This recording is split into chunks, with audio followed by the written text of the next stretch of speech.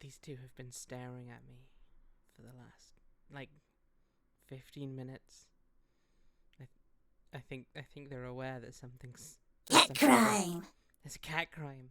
And the cat crime is that Mara and whatever this dude's name is, I forget. Benji. I'm gonna call him Benji. They're becoming sentient. They know.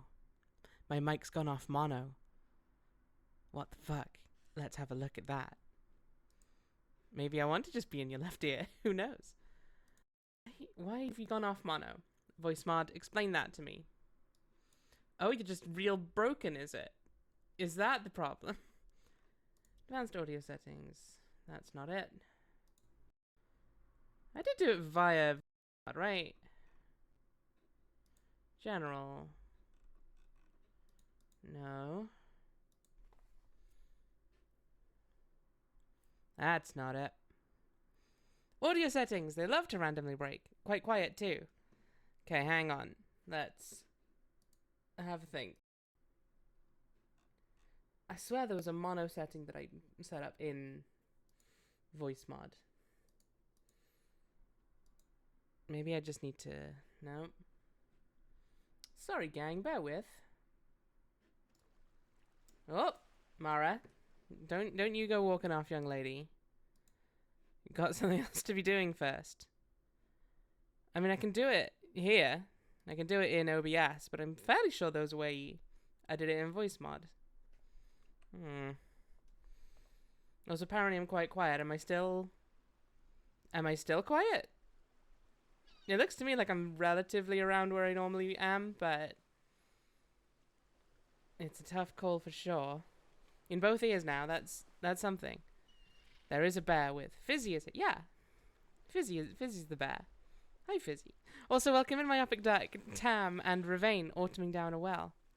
A little quiet. See, this is the exact same settings as I had for Paper Mario. Was I quiet then? Was I quiet then as well? Or have I somehow done something weird and busted that I haven't even noticed? Uh-oh. Was I using this yesterday? No, I think that's done nothing. Okay, well, because the thing is, I don't want to boost it up necessarily, because I've got my equalizer and everything set, and I'm worried now that if I boost that up, I'm going to start accidentally clipping. But let's go with that. And if I end up blowing up everyone's brains, let me know, and I'll turn it back down. Yeah, it looks like it's already gone into the red a little bit. Maybe if I find some middle ground, if I go with like that. I want to find a nice number to land on, which is annoying because OBS doesn't want to let me do that. You know what? Let's go with that. How's that? Maybe I'm just quiet today. It does sound better. Just don't yell. Well, I can't promise that because I'm a teenager in this game. Ah. Okay, that was me yelling. How bad was that? To be fair, I didn't yell like at my maximum potential. That's what I'm worried about. Because I don't know for sure that Mara does yell, but I'm relatively sure she's gonna at one point. Or someone will. Maybe Timothy. Ah, that's me yelling. Ah. I do a big shout. Yeah, Myopic Duck, like, I appreciate the goof, but at the same time, when I'm asking for help with audio settings, I need to know whether it's actually bad or not. Okay. Alright, well, here we are in full. We've got a pink streak in our hair, because we're just that fucking cool. You know how it is when you're taking control of your own hair, no matter what your mum says. We've got a job. We run the ferry for this guy whose name... Paul, not Benji, not even close to being Benji. We've currently got a break until the next furry? Till the next furry comes by. We have a bit of time off, so let's see what we've got going on around the island. Jackson, what's the good word? Hey, Jackson. Sup, kid? How'd you like the job so far? It's pretty easy. Kind of boring, though. I booked the tickets for 3 summers. I wrote songs in my head to keep my brain busy. Cool. Do you remember them? Nope. Completely wasted time. Hey, listen, can I ask a favor? Rob, welcome in. How you doing? When did you get purple hair? In between summer and fall. It's literally only just happened. What is it? When you're on the mainland, can you tell Amanda something? Amanda who? Amanda Grassi. You know, my stepsister. Amanda's your stepsister? How come I've never seen her here? Our parents just got married, like, less than a year ago. She's barely here because she spends all her time hanging out on the mainland. I'm doing alright, thanks, Rob. Had a relatively lazy day. Unsurprisingly. Like most of my days. Because I'm lazy. Anyway, can you tell her the rooster's in the pot? She'll know what it means. Amanda is one of those cool girls who talks to anyone, regardless of popularity. You really don't know her, though. You'd love any excuse to talk to her. I don't believe that. Well, you should. I have done nothing. Sure thing, I'll tell her.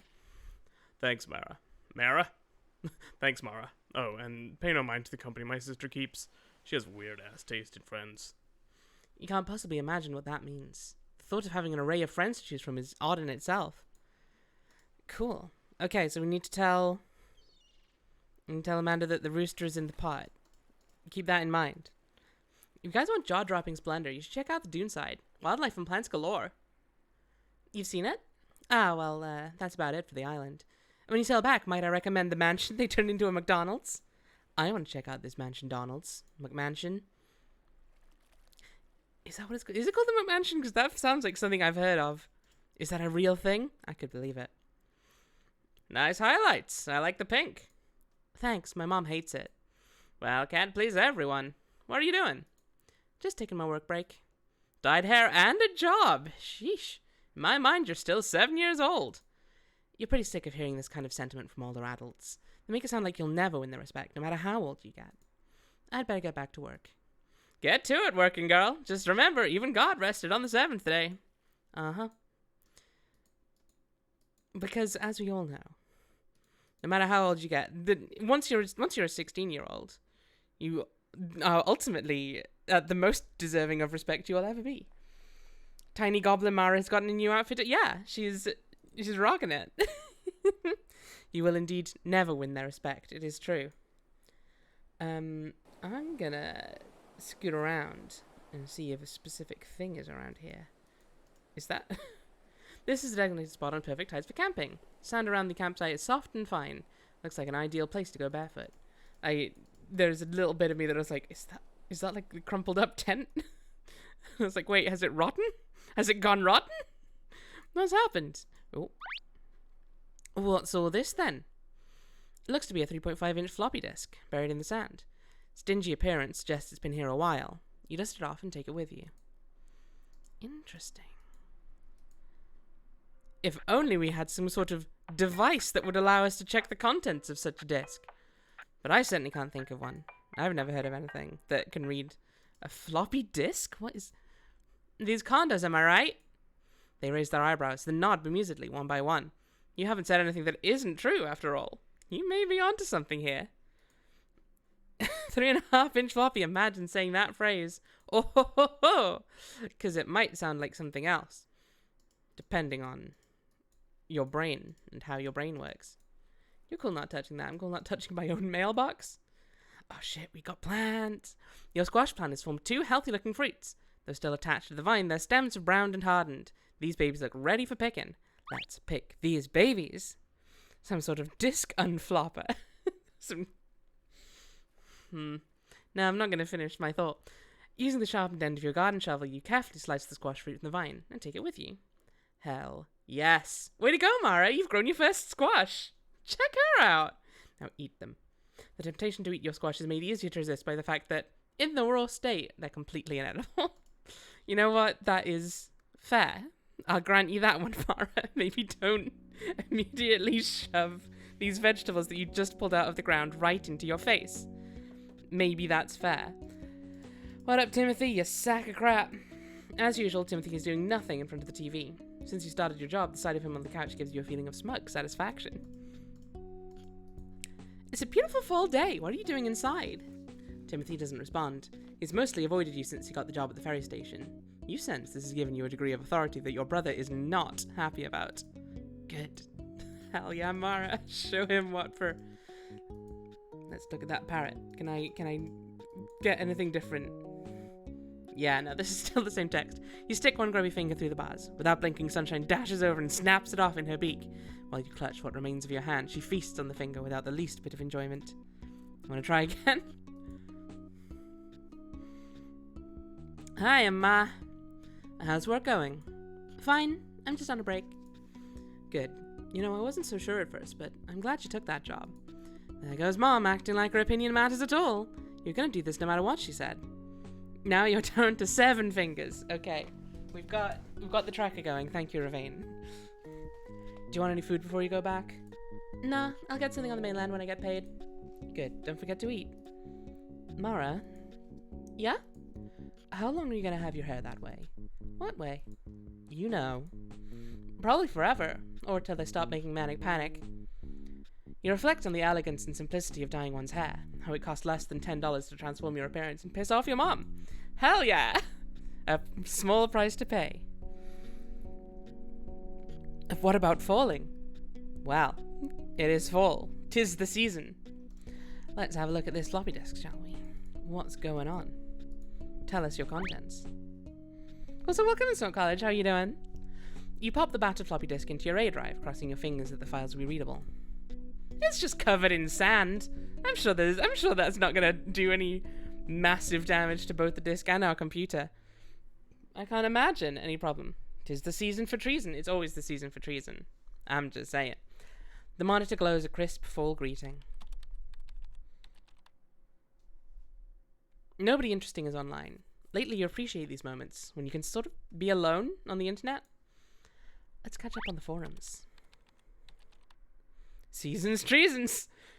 You've largely fallen behind on the forums, which weighs each visit in a sense of dread. Still, most of what you see looks stale. New chapters of the same stories you were once really invested in.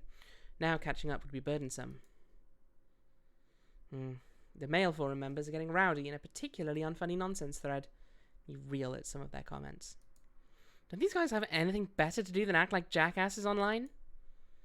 Oh no, not Staggle 2. Final Fantasy, or not Final Fantasy, whatever it was, something Fantasia 7, 10 times better than Xenogears. Boobs.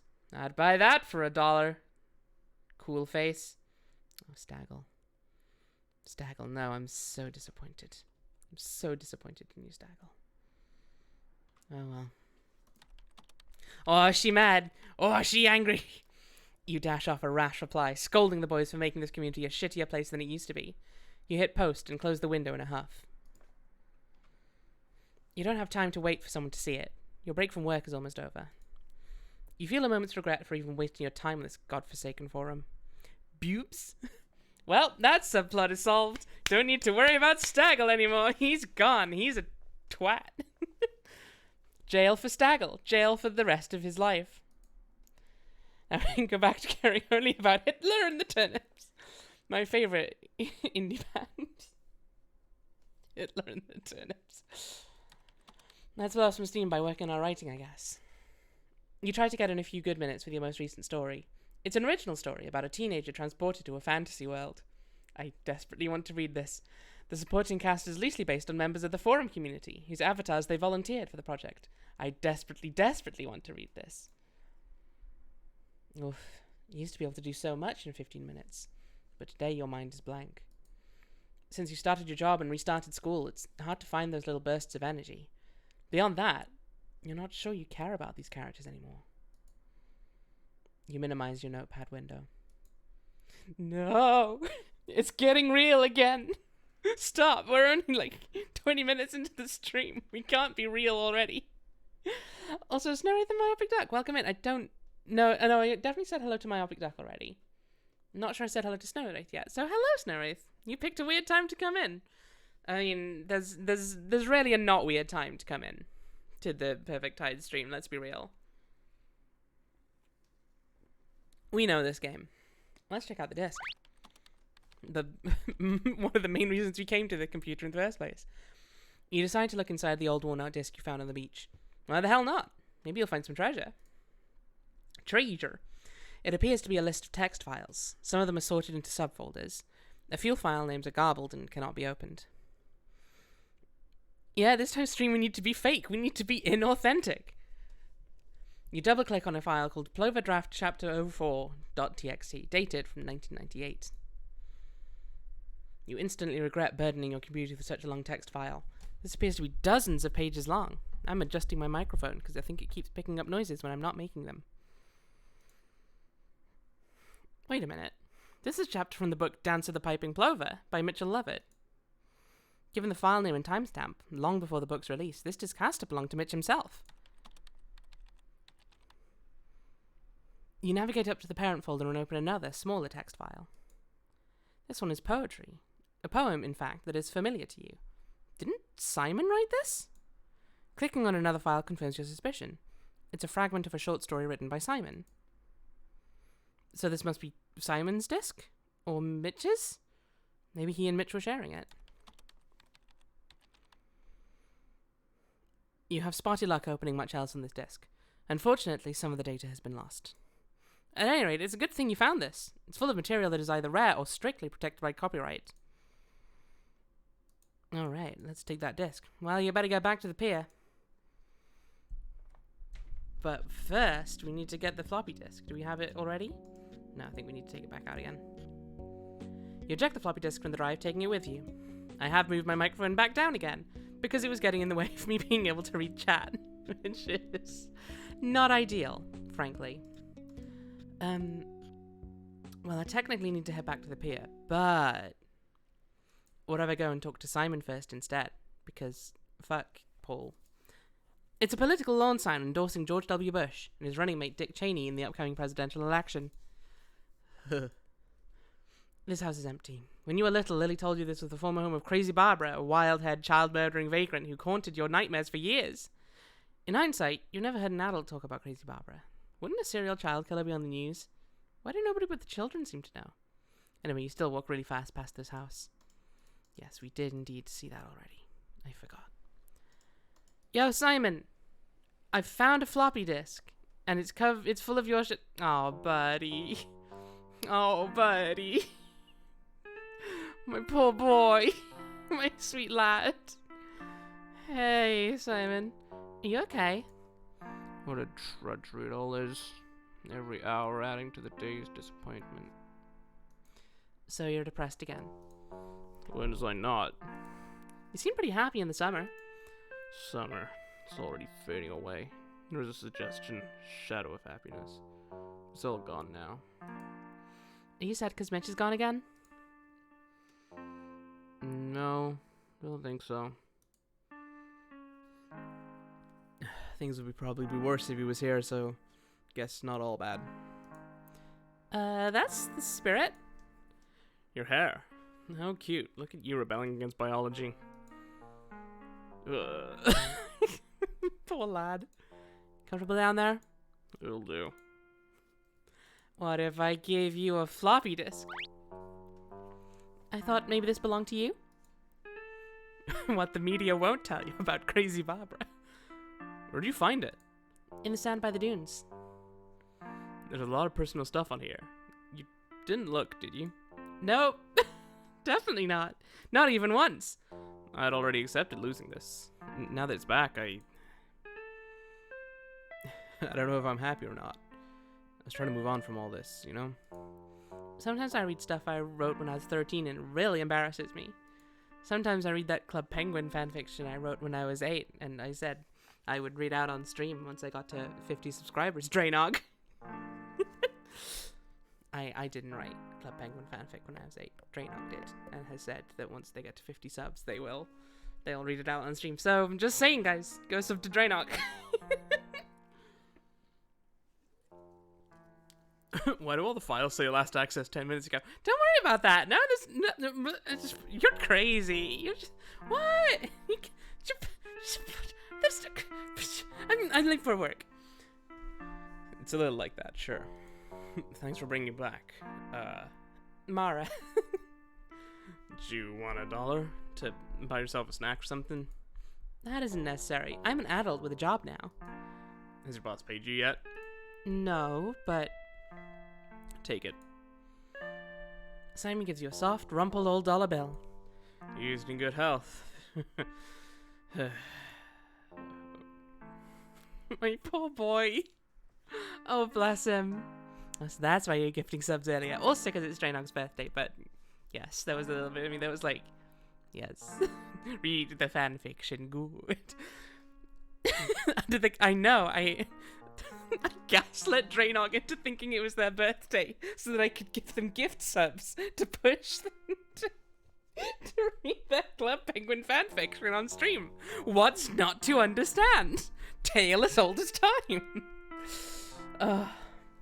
Sometimes is habitually strewn with junk. Sometimes you're a little jealous that he doesn't have a neat freak mother moving his filth around. Sometimes stuff just wants to be out.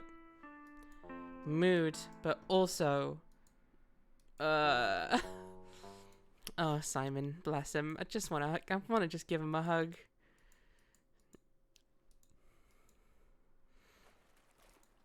Alright, let's head over to the pier. Let's not click out of the game window.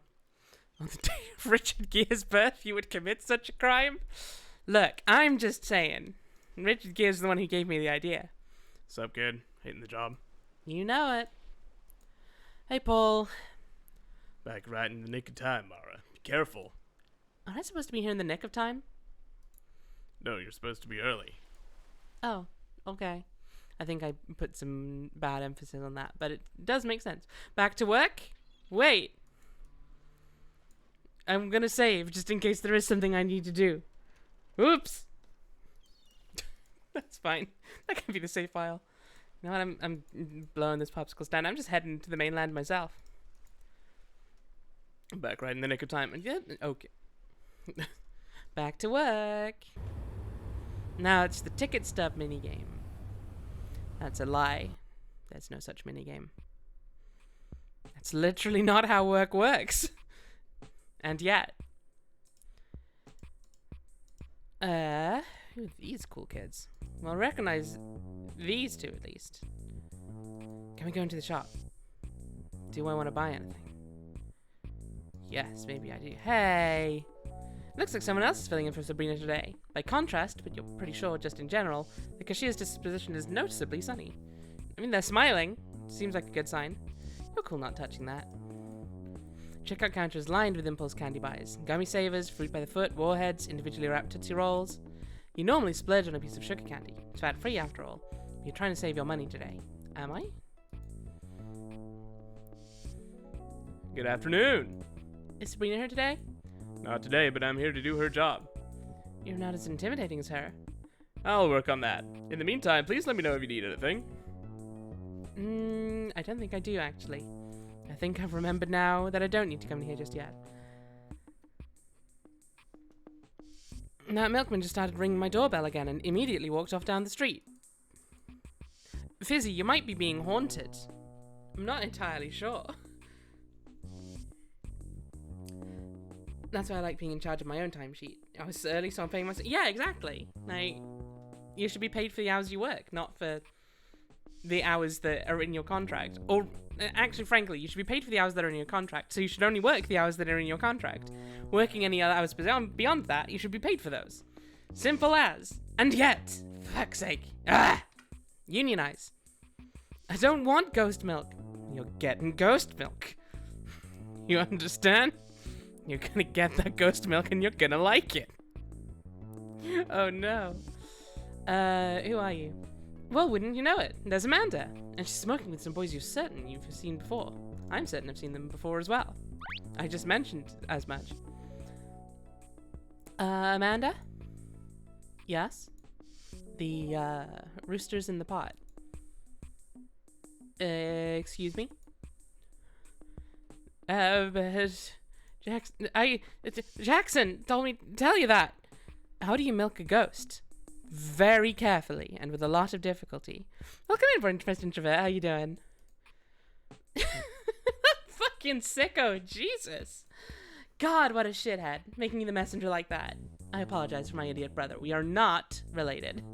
I don't mind. He's all right. Oh, what are you saying? Do you like him, Mara? No. Definitely not. As a friend, I do. I'm just messing with you. Guys, this is Mara. We go to school together. Hey, I'm Robert. I'm Jason.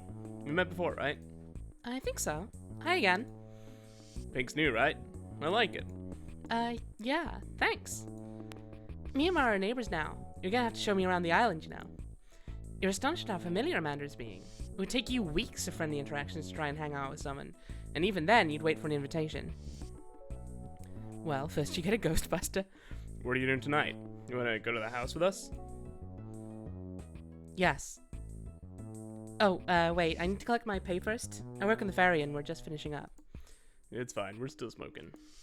Yeah, woman gets what's yours. I can words. Okay, I'll be right back, I promise. Okay, remain calm. You've just been invited to hang out with Amanda and some boys. Your manager, Paul, is over by the dock entrance. Just collect your pay, and hurry back. Everything will be okay. I love you. I love you, Mara. You can do this. Get your pay. Paul, can I have my pay for the week? You don't get paid until next week. I don't? Nope, every 2 weeks. But I need it tonight. Let me guess, is your family starving? Do you need life-saving surgery? No. Well, I've heard it all before, and I'm in a shit mood for missing lunch. You'll be paid next week. Oh god, is Paul trying to sabotage your life right now? You feel totally helpless. Well, he said he's hungry, so... what if we just offer him this half-eaten egg sandwich that we've had in our bag for half a year? You pull out the plain egg sandwich, as fresh as the day you bought it on credit. I doubt that.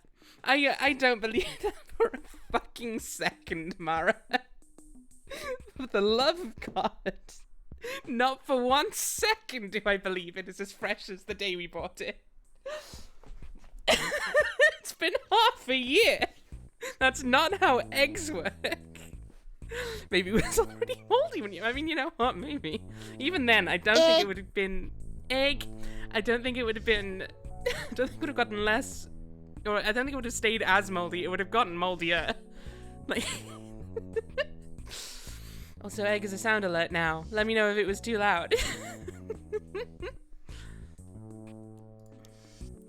You work so hard. Want something to eat? Excellent. Nothing weird in it? Just eggs. None of that salt and pepper shit, is there? Absolutely not. I didn't know egg made noises. It didn't until today. It was a good egg. That was an excellent volume. Wow, thanks a lot, Mara. My guts were really grumbling. Any chance I could get some money? Normally that would be impossible, but given your generous circumstances...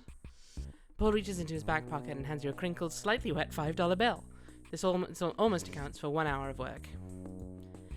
That's an advance on your next paycheck, mind you. I can't pay you for the sandwich. It's against company policy. Got it. Doesn't spend it all in one place.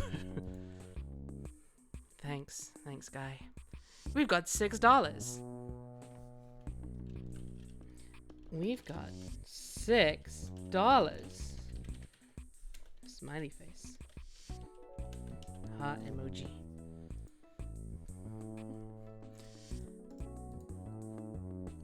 Ready to go? Alright, let's hit the road. Did you just step backwards onto the pier? Wanna sit up front, Mara? Sure. Oh, and suddenly it's nighttime. This is probably fine.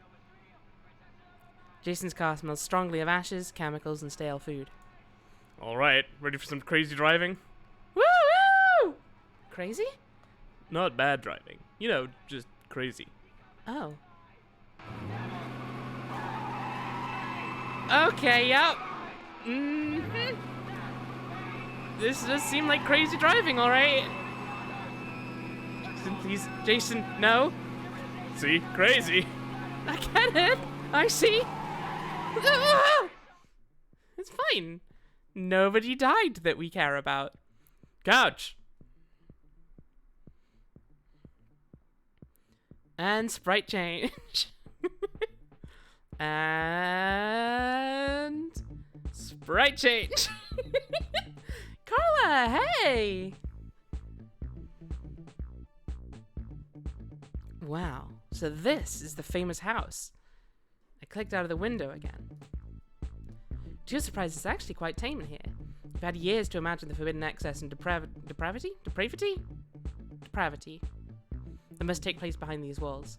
Corridors of smoke and noise, freely distributed alcohol and drugs, gyrating bodies under colored light. It's a coffee shop. How about that? Let's go sit on the couch then, I guess. Sprite change. Mara, what's the deal with you? Huh? Nothing's wrong. No, I mean, what are you all about? What's your story? Oh, well, there's not much to tell, really. I mean, gyrating? Macavity. I mean, I'm just normal. Just some girl hanging out with you guys. I see. Shrouded in mystery. You're both heartened and disarmed by the thought that the boys know nothing about you. This is the clean slate you're always wishing for. A chance to make a cool impression. Every word and movement must be chosen with the utmost clarity and deliberation. Why are they playing the radio edit of Sonique's It Feels So Good? The extended mix is like 100 times better. Well, you lost him. I'm gonna go smoking. The mask. Get it! 1994. Oh, Mara. I love you so much. Damn, you moved too slow to ask Jason if he could bum a cigarette. You're hoping to set a precedent with this group. As far as they know, you don't even like to smoke. I mean, our other guy whose name I've forgotten. I can't remember your name. I'm so sorry. He doesn't seem to be smoking. Somebody stop me! I've never seen The Mask, and I don't intend to. Crowd sucks tonight. Oh yeah, for sure. Sucky crowd. Never seen you here before. Me and Jason are here like every other night. Me too. Maybe we both go every other night, but like, maybe we both go every other night, but like on opposite nights. Mara, don't be lying. Huh? Never mind.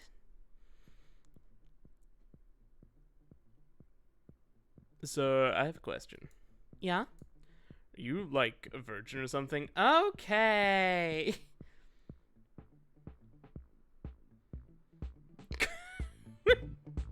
You know what? I did literally just say, don't be lying. At the moment, yes. At the moment? Are you about to run off and do it? Yeah, you know, just Sorry, you seem like a cool girl. who's never had sex. No, sorry, It's fine. I'm not offended. How long have you and Jason been friends? We're just gonna breeze past all that then, I guess. Why did you want to know? Oh, forever. Me and him are like brothers. Maybe he was like, he's got the bullshit detector and it's like, this girl's lying. And then for whatever reason he decided that was tied to her sexual experience. Oh, forever. Me and him are like brothers. I guess that explains it. You guys look completely different. I've never seen a punk hang out with a, A what? guy who dresses like Maze? Sorry. Yeah, that's alright. I asked you if you were a virgin after all. You can diss my style this one time. Okay. But never again. Okay. It's cool you came along, Mara. You're funny. Yeah, this is cool. Aw. What's your name again? Robert. Robert is looking around uneasily from his corner on the couch, perhaps looking for someone he'd rather not see. Ooh. Amanda is happily conversing with a pair of girls you've never spoken to before. Hey, Amanda. Hey, Mara, what's up? Just saying hi. I was just about to order something at the counter. You want anything? You're actually hoping Amanda would introduce you to her other friends, but beggars can't be choosers.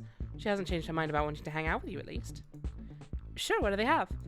The cappuccino is my favorite. It's so good. $6. Cappuccino, Bambino. We have $6. Cappuccino, Bambino. Cute. $6. You hand over the $6. Goodbye, money. Be right back. But we can get a coffee. And that means we're an adult.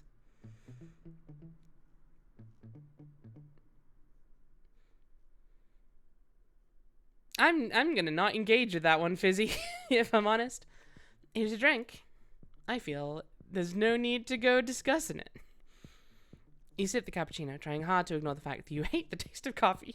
If this isn't the most teenage shit in the fucking world, it's like, yeah, I've got to prove that I am a sophisticated adult that drinks coffee, even though it's the fucking worst thing and I loathe it with every fiber of my being.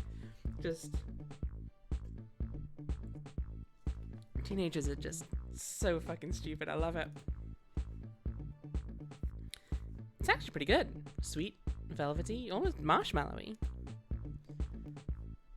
You realize too late that you finished the whole thing. With your finger, you search for remaining bits of chocolate and cream, forgetting almost completely about Amanda. Mood. Good? Yes. Cool beans. Almost immediately, you feel a novel vibration in your skull, equally distressing and euphoric. Since you kicked caffeinated soda over the summer, this is the hardest shot you've had in a while. Oh, you buzzing. Are we buzzing? I was kind of hoping we'd start moving really, really fast. No, hot beans. Get it? Because coffee is made of beans and coffee is hot, and she's like cool beans, so it's like and hot and cool are like that like antonyms. So it's a funny subversion of what was said with the combination of what has been consumed. It's a real good funny joke. I'm in a weird mood, I'm sorry. Hey, kid. You got a whole party going on out here. These losers? They're boring as shit, I can assure you. Can I bum a cigarette? Oh, you don't smoke, do you? What's wrong with that? You just seem like such a sweet girl. You don't want to get addicted to this shit. Maybe it's the burst of caffeine in your bloodstream, but you suddenly feel like you must insist. Can't believe you just started screaming in my ear. I didn't. I started whispering very closely into the microphone and making everyone uncomfortable. Oh no, Mara. She is smoking. Maybe I'm not as sweet as you think I am. Which movie have you stolen this line from, Mara? May I ask? Alright then. I like you, Mara. You're easy to talk to. Really? I'm so shy, I just assume I come off as a weirdo. You feel shy around me? I don't know. I guess I'm pretty comfortable around you guys. What about just me? I'm cool with you. Good. You know, if we were alone, I'd... Should we see what Robert and Amanda are up to? Oh, for sure. They could be dead in a ditch by now. Let's go. Hey, bud? Hey, Jason? Hey, Jason, what was that? That had bad vibes, my guy. Did Jason try to make a move on you just now? Can't be sure, but it seems like he did. Did you really just grab that cigarette out of his pocket? Mara, be careful, please. You wouldn't dare speak to this girl unless spoken to.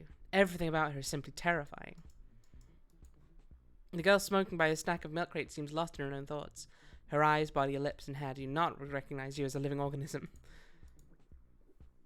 I like this guy's face. I don't know quite what it is. I think it's just like the bulbousness. A punk with menacing eyes is relaxing in an abandoned car seat. He does not seem to notice your presence. That's probably fine. Probably Titanic? Could be. Again, I've never seen it. I think he's meant to be human. Potentially. Who can say for sure? Are any of us truly human? So, you guys ever tried the cappuccino? Nope. Can't say I have. Oh. Couldn't think of it. I've never tried anything here. You, Rob? Nope. No drinks? I mean, food. Right. Plenty of other things. Stick with us, kid. You'll have fun. How's it going? Good. Is Jason being a little less friendly now? Maybe it's because he's talking to Robert, or maybe you said something stupid back there. Either way, the tickle of a bad feeling comes over you. Robert, I had the cappuccino! Is that what you're bugging? How do you think it is to run a coffee shop like this? Doesn't seem that hard. Oh, yeah, you're bugging. She's bugging so much. I actually wanted to ask you something. Yeah? You know Lily Peters? Yeah? Did you ever have, like... Have what? A lesbian love affair? What? No! Sorry. I know it's none of my business. We didn't. You don't have to tell me.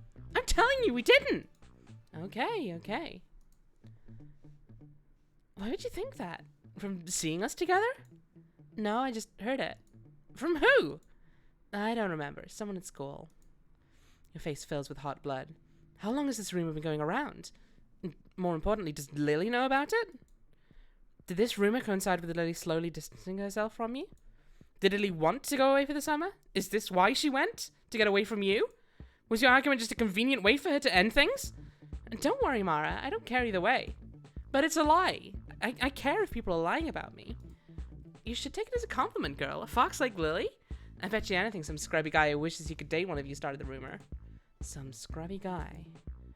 Good lord. Could it be... fucking Justin? What? Justin fucking McLaren. He came up to me. Did you know that? No. Yep. He tried to hook up with me behind the mall. He wanted me to, like, sit in his lap by the dumpsters. Ew! Obviously, I told him to fuck off. Of course. And then he has the nerve to tell me not to tell anyone? When he's spreading rumors about me? What a fucking loser.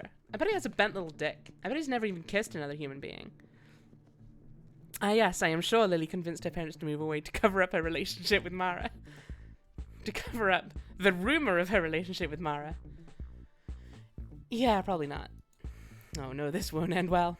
Well, anyway, if I ever catch him bad-mouthing you, I'll kick him in his tiny balls. Now that's a friend. I bet his willy is rubbish. Just the most rubbish willy. Oh no. Amanda walks over to some other kids, leaving you to ponder an endless timeline of screw-ups, missed opportunities, and your general status as a full-blown loser. Neat. I don't remember what we need to do here. Do I sit down again now? Is that the guy who got his rubbish willy out in class, or is that a different rubbish willy? That's a different rubbish willy. Justin was, the guy who was sat with us on the same table as the guy who got his rubbish willy out in class, and is the guy who, like, basically... bleh. He sexually harassed. That's the phrase I'm looking for. Sexually harassed Mara during the summer break. When she went into the shop, the guy who said, "Hey, come, let's go into the back for a bit," and then was a fucking creep, and it was the worst. And I warned people. You might not have seen that scene because you may have heard my warning about sexual harassment and said, "No, fuck it, I'm out," and I'd have been like, "Cool." Yeah, we've had that scene. What do we need to do? Do we just leave? I don't think we just leave. Velvet feels warm and patchy. do you guys want to squash that I grew? Do I want this? I honestly don't remember what we do at this point because I don't think. Oh no, there we go. Things are winding down, huh? What do you mean? I'm just getting started. Mara, you sound wired. Do I? Is this what wired means? You weirdo. We better get you home. Oh. Something's happening outside. Great, I'll rally the boys. They can drop you off at the station. What about you? I haven't decided yet. I think we did everything we need to. Your trip back to the mainland is a blur. Jason drives quickly but soberly, and you open a car door to the ferry. Before you say goodbye, a desperation to repeat this night overtakes you. You write your AOL screen name on a scrap of paper and give it to Robert. There's some talk about meeting up with Amanda on the island. Then, Jason speeds off, and you're on the boat by yourself. You can't help but think that something new has begun. It's a good thing she got the ferry back, like... because I imagine these things don't run all night. And that seems like a group that could very easily have lost track of the time. So, like, might she have just been stranded on the mainland? Well, everyone's gone to bed again. The coffee maker is Mum's favourite appliance, and possibly the one most in need of replacing. The plastic edges are cracked and permanently stained with coffee grounds. A new staggerless chapter of our life has begun. It's true. You wouldn't dream of drinking Mom's coffee. For one thing, it's a disgusting beverage that everyone pretends to like for no reason. For another thing, Mom can't live without it. I mean, hey, now we've got a taste of cappuccino. Maybe everything will change. Alright, let's see if there's any fallout from our previous thing on the forums. The monitor glows a crisp, full greeting. You don't have any particular destination. You feel like you're just checking your computer out of nervousness. And you start to wonder if this is making you feel bad, to just go online with no reason at all. You were feeling so good a minute ago, and now there's a tickle of dread at the back of your neck. Mara!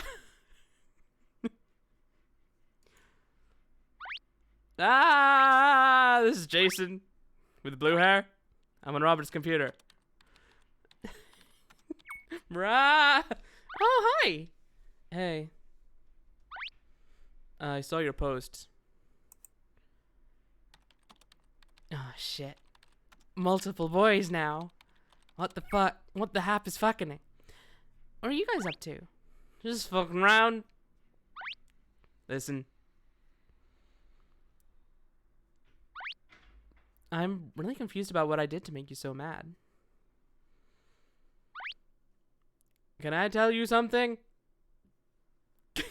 I'm trying to capture like the way that Jason is writing, but it just makes him sound drunk. We're all just joking around, but obviously it did upset you. Yeah? And you're very important to me, so I'm sorry. Some kind of annoying boy triangle? He isn't drunk? I don't know. He might be. You're so cute. I like that face of yours a lot, and I'd kiss you if I could. Wow. What excellent lines. Maybe he is drunk. Although he was driving soberly. You there? Drunk or extremely wired. Fair. Also possibly that. Oh, she closed the staggle convo. It's serious now. Wow. Thanks. Your heart is pounding. So you didn't just imagine it.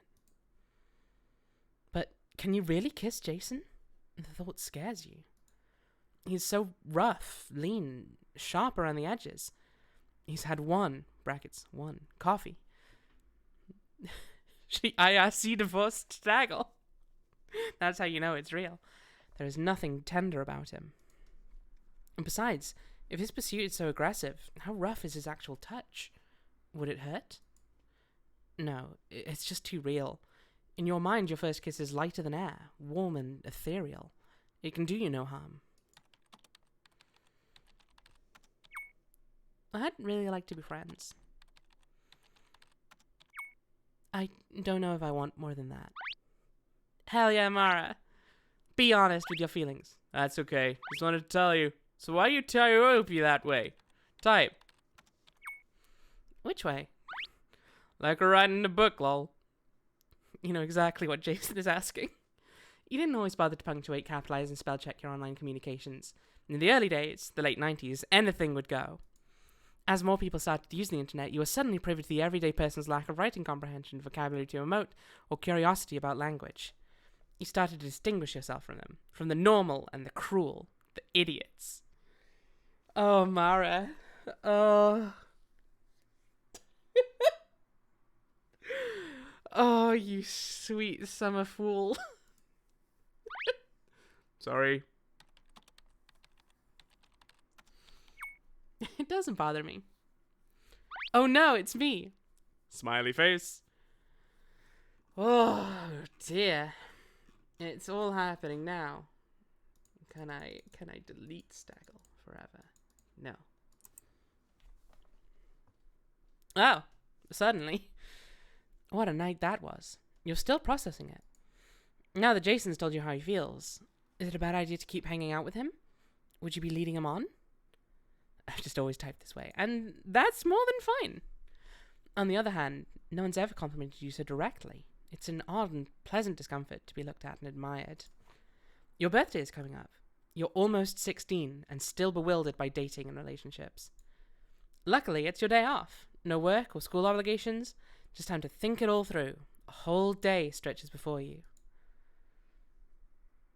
Time to go on the computer. Do the exact same shit as always. The monitor glows a crisp fall greeting. Nobody interesting is online right now. You skim a few new forum posts, but it's sheerly out of habit. None of the new submissions really interest you.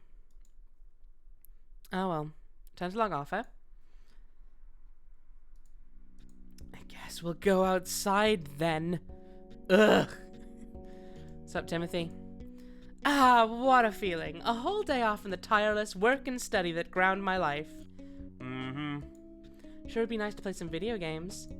I agree, that would be nice for you. Hopefully someone can help you with that. God damn it, Timothy. If you can believe it, Timothy was on the couch eating cereal in his pajamas. What? Hi, dear. How are you feeling today? Oh, fine. That's good. You're working so hard, I don't want you to hit a wall. You realize in an instant that Mom thinks you worked the ferry until closing last night. She doesn't know you're out with friends. Talk about a freebie. Don't worry, I sleep well at night. Glad to hear. God, I wish that were me. You know the Harvest Festival's today. Oh, really? You going? I don't think so. Then why bring it up, Mom? The Harvest Festival was a big event for Dad, back when he was growing prized vegetables in the front yard. Now it's just one more seasonal reminder of his absence. I just wanted to tell you in case you wanted to go. It's downtown in the square as usual. Alright. I just don't think it would be the same for me without your father. Probably not. Gotta go, Mom! It's the morning on your day off, and already Mom is trying to pull you into a hole of despair. Better find something to do, and quick. Time to go to the Harvest Festival. Ooh, hang on. Is that some carrots? That's some carrots, baby! With your shovel, you gently loosen the soil around the carrot patch. Then, using your hands, you yank out each carrot by its top. Nice. Looks like you got 8 crisp, nice, plump carrots from this harvest. Nice work. I'm gonna make a save. We've got 8 carrots. Smiley face. Heart emoji. Excellent. I'm keeping a good track of the things we have. Oh, hey, Amanda. How you doing? Hi, Amanda. Hey, girl. You get home all right last night? Yep. How about you? I mean, I'm talking to you, so I guess you didn't die. Well, I did miss the last ferry. Oh, no. My stepdad had to take his boat out to get me. My mom was so pissed. Oh, my God. It's my nightmare to get caught in the mainland after dark. I don't know what I'd do. Well, Robert offered to let me crash at his place, and I almost said yes, but... Well, you know, seemed like a bad idea. Why are you adding a ball sack to all your emojis? It's not a ball sack. It's a heart. It's a heart, and you're just being mean. Anyway. Oh, I see. You're not really sure, you see. It may be necessary to collect more data. I think Jason likes you. I know he does. He told me on IM last night. And... I don't know. He's cute. You think so? Maybe it's your fresh morning eyes or the fact that Amanda is offering her approval. But Jason does seem more cute today than he did the night before. This is undeniable. I actually invited the boys over tonight. Here? Perfect Tides? Yeah, man. I told them we could set up camp on the beach. Are you in? Fuck yes! Great, let's meet at the ferry station after dark. See you soon, Mara. Suddenly you wish your precious day off would fly by. You want hours to melt away like seconds. What can you possibly occupy yourself with until later? Only the coolest event for teens and adults alike. The Harvest Festival. We're fucking ready. First I want to see if there's anyone to bother first. Hey, what are the dolphins up to? Oh, well... You can say if they're mating. My emotional maturity in that area has long since developed. No, nothing like that. We're actually looking at whether CTCNs experience grief when a loved one inevitably dies. We're trying to determine how, if at all, they ritualize death and if that behavior can be compared to our own. Ah, I think I hear my mom calling. See ya. Oh no. Sex we're ready for, but death? No chance. A note has been left on Mrs. Peters. Harvest Fest. Be back later. God damn it. I was gonna mail these carrots to someone, but now I just look like a fool.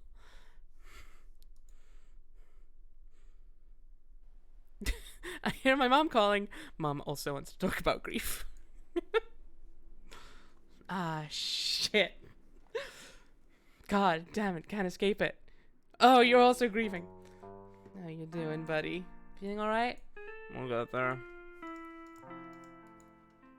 That's his little socks. He's got a glass of wine hanging out over here. This is Simon's beachfront home. You've been visiting him here as long as you've known him. A couple of years now. It's by and large the nicest house you've ever been inside. Mail the carrots to whom? You know one address? Staggle doesn't hear from us in like months, and we just suddenly mail him 8 probably fairly mediocre carrots. Bud, I can't even look at him. It's not letting me see what's wrong with the boy. We can look at his house, but the man himself is just a void. You know what? That is fair. When I'm in a real depressive slump, I don't want to be observed either. I don't want people to be conscious of me. He must not be exactly. I don't want to be perceived right now. Mara. For the love of God. Oh heck. Look at all these dweebs. Miss Peters is manning the raffle table, as she does every year at the Harvest Festival. Hey, Mrs. Peters. Kiddo, good to see you here. I was wondering if you'd come this year. You recognize the shift in Mrs. Peters' tone and expression, which you didn't actually do yourself, Rebecca, but that's fine, don't worry about it. It's the same way everyone on the island talks to you when the conversation approaches matters of your father. Generally, you're relieved by people's sympathy. It gives you the wiggle room to say something potentially embarrassing without any danger of ridicule, but it also feels a little like a simulation of a real and challenging life, and at the present moment you bristle. Well, I'm home from work and I just want to check it out real quick. Are you entering the competition then? Competition? You know, the vegetable contest. Any vegetable grown in a home garden is eligible. Sorry, I thought there was a typo in vegetable, but then there wasn't.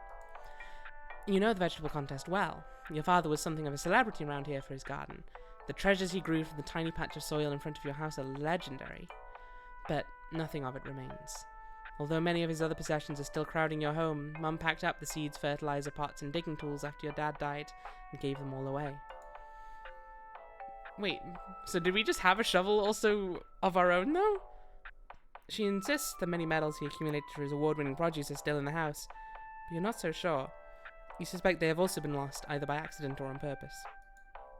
Your forehead pulses with anger. You wish you hadn't asked. I'm just gonna save, because I don't remember this fest too well. And you've got to save regularly in point and click games. That's the rules. Vegetables. Billy is busy entertaining the kids on one of his famous card tricks. The trick is famous in the sense that you vividly remember being impressed by it yourself 10 years ago. Ah, these kids are loving it, though. Hi, Billy. Good to see you, kid. Where's Mom? I don't think she's coming today. Too bad. You shrug. You have nothing else to say on the matter and would rather not think about it. Hi, Jackson. What's up, Mara? Nothing much. Save early, save often. Exactly. Them's the rules. Hydrate as well. That's also a rule.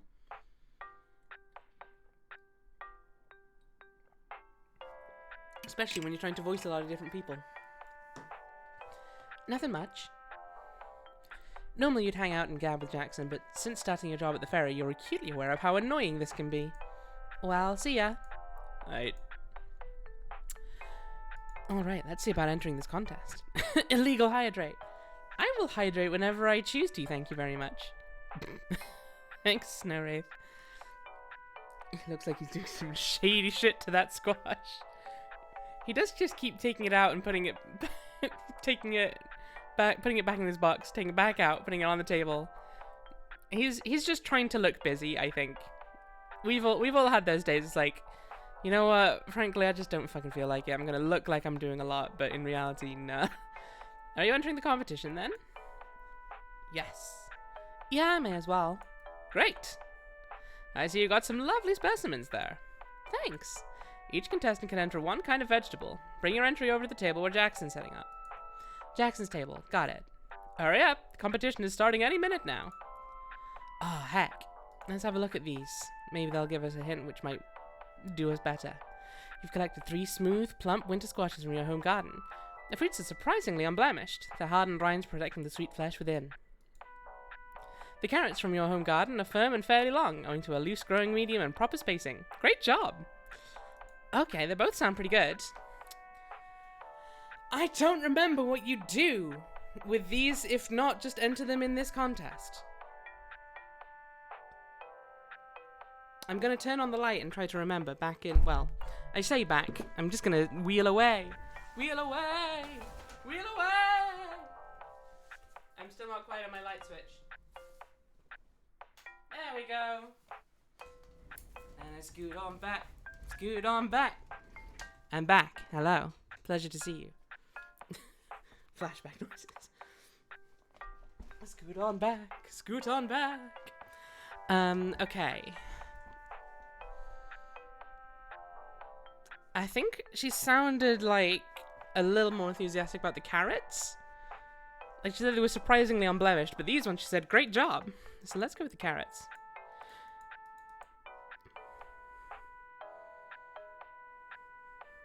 Not seeing any space on the table, you set your entry down in a bowl nearby. Looking good, Mara. Judges are coming now. Oh, Billy looks so angry. He's so mad about these vegetables. All right, once everyone votes, I'll announce the winners. You feel a rapid beating in your temples as the judges pore over each entry. In your nervousness, it's hard to measure just how long they stare in silence. Somewhat comforting is the fact that the entries are blind, anonymous. Even if you turf out, you can pretty easily deny ever being a part of the contest. In this way, the vegetable competition is not unlike the countless bulletin boards, chat rooms, and news groups you've deserted over the years. The votes are in, and the winner is... Gourds! And a runner-up, Butternut Squash! Your nerves shriek in dismay, but after another moment, realize there's no way you could have won. You just don't have what it takes. Oh, dang. Hey kid, you entered? Yeah, the ugly carrots are mine. Really? You grew them yourself, huh? Yeah, I don't know, it came out sucky. Your dad didn't place his first few times either. I wanted to win for him. Sure, I know. It takes a while. I'm gonna see. What exactly is this contest? Who growed the best vegetable? Should have squash. Let's find out if anything different does happen if you use the squash. Because I don't think you win either way. But I think with the squash you might come second? I don't entirely remember. Not seeing any space on the table, you set your entry down in a bowl nearby. Looking good, Mara. The judges are coming by now. It's the exact same thing. Let's find out. But it isn't. It's apparently which kind of vegetables was grown best by someone. Yeah, it's a bit weird, right? It's just like, overall, gourds win! And it's like, well... but there's multiple different gourds. Are they all from the same person? The votes are in, and the winner is... Gourds! And a runner-up, Butternut Squash!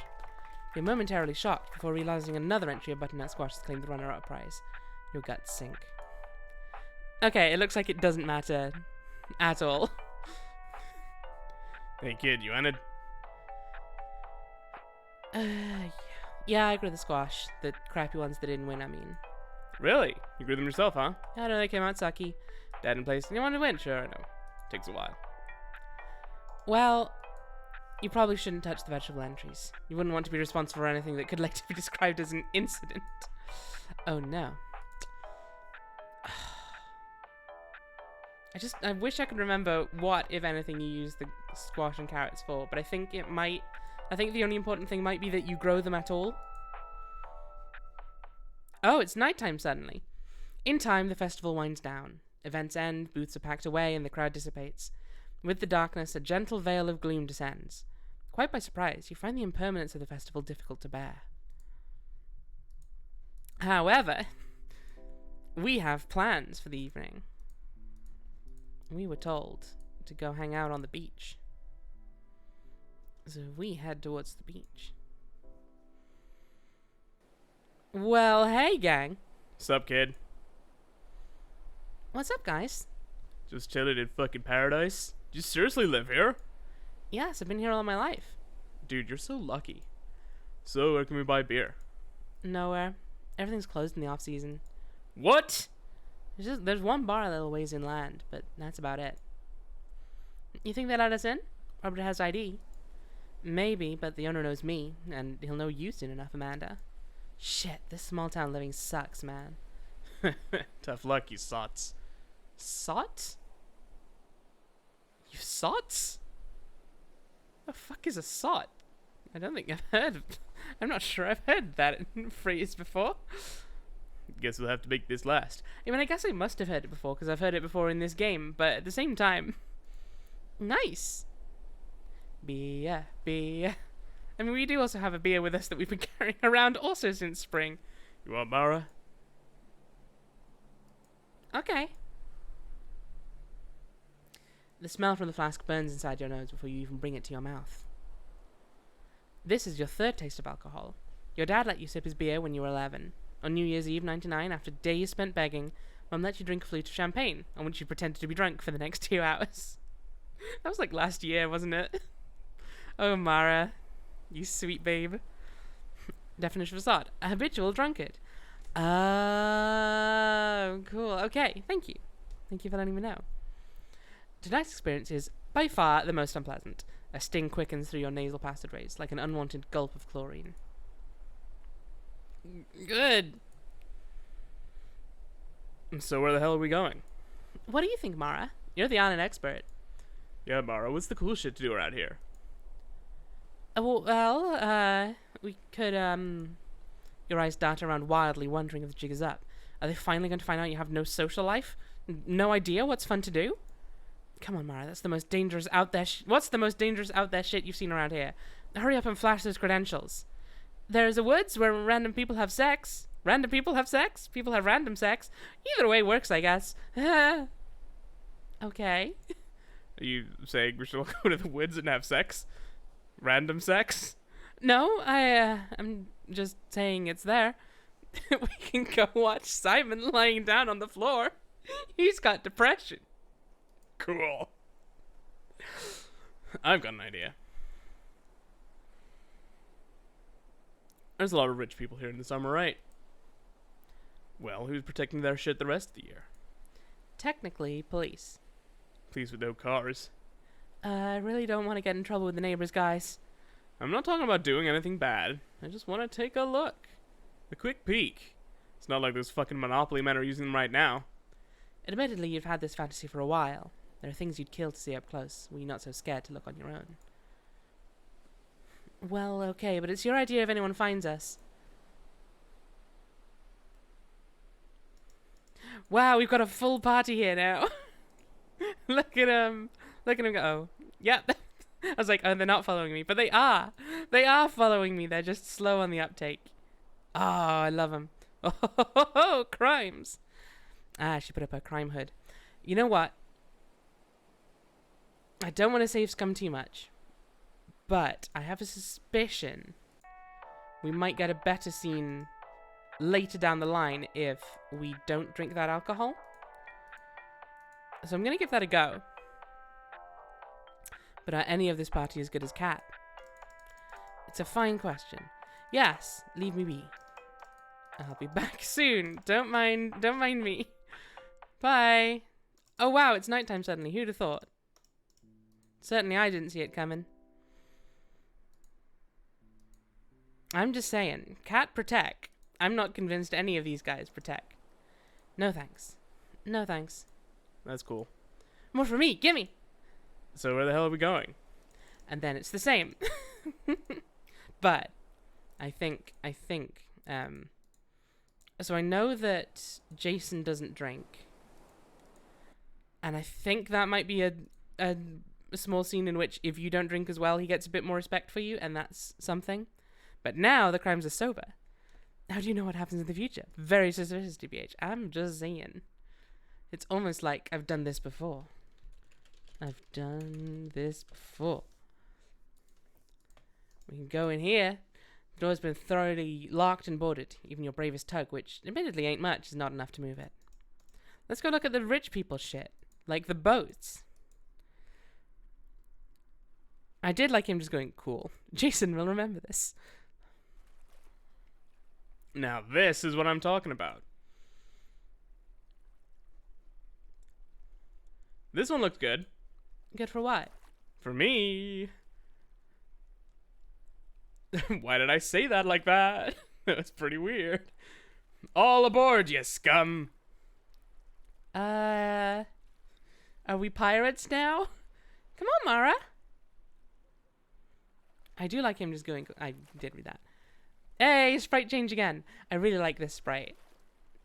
I really like the design of Amanda here. I don't know what it is. There's just something about it.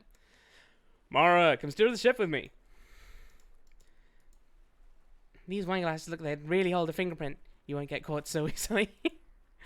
It awaits the ass of a braver soul than you, which currently is Jason's. This seat, however, can accept as cowardly an ass as you can imagine. Lovely sea tonight. We're sailing at an even keel. Mara, which knob should I touch first? You better leave them alone. I don't want the owners to know you were, Jason! Look how well it handles. Shit, stop that! Just running some quick diagnostics. Full steam ahead. Beep, beep. Oh my god!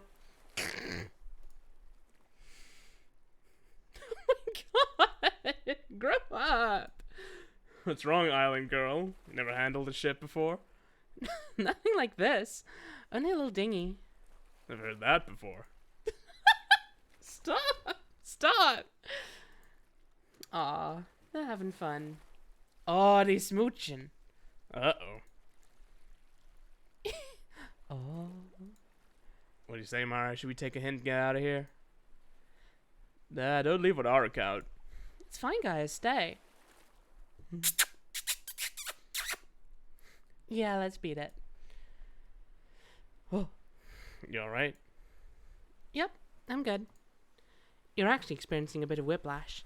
You just trespassed on private property, so Robin and Amanda making out watched Jason pull his ass out of his pants and agreed to go off alone with him. But there's a part of you that can't stop. You've walked through a door and must see this through. So, where do you normally take your hot dates? I don't know. There's an abandoned hotel I could show you. Lead the way, ma'am. Oh, I'll lead the way. You have no idea how well I'll lead the way. It's like 4 screens north. Oh shit, how long has this been closed? We walked past it on the way to the ships the first time, my guy. I pointed it out in fiction. Well, not in fiction, actually. Out of fiction, I guess. Most of my life, at least. Nobody wants to tear it down or rebuild it, so it just kind of rots here. Cool.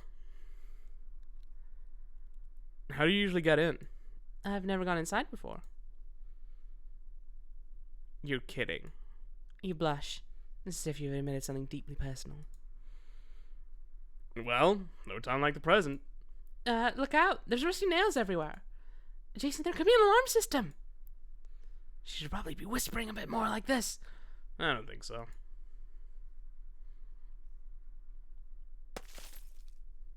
There we go. Your eyes widen. You never thought breaking into the hotel could be so easy. You spent years tamping down your curiosity for what you assumed was a difficult, costly undertaking. It took Jason 1 second. Wow. I can't get over how good this island is. It's like nobody's fucking ruined it or anything. Ruin how? You know, like, corrupted it with their cruel human bullshit. It said that real weird, but whatever. Do you think that's true? Yeah, and I think it's beautiful. You deserve to go first. Here, take my hand. You can feel it in your bones. You are going to go inside this hotel, and you and Jason are going to kiss. It's all so impossible seeming, yet suddenly so real. You never felt so certain. It's going to happen. Hey, who's back here? Shit! Quick, follow me! Oh, fuck. Mara! Come out! I heard you, you little rats.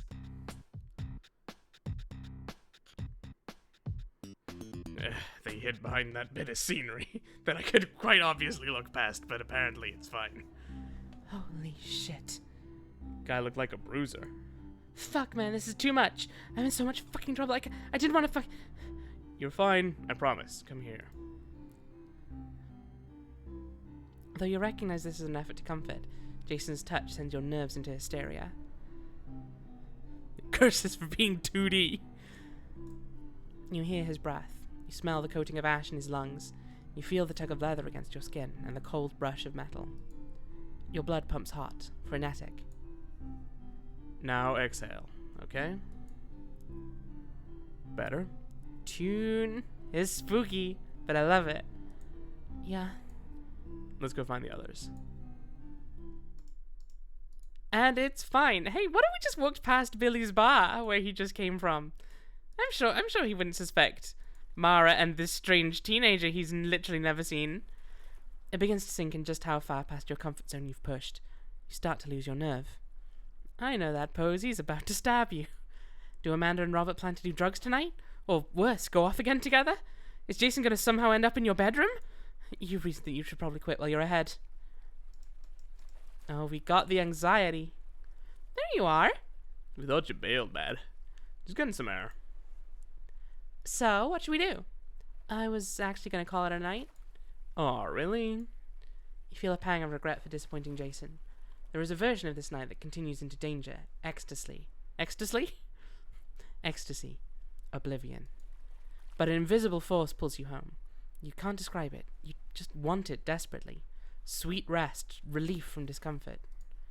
Sorry, I promised my mom I'd be back. Boo. She's like a widow, so... Oh, shit. Oh, Mara, I'm sorry. It sucks, but whatever, right? Life sucks. Damn right. Good night, Mara. Let's hang soon, girl. Jason appears to be brooding silently on this new information. You wonder what he thinks of you now. But we haven't reached the stretch goal for implementing that night. Speaking of stretch goals, I don't think there's anyone in chat who's not had Kickstarter. Thank you, Ravain. I don't think there's anyone in chat who's not had the Kickstarter repeatedly blasted at him. But the Kickstarter's down to its last week. And it's about a little under 75% of the way to being funded. So it's looking pretty tight. So if anyone can spread the word, if anyone has communities. Did someone say stretch goals? Ooh. Thank you, Snowwraith. If you've got anywhere that you can share that around, maybe consider doing so. Because word of mouth is how things like this live and die. So, I'm just saying. Even if you can't back it yourself, maybe you know someone who would like to. Maybe someone else wants to remember the pain of being younger and be like, oh fuck, wait, oh no. I thought I was such a grown-up, but no, I was still an idiot kid. In fact, you wonder about this a lot in general. Before Dad died, you fantasized about a tragedy in life that would endear you to others. You dreamt of having some excuse, some justification for the way you are in people's minds. Even now, you can't resist the temptation to look for a free pass. When you feel cornered, the story of your dead father comes out, and sometimes it does, in fact, give you exactly what you wished for. But the rest of the time, the news seems to further alienate you, give people even less to say to you, and in those times you see the shallow exploitation of your father's name reflected back at you. So if you don't talk about it, you're committing a murder. A game murder. Exactly. Okay, night guys. And suddenly they're the cool kids again. It's genuinely killing me that I can't chip in. Oh, damn. It's fine. If you're not in a position to give money for stuff like this, don't. Like, you gotta look after yourself more than anything. Like, as cool a game as it would be, it's not worth sacrificing your own well-being. But you can still share it around for free. It straight up ignores you, it being the mass of cool kids. Good night, Jason. See ya. Bye, Mara. See you soon, Mara. Oh, Mara. What have you gotten yourself roped into today?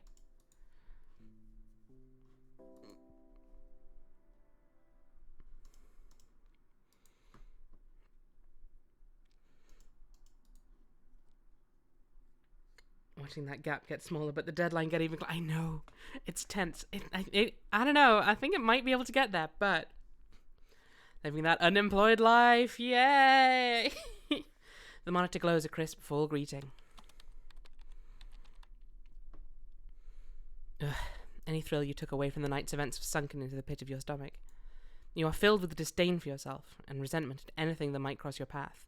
An eerie combination to take online. Dude, what's your problem?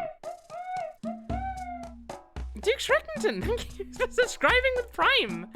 Welcome in, how are you doing? Thank you so much. That's so kind of you. I hope you're enjoying the nightmare of being a teenager. Relived via Perfect Tides. There is no escape from our past. Dude, what's your problem? Maybe I should get... I feel like I have like 3 voices. I need to give this guy a more distinct one. The only thing I can think of is like, dude, what's your problem? I'm sad. Doing well. Certainly better than I was as a teenager. Aren't we all? Hopefully. This game will tear you from inside out, and it's wonderful, and oh no. That sounds like a cartoon. Cartoon man. Weasel wassel. Dude, what's your problem? Neon Dragon has really been getting on your nerves. His latest story is, in many ways, a rip-off of your own style. It's just derivative and hacky writing in general. Just like your own style. Despite this, the forum seems to eat up his every word. He's really shaped how many of your friends behave on the forum, including Staggle. Yes, he was a target of your latest post. He has no right, as a relative newcomer, to strut around like he does. Who is this young pretender? Who does he think he is to enter my space? I would ask the same of you. What gives you the right to talk that way? Okay, maybe we're getting a little stupid. But you used to be so nice. What happened to you? Lately you're just unhappy and yelling at everyone.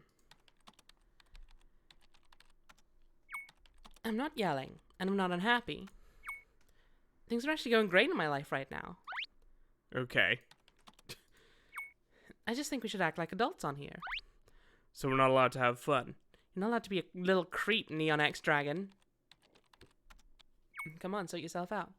Not what I said, but it's mainly a forum for writing. So goofing around with my friends is off limits? God, what an annoying little twip. Christ, send me back like you have no life offline. Oh, cool. The truth comes out.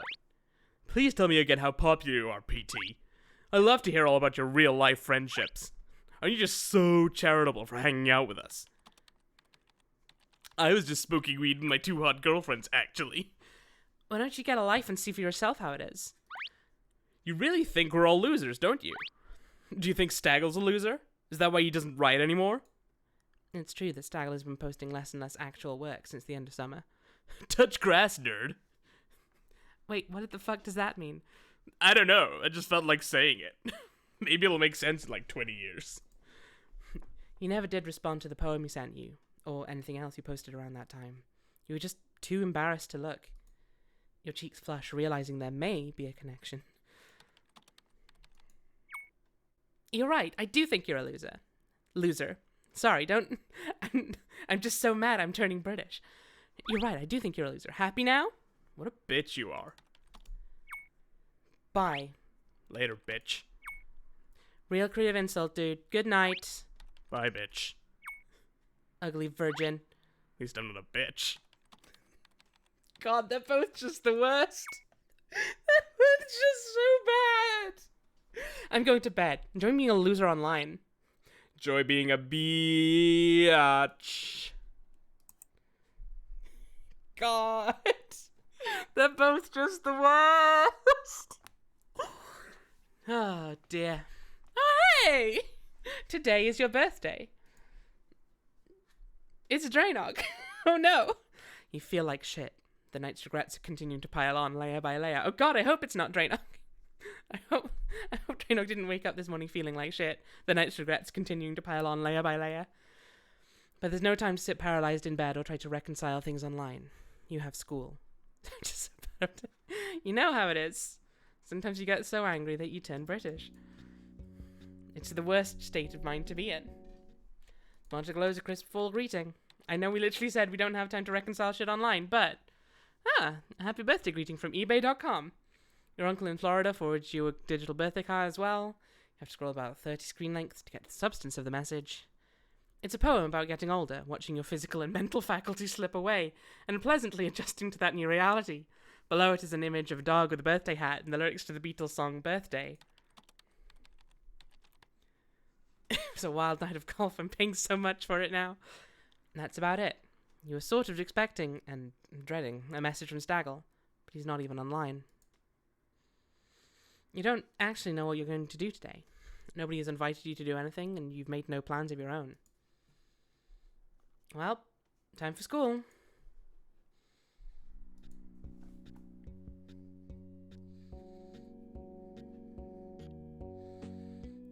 Hi, Mom. Aww, Zug. Happy birthday, dear. Aww, that was cute. How's it feel to be 16? I don't know. How's it supposed to feel? Well, it's a big year for a lot of people. Is there something a 16-year-old is supposed to be doing? Not that I know of. I meant more in terms of your education ramping up. That's the most important thing to think of when it's our birthday. How's our education doing? That's the most fun and interesting thing for us to think about right now. Thanks, Mom. I kind of feel like I should have had a boyfriend by now. What about that boy online? You feel a heat in the back of your eyes. Suddenly Mom is all right with Staggle? You suspect Mom is becoming aware of your offline social life. All that internet stuff seems pretty tame now, huh, Mom? I think I'm interested in someone else. In real life. What do you want to do tonight? We could go to Applebee's or somewhere else on the mainland? Great. Mom doesn't even have a plan for your birthday. Doesn't she care at all? This conversation is making you not even want to come home later. I haven't decided yet. I might go out with Amanda. Who's that? My friend? Oh. Timothy wanted to wish you a happy birthday too. I'm not sure if he's awake. Well, I have to leave right now. I'm not waiting for Timothy to wake up so he can wish me happy birthday. Okay. But what if we do? Mara, no. You know what? Fair. Given how Timothy's acted in the past, extremely valid reaction. Hang on, let me just check one thing. In our little book of seeds. Plant spring or late summer. Fresh peas do not last long. They grow best in cool weather, so I guess we have to wait until winter then for the peas. Okay. Very well then. Let's be out of here. I don't think there's anything we need to do on the mainland or on the island. So quite the opposite of the mainland, frankly. Just in case. Just in case. I don't think there's anything. Hey, Amanda, how you doing? Hey, girl. Feeling rested? Not really. You? Nope. Want to smoke? No, thanks. Aren't you worried about smoking out in the open? Didn't say plant in spring or summer for the peas. I planted them in summer. But they're not harvestable yet as far as I can see. I'm pretty sure I planted... I'm almost certain I planted them. Yeah, because I had 2 things planted and I still had to do the carrots. And I didn't get them until later. Why would I be? Someone might tell your parents and... Are people really such snitches on the island? That's what I get for not paying attention. Honestly, how dare you, Snow Wraith? How dare you not dedicate every ounce of your attention to my streams? I am personally insulted. I don't know. Well, they can tell my parents whatever they want. I don't give a shit. Anyway, should we ride the River Styx to hell? Hey, get off just in case. He hasn't done anything.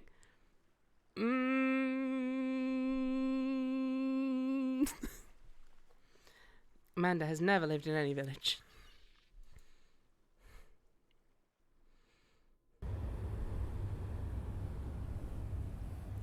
Last night was really something, huh? Oh, yeah, it was fun.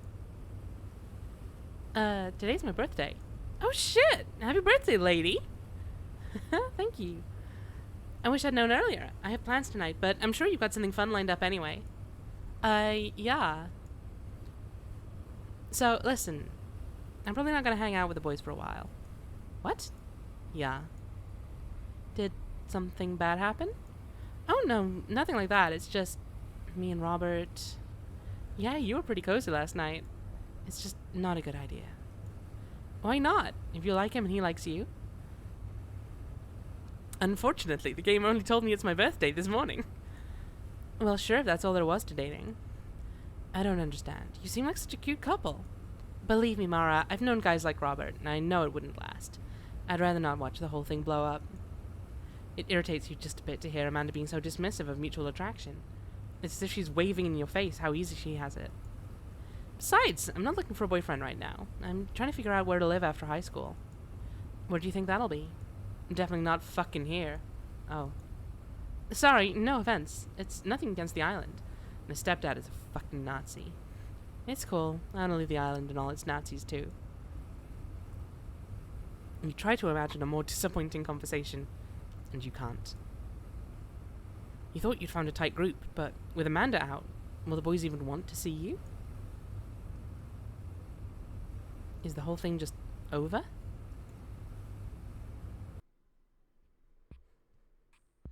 I'm gonna run ahead, okay? There. I'm gonna run ahead. That's all, folks. I'm gonna run ahead, okay? Have a good day, Mara. Okay, bye.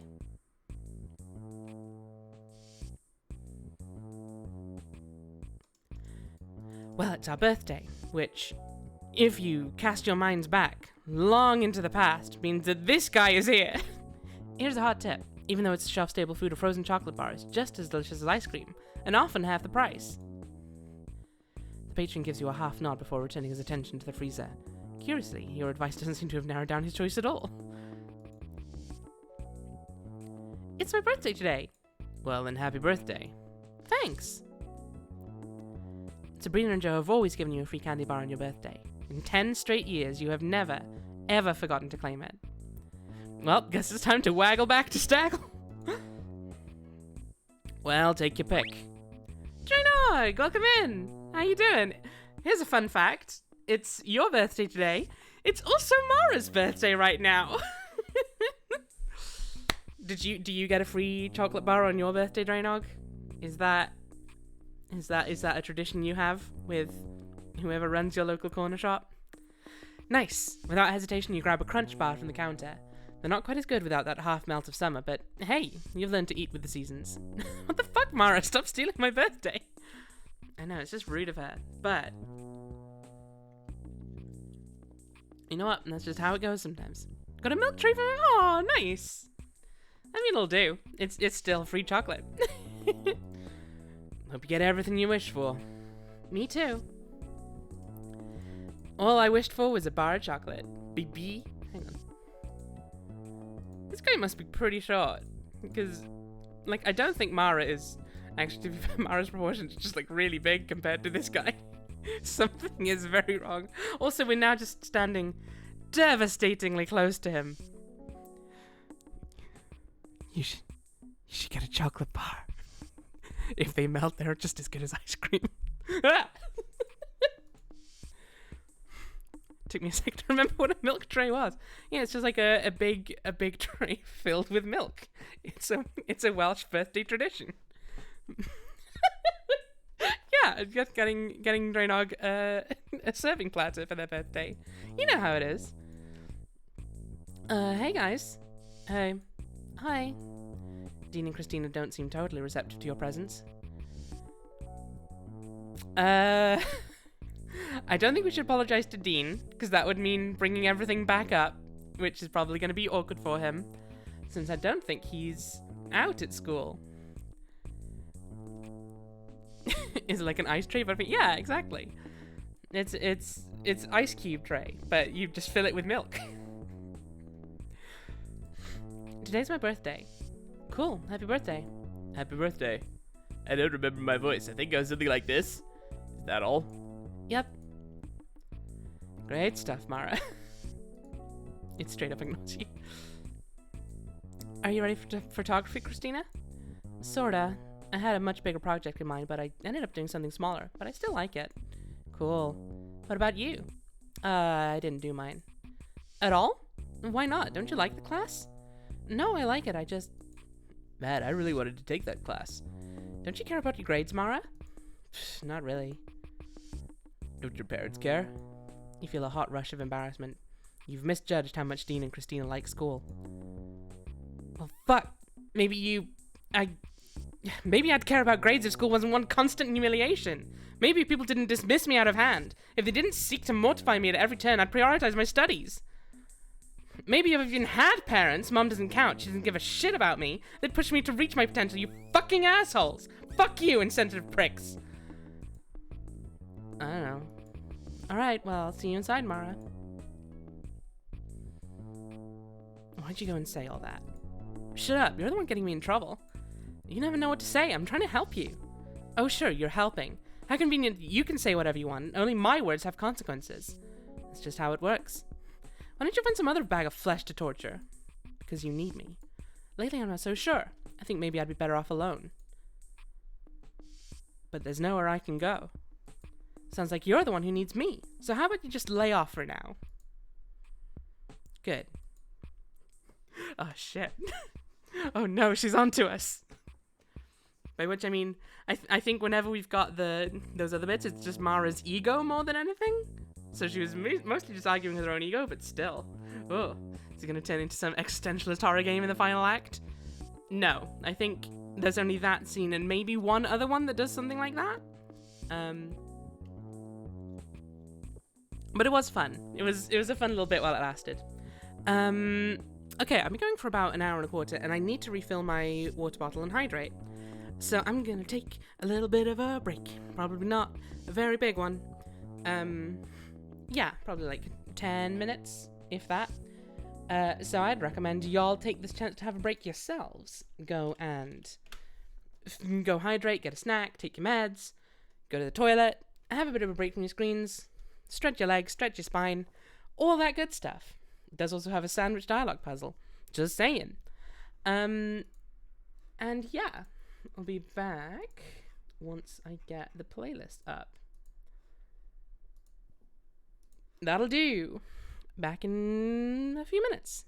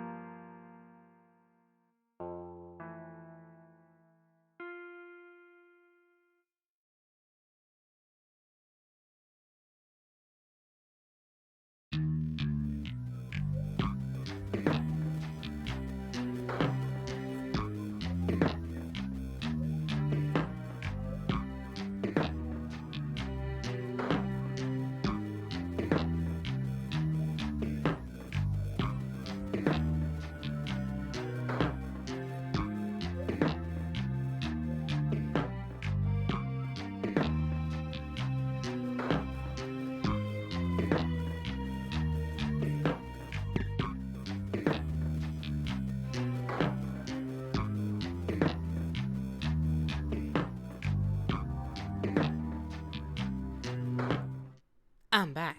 Are you? If not, I'll wait a bit. Waiting's boring. I'm just gonna assume you're back. I hope you all had a good break. It was a very short one, but I wanna get back. I wanna get back to the game. I want to see what it's gonna do to us again, because I don't remember this bit of the game too well.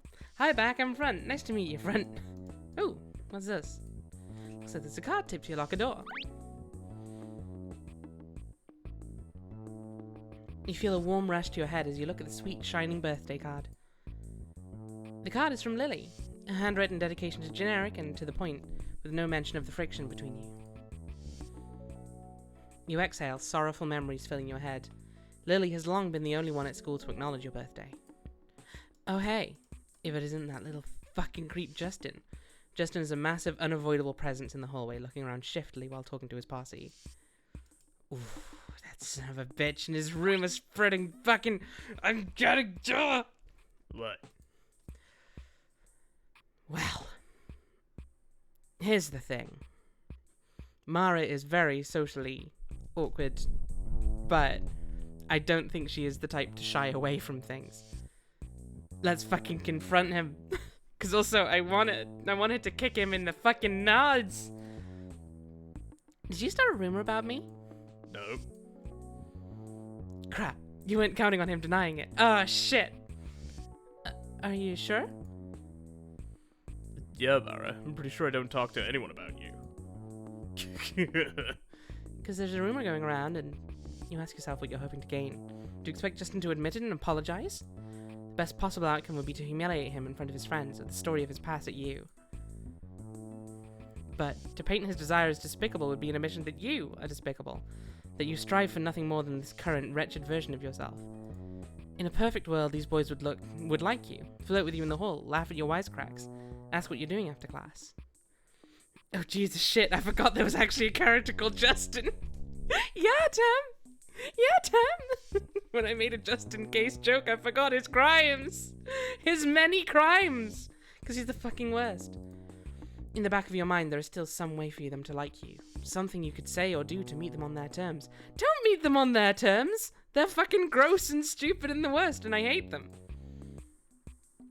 Did you miss your one chance in the summertime in that alleyway? No, Mara, for the love of God, no! Ugh, he's just a little wretch of a man. You have too much respect for the Raver kids to burden them with your existence. Aww. The Raver kids barely hang out with anyone at the school. You imagine they go to some really good parties. There's another class going on right now. You better wait until it's out. Very well. Tam? Tam? What are you doing? What is that? What is that in my chat right there? Might I ask? Are you saying things you shouldn't be saying? You making me sad? You making me sad by insulting my friend like that? What are you doing?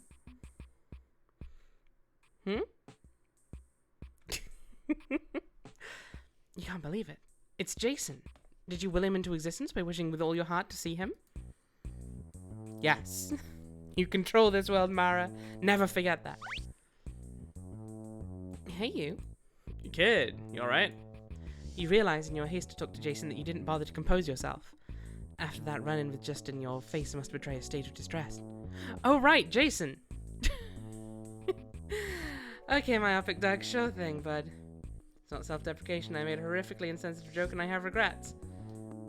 I mean... I I didn't think you were genuinely absolving the in-game Justin of his crimes. I knew you were making a just-in-case joke. I wanted to let the reveal come by that you would go, oh shit, and remember that he does have crimes. But no, it's fine. You forgot he existed, so that means you're not a terrible person, cause you ain't trying to absolve him of his crimes over here. You're out here doing your best, and we love you. You're not a terrible person. Don't go telling yourself that, or else I'm gonna have to have words with you. You don't wanna have to have words with me, I'm telling you. I make scary words, like anger and befouled. Those are scary words. You realize in your haste to talk to Jason, you didn't bother to compose yourself. After that run-in with Justin, your face must betray a state of distress. You're the kind of words you've heard my words. You've heard the kind of words I do. They're no good. They'll scare you straight, and I don't wait.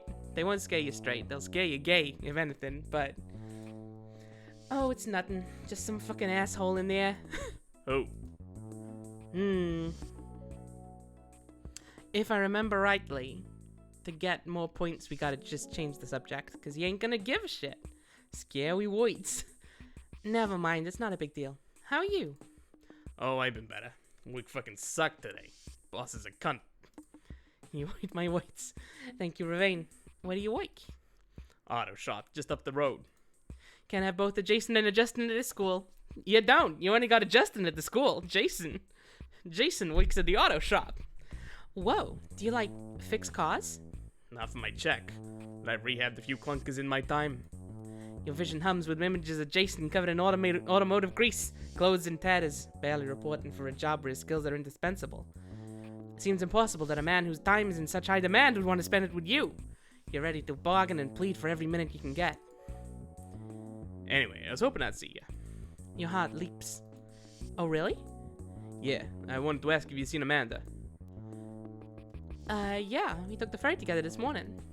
Do you know if she's mad at Robert? I wouldn't say mad. You feel whatever element had jumped up inside you slowly sinking back down, lower than where it had begun. I think she's worried, if anything. And things with Robert were going too fast. It's kind of what I figured. Well, I'll have to break the news to him. Poor fucker. Aw. He'll be alright. He does this all the time. What's that? Oh, you know. Starts thinking he has feelings for some chick just because they, Anyway, it's fine. I'll just take it easy with him tonight. Shoot the shit at his place, watch a movie or something. You sense the conversation is about to end, but you can't let that happen. You need Jason right now. Well, you need Jason right now. Can I come? What, like the Robert's house? Yeah. It's gonna be pretty fucking boring. I don't care. No, it won't. I want to hang out with you. Well, alright then. Give me your arm. Press X to Jason. Jason, reaching into an unknown area of his pants, neither pocket nor waistband, and of indeterminate proximity to his groin, retrieves a permanent black marker. It's not far from here. Just follow the sidewalk. For about a mile. Go straight up 4th. And you're there. Got it? 3112 Beach. So from here, which way do I walk? that way. Look at her go. She ain't ready for this. She ain't ready for this proximity. Oh. She can power some kind of electric device with all that motion. That's what everyone did before Google Maps. Ravane. That's just... That emote is perfect for the situation. Holy shit.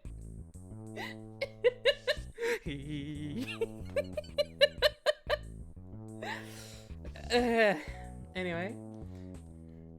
Got it. Great. See you tonight, gorgeous. Okay. Okay. Alright. So we got our plans for the evening then, I suppose. This hunk of junk. I don't know why I called him a hunk of junk. This guy. Hey, speaking of guys. Alright, what's up? Oh, nothing. Hey, you like Dan the Automator? Automator? What the what? You don't load MP3s, right? How good are you tracking down bootlegs? I have my methods. See if you can find this one Beach Boys album. Smiley Smile? They're all making crazy sounds. High as fuck.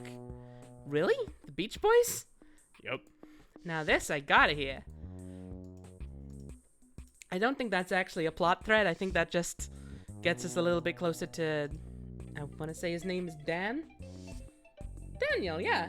I was maybe a bit more familiar with him than Mara is, but Daniel meets your glance with a slightly better than indifferent nod.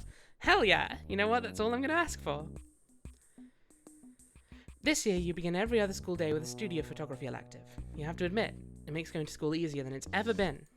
The class is a double period, and the atmosphere is very laid back. Students come and go as they please, taking photos and gathering materials. For a high school class, you have an incredible amount of agency. Plus, no Justin or Fred this year. Hallelujah! That said, you're still pretty behind on work. You better sit down and figure out your tasks for the day. She just thinks about, oh god, what have I done? Good morning, everyone. How are you all feeling? A chorus of dry sing-song fines fill the air. Fine. You have to admit, it's great to start your day in an elective studio art class with so few people. You wish all the school could be this way. You're also obviously way better suited to creative classes like this as opposed to math and science. If only people understood that about you. This is somewhere you can thrive. So we're going to continue our segment on photo development today. I trust that you all have your roll of film. Crap. You were assigned to buy a camera last month, but you didn't tell Mum because you knew it was too expensive. Your plan was to try and borrow a camera from someone, which you never did, then buy some film from the school store, which you didn't do because you didn't have a camera. Then your plan was to take photos around the island right before the assignment was due. This was all your plan until about 5 seconds ago. Creep by Radiohead starts playing softly in the next room. Mara, do you have your film? No, I don't have it. Why not? Where is it? At home. That doesn't do us much good, does it? No, it would be a lot better if it was here. I'm just as upset as you. Take 2. No, it'd be a lot better if it was here. I'm just as upset as you, frankly. Mrs. Duffy exhales audibly. Her sigh reminds you, with great pain, of your mother's. Well, you have to use something. Take a look through the drawers in the dark room. See if there's an abandoned roll you can develop. Alright, you can all get started by pre-soaking your film. There's only 2 development tanks, so you'll have to take turns. The time we have isn't nearly enough for this kind of thing, but what does the school board care? Get to work. I don't think we could have got a roll of film before now. But I also know how this ends. So I'm confused about how we get to the end of... how we get to the conclusion that I know exists. You open the supply drawer and root around. Most of the contents is lost or abandoned student film canisters. Oh, one of them belongs to you. Well, that'll be why. That's gonna be... that's gonna be how we get our personal roll of film. It's been a while since you took pictures. Years, in fact. You can't even remember what's on here. You take the roll. There's bound to be something interesting on it. Nothing else in the drawer interests or belongs to you. Right, I am gonna save Mara Scream at own brain. Because this bit you can fail. And I want to make sure we don't fail it. Let's learn how to photos. Alright, so if I remember rightly, Ah, you remember now. You bought this notebook in January last year as part of a New Year's resolution to get more organised. Well, clearly that didn't work. The book is almost entirely empty. Wow, maybe you should get back into note-taking. This photo developing guide is absolutely pristine. A lot of good it's done in your locker. If only you had a project to justify all this knowledge. You haven't picked up a camera in ages. Well, ain't that funny? You close the book somberly, trying to steel yourself from the painful memories it inspires. And then you open the thing again because you need it to be able to do the photo development thing, Mara. You place your film canister on the table. Right. So because we have the notes here and we know that they're there, we can check this. Load film into reel. Okay. We've got our film. That's our reel. You gently load your film onto the reel. The film canister, now of no use to you, is returned to the drawer. Part 1 done. Place reel into developing tank. Developing tank. Place your film reel into the developing tank. Excellent. Mix the following. Okay, add developer to tank. Set 8-minute timer, dump out. Add stop bath to tank. Okay. Okay. Right. So, what we gotta do, we take ourselves 60 milliliters of developer to 250 of water. Developer.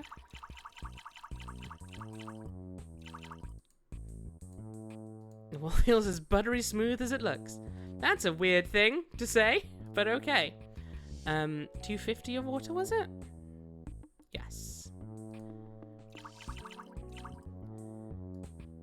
Then we add that to the tank, set an 8-minute timer.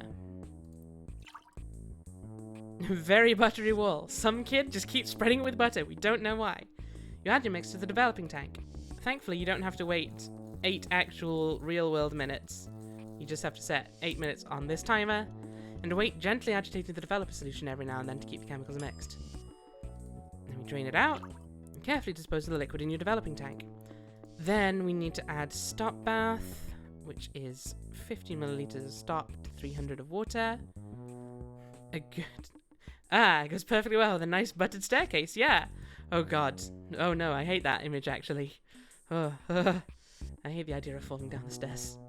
Slipping, just... Oh. I think it's because it's like... one time when I slipped, I broke my ankle. It was no good. Okay, 15 of stop bath to 300 of water. You've got dirt on someone important. That's right, yeah? 15 to 300. Yes. The first time I did this puzzle, I got so confused. About, like, I was filling up the tubs, but we don't need to do that yet. That comes later. We drain out all the fluid in the tank. And then we add the fixer, 60 to 250.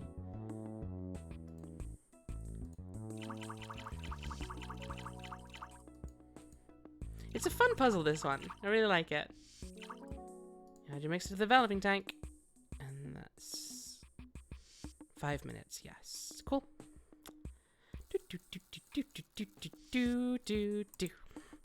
Set the timer and wait, gently agitating the fixer solution every now and then to keep the chemicals mixed.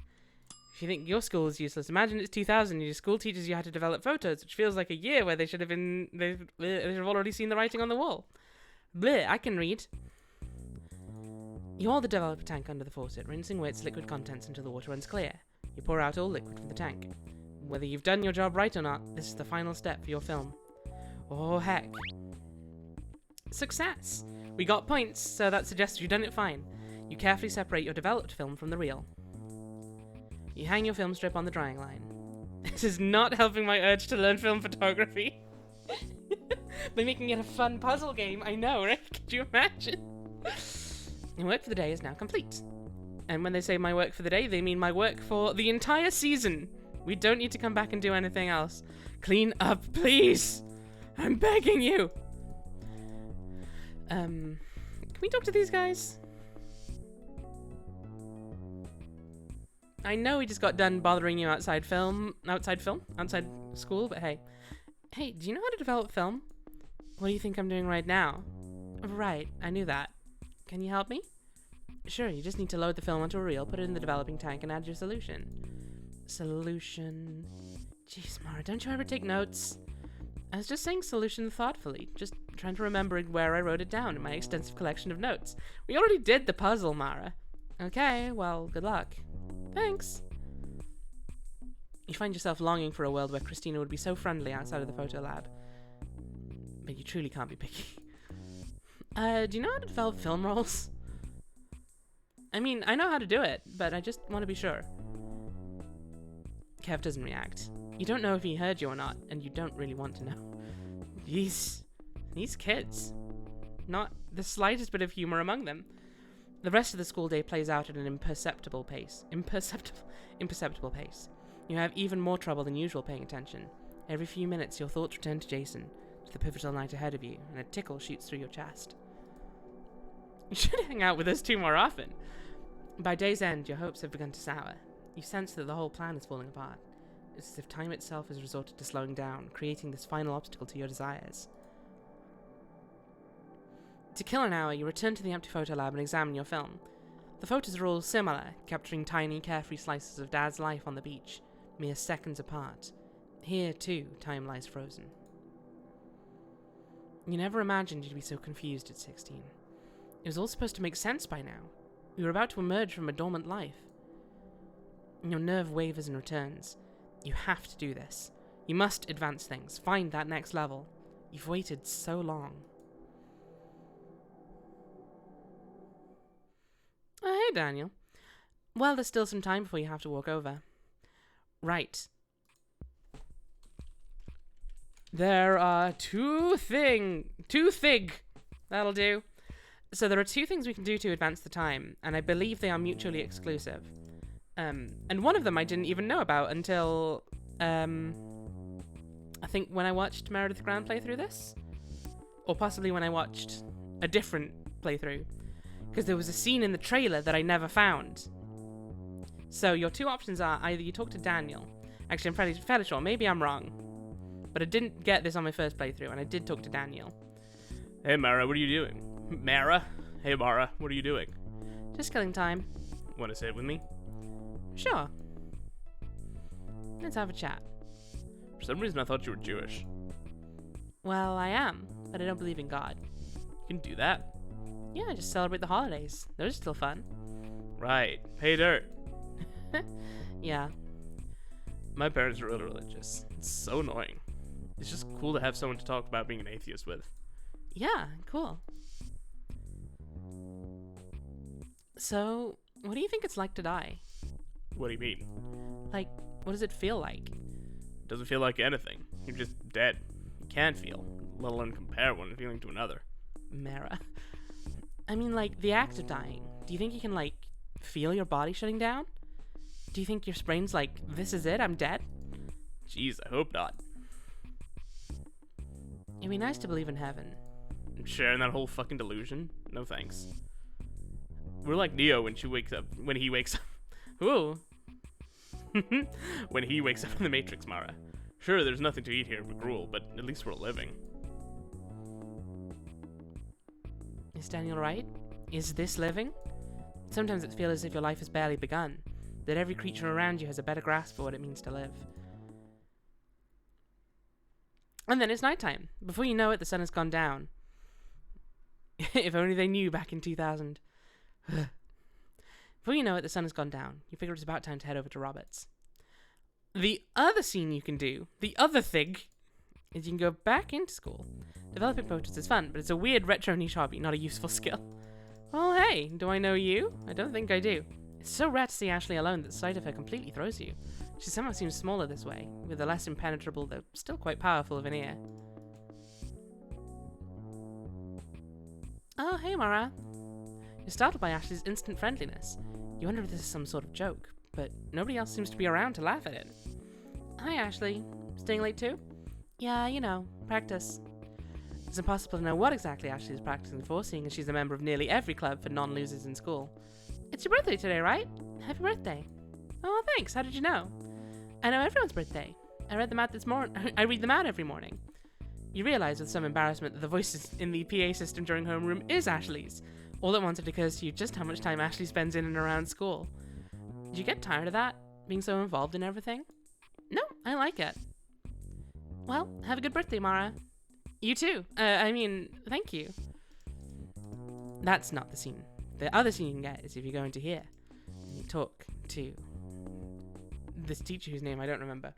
Oh, hi, Mara. Hey, reading a magazine, huh? Mm-hmm. Is this something you needed? Ooh. Let's apologize for missing the assignment. I feel bad for not having my project ready. I wanted to say sorry for that. Well, it's a bad way to start the term, but it's nothing personal. You're not mad about it? Honey, there's nothing for me to be mad about. It's your education, not mine. Okay, good, as long as you're not upset about it.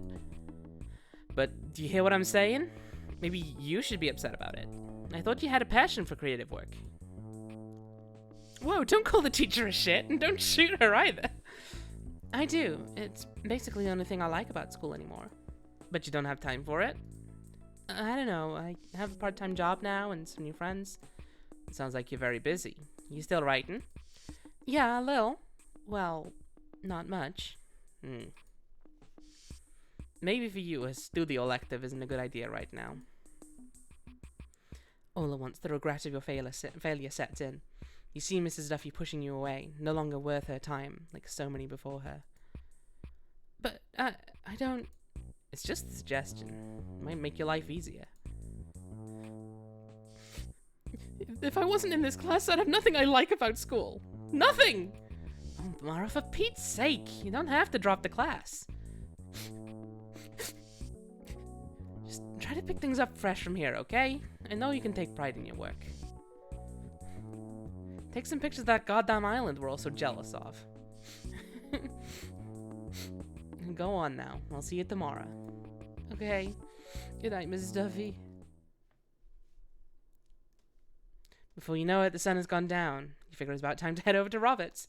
Those are the two scenes you can have. I don't know if it matters which way, because I don't think you have to talk to Daniel or the teacher after those scenes. So it's not about, like, building up a rapport with them, to my knowledge. All we need to do now is go talk to Robert. And now you couldn't talk about atheism with Daniel. What a loss. As you walk the well-lit suburban... Well, I will say, though, apparently Daniel's coming back in the sequel, so maybe it is important. Oh, no. As you walk the well-lit suburban back streets, reality weaves into abstraction. You're here on a weekday night, quite the opposite of the weekend, Rebecca, on your 16th birthday headed to Robert's house. How did you come to know these boys? How can it be that they've taken on this role in your life? Is any of this real? Daniel has a Netflix special now. It's all about how he's being cancelled online. Or is this whole thing another cruel joke? Are you just waiting for the other shoe to drop? That one was emotions.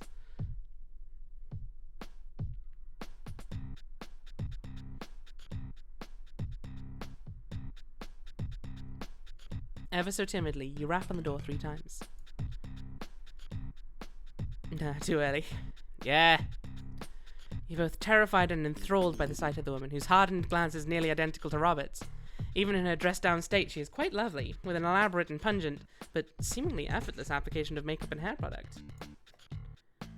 I'm here to, is Robert here? Rob! An equally powerful but muffled scream echoes back from another part of the house. Oh, I had the muffled voice set up already, but no, apparently we don't need it. He's in the basement, sweetie. Straight back this way. Oh, okay. Thank you. Hey, girl. What's up, guys? Just about to put the movie on. Oh my god, your head. Huh? What about it? Nothing. Dude, is there something wrong with my head? I'm sorry, I've just never seen it without a hat before. It? What do you mean? What it do you mean? Your weird ugly head, dude. Holy shit, calm down. Oh, Robert. Sup? Hey, Mara. You feeling okay? Sure, why? Oh, well, it kind of seemed like you and Amanda were Oh, yeah, that. Whatever. I don't know, man. Girls say they want something and they fucking... I don't know. I don't know the details or anything. You're better off. Well, I hope you feel better. Thanks, Mara. Can you put the hat back on, Robert? Please. Just... It's weird. An open bag of Doritos has been placed on the floor, having seemingly no other place from which the boys can share it. I have a normal head. Myra, welcome in. How are you doing? Hope you're having a nice evening. We're gonna watch the film. Let's find out what film it is. Oh shit, wait. Oh no. I have realized something. I need to pick up that remote, but I've missed my chance. So I'm gonna have to go through the scene and then load and reset. But if I skip, then we're gonna get right to the end of the scene. So we'll watch it all the way through and then I'll skip it the second time. Oops-a-daisy. The couch is decades worn. Every inch as soft as an overloved toy. Though you've never touched it, it feels familiar and safe. Bad end, no remote. I mean, we got a pretty good scene with the remote. I'm just saying. Jason is uncharacteristically dressed down to his bare arms. For once he can feel a heat coming off of his body, even at this distance. You ever see this? The movie is Galaxy Quest, starring Tim Allen, Sigourney Weaver, and Alan Rickman. The trailer looked pretty stupid to you and you paid it no mind in theaters. I think I remember the film. It's fucking hilarious, you guys. I watched it like 50 times already. It came out like 2 weeks ago, you psycho. Sorry, Mara, this movie probably sucks. He has no idea what sucks and doesn't suck, Mara. He's mentally damaged. Resist the urge to tell the boys how happy you are just to be here, and what a relief it was to be invited. Good thing this is 2000, no one is weird about them being barefoot yet. Mom, turn out the light! Thank you, Mrs. F. Jason and Robert are your closest friends. You don't know a whole lot about them, and you don't quite understand what they see in you. But the feeling is undeniable. Whatever their reasons, they happily accept you. You want Doritos? No thanks. You figure if you're going to kiss Jason here on this couch, you want to have as much control over your mouth environment as possible. Time Chime, thank you so much for the follow. Welcome in. Galaxy Quest, the absolute peak of cinema. It's a good film. Not gonna deny. We love Galaxy Quest here. Let's see how Mara feels about it. Besides, you're not that comfortable eating in front of the boys. Not yet. The tingle in your stomach has started fanning out into other parts of your body, creating a mess of quaking, twisted nerves. Over minutes, it produces a tremor in your fingertips, which in turn sends a coldness through your arms, neck, and jaw. You alright, kid? Oh yeah, just trying to figure out who that actor is. That guy? Tony Shalhoub. Tony the Lube? Shalhoub! It's an actor! This is fucking Gabe. My dad redid his bathroom. His dad hangs some drywall and that makes him an expert. God, man, fuck you. Fuck your mother. Not really, though. Your mom's cool. Oh, these dogs. It's good, but it's no Horror Express. Horror Express was also fun. Shut up. You find it very difficult to follow the movie and hide your discomfort at the same time. It's as if every frame of the movie is a set piece for the bigger story of your life. Maybe there's still time to put the brakes on this. It's not a foregone conclusion, is it?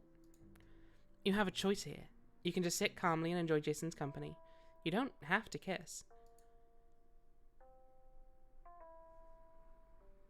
No, it's far too late for that. The room is enveloping you. You're unraveling into your base particles, charged and spinning. Okay, so what scene in Galaxy Quest is best to make out to? By Grabthar's hammer! Probably not that one. Probably not. Probably not any of those scenes. Yeah, I'm not sure there's a particularly good scene to make out to during Galaxy Quest. Oh, she was wobbling again. Sorry. Mara? I can't talk. I'm sorry, I don't... That better? I think so. Thank you. Oh, Mara, bless her. If Jason didn't already suspect how inexperienced you were, he certainly knows it now. This leads you to the question of what exactly he wants. A question you haven't been able to shake since you met him. Did Jason lead you here? Did you have any choice? Were your options whittled down to the fine point of an arrow? I mean, there's only so many options you can put in your video game. Is this all just another act of humiliation? Being drawn into his capture, giving yourself over, only to find you disgust him? Or was this all you? Are you here because you wanted it more than anything you've ever wanted? And at long last, you're too stupid, too unbelonging, too cowardly to see it through. Oh. They did a smooch. Better. Yeah.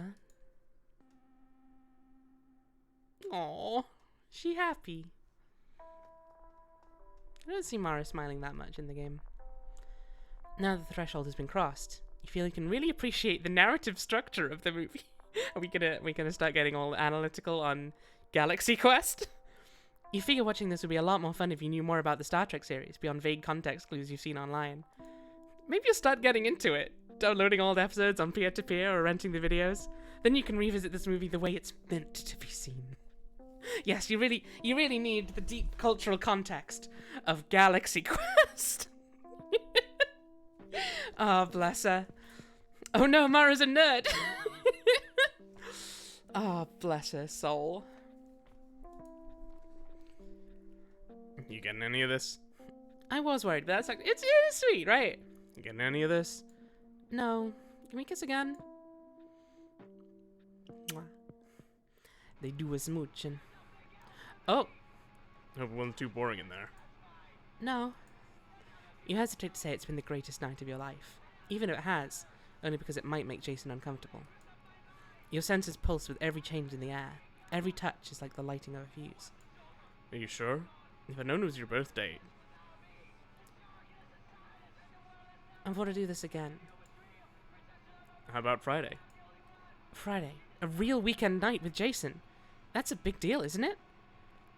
To be fair, you need to have a high IQ to understand Galaxy Quest. I'm just saying. Somebody cannot imagine understanding Galaxy Quest without doing oodles of research first. That is, you've hung out on the weekend before, but not in this newfound capacity. Never like this. You feel the pieces sliding around in your brain, locking into place, cool and involuntary, a process distinct from logical thought. Yes, Friday. You're gonna love 16. The whole fucking world is at your fingertips. But you don't want the world. You only want to belong to Jason. Too late. You already do.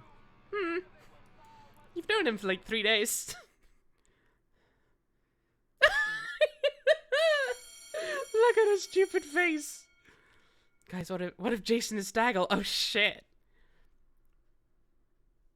Well, I mean, she already knows it's not because she knows Staggle's address and he lives in Pennsylvania. The thought has crossed my mind. Oh, we need to go back through and do one of the things. Let's go have the emotional talk. Straight up ignores you. She does not. We had the conversation already. I know that she talks to me. Sorry about this, guys. I do need to go and get the remote. Hey, kid, you should work harder. No! Ah! And it's nighttime. That was my memory of how high school went. Okay. I'm gonna ask him... No, I'll stick with what I did last time in case it is important. Right, let's take this remote. Hey, Robert, does the controller do anything? Nobody's used that thing in forever. I don't even remember what it's for. Do you mind if I take it? Why?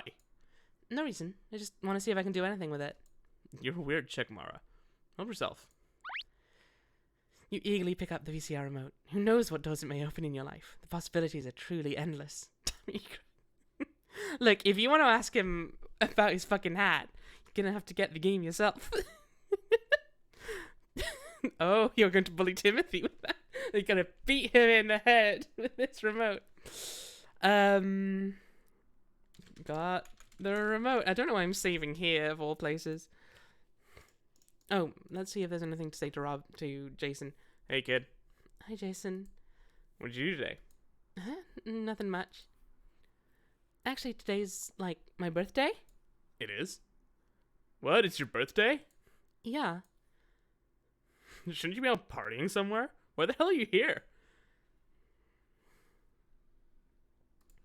This is actually really fun for me. What? Really? I know how lame that sounds.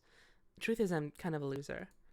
Hey, that's the birthday girl you're talking about. I won't have such slander to my friend's mom's house.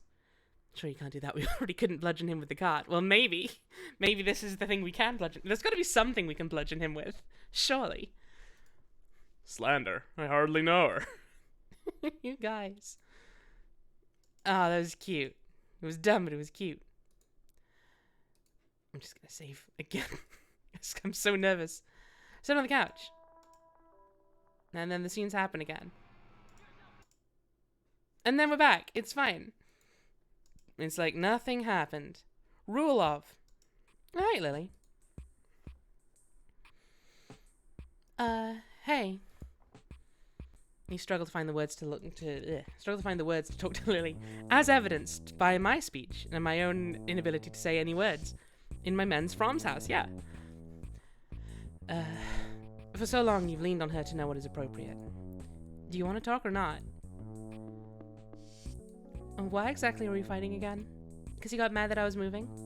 Because you decided to move without telling me? I was telling you then, Mara. You weren't giving me any time to deal with it. You're just like, bye, that's the deal.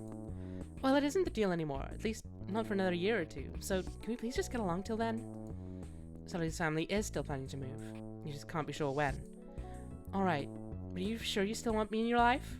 Oh, stop it. Let me have a look. In a rare moment, Lily's standing alone in the hallway, fiddling with her backpack.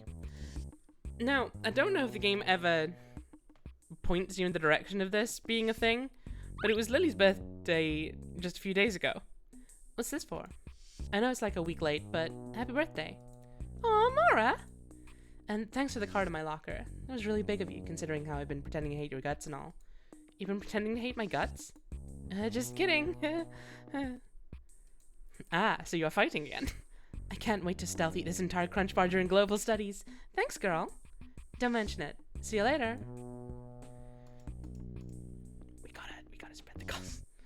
So, I kissed someone last night. Really? Who? You don't know him, I don't think. He doesn't go to our school. Uh-huh. Or any school at all, maybe? I'm not sure. He told you he works at an auto repair place. You're not sure if the guy you kissed goes to school? Look, the important part is I'm no longer a kiss virgin. Is he cute? I think so. You sound a little defensive. He's cute, okay? Just maybe not by your standards. Uh-oh. Is he a computer nerd? Nope, he doesn't even have a computer. Is he a raver? No, not his scene at all. Weed dealer? He doesn't do drugs or drink, but, like, in a cool way. Oh, you kissed a punk. Jeez, you're good at this. Oh, Mara, that's cute. Do you like him? Yeah, I kind of like him a lot. He's from Canada. Aww! As eager as you were to tell Lily about this, you knew this would happen. She would inevitably see any romance in your life as quaint, childish, naive. Well, I'm glad you've been having fun. Let's hang on the island soon, okay? Okay. Well, a little condescending, Lily, but overall cute. Overall a cute scene. I'm suddenly so scared. I don't know quite why. She literally said, you don't know him, he goes to a different school. Yeah. Well, she didn't say that. She said, you literally don't know him, he doesn't go to this school. Or any school. He's, You stand frozen in your tracks. What the hell is Timothy doing here? No. He's come with bad news. She's dead. Your mother is dead. Or maybe one of your grandparents has been in an accident. No, he'd wait until you got home for that. It must be Mom. Your dreamy little day is overtaken by despair. It serves you right, you Ager, for ever trying to push past the gloom. You're forever cursed to repeat this loss, any time the thread of happiness emerges, until you have nothing left. Mom, why did it have to be Mom?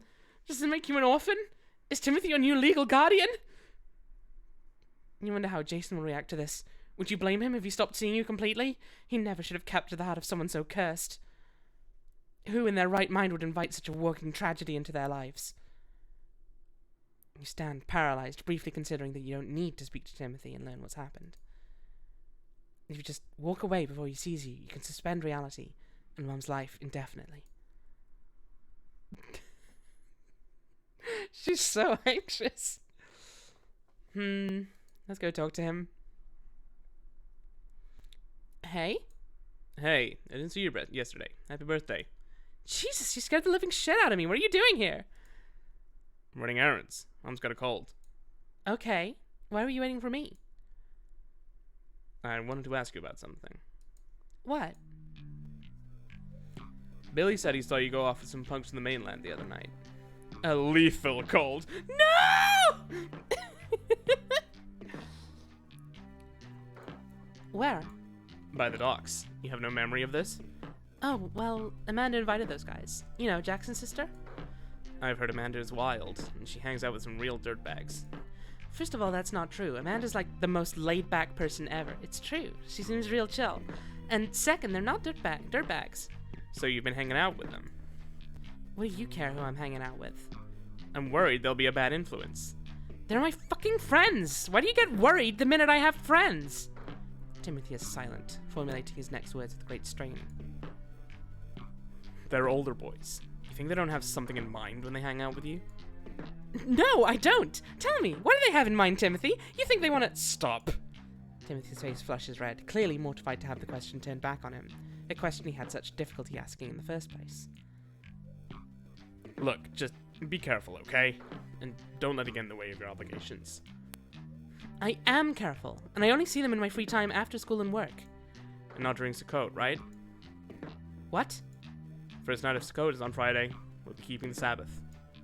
Since when? Since biblical times, and probably much longer. No, you Since when do we celebrate Sukkot? The holiday no one cares about, even more useless than Purim. You have to be joking! Mara, now that Dad's gone, it's up to me to keep our Jewish heritage alive. This year, we are honoring our tradition and abstaining from work. Well, I made plans on Friday night before I knew that. Besides, hanging out isn't work. You're not seeing those boys on Friday. Yes, I am! I don't even fucking believe in God. I'm an atheist.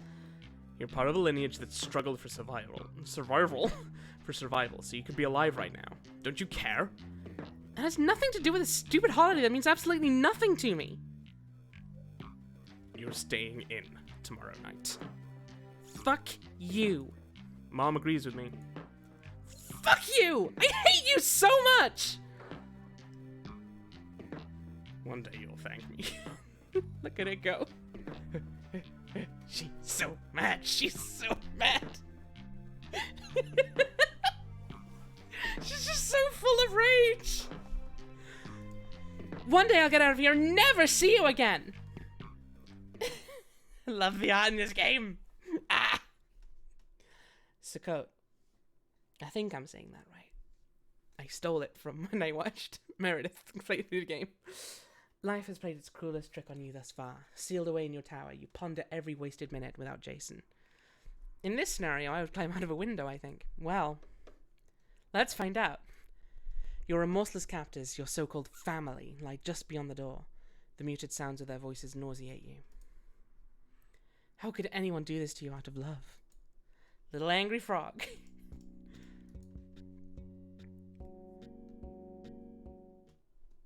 The monitor glows a crisp fall greeting. You're so dispirited. What kind of day on the computer can possibly compare to kissing Jason? Mara! It's Robert. Jason's here too. The boys. What a relief it is to hear from them. Unfortunately, you're going to have to tell them you're under house arrest this weekend.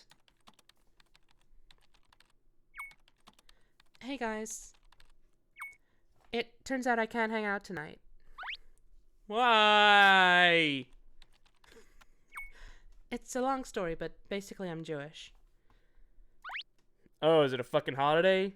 Shit. LOL. Yeah, it is shiati. What have you come to you? Is that still illegal, or? Abstaining from work surely doesn't require you to abstain from kissing boys. Well, no, unless your older brother is a tyrant who won't let you leave the house. You know. Just saying. Now that's intriguing. There's no reason in Timothy's holy book that the boys can't visit, especially before sundown. Besides, once they're here, who in your family is going to be bold enough to kick them out? Oh my god, can you? Why the fuck not? What's your address? 15 Sun Walk, just up from the wagon depot. Okay, see you soon. Okay. Ah, shit. So the boys are coming here then. You better get ready, huh? Or at least pass the time meaningfully and inconspicuously until they show up.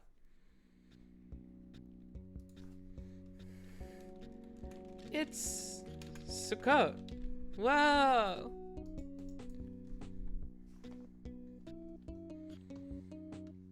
What up, dweebs? By which I mean mum and brother. Hi, dear.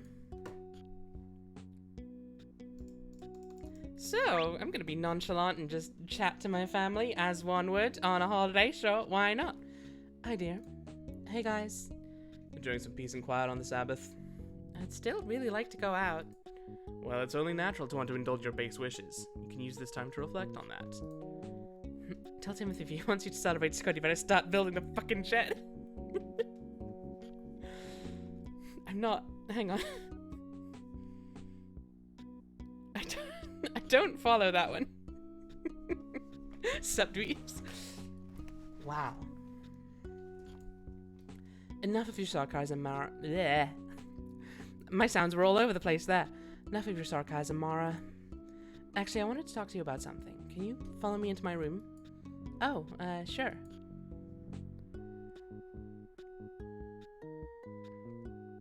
It's part of the festival. You build a shelter to celebrate it. Really? I did not know that. I know very little about your traditions, as I'm sure is evident. Hey, Timothy. No TV? Well, hell. Do you have the remote? Nope, it's on the TV stand. Besides, I wouldn't dream of watching TV on this holiest of days. Timothy grumbles before returning to his cereal-fueled meditation. Can we do it again? You've had your fun, Mara. Better quit while you're ahead. What a fun little scene. This is a less fun little scene. In here, you see it again. You see it all. But you saw nothing. You were at school that day. You only have your guesses and the great chasm, the cosmic floor that dropped out from under you, the deep, impossible truth that he is gone.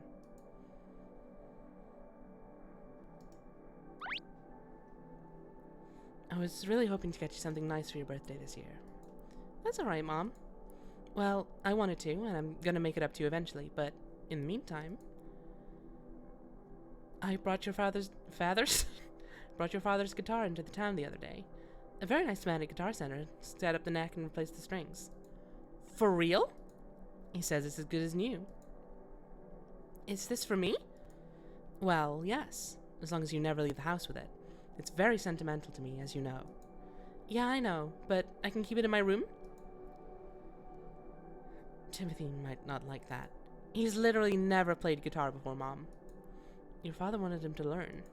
Well, I want to learn. Is this a gift from me or not? Alright. You can have it in your room.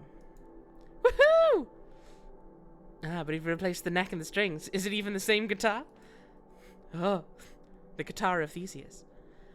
Wow, that's a guitar from the 70s. You got the chills just thinking about playing it. You'd have preferred an electric guitar, of course, but power cards? Ah, Smilky! Welcome in, Raiders! Thank you so much for the raid. How are you doing? You're doing Stardew today? Correct?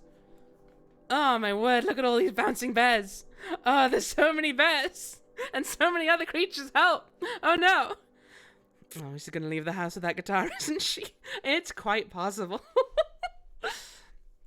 Smilky! Welcome in. How are you all, lovelies? How was Stardew? I hope you had a wonderful time. So, many wigglers. Get your wiggles out. Wiggle as much as you can. What's this game? Allow me to tell you, comics. First time seeing it, it is a really... I love this game so much. It's called Perfect Tides. It's a game, it's sort of a point-and-click game in the style of, like, old LucasArts, and I would say more heavily Sierra point-and-click games. About what it was like to be a very online teenager at the turn of the millennium back in the year 2000. And with it, all of the horrible nightmare feelings that come from being a teenager, especially one that's very online. It's a really, like, an emotional story. Wiggle emotes are excellent. We love them. Please keep on wiggling while I tell you more about this game. Weren't Sierra games kind of awful and barely written? Yes, but this game is neither of those.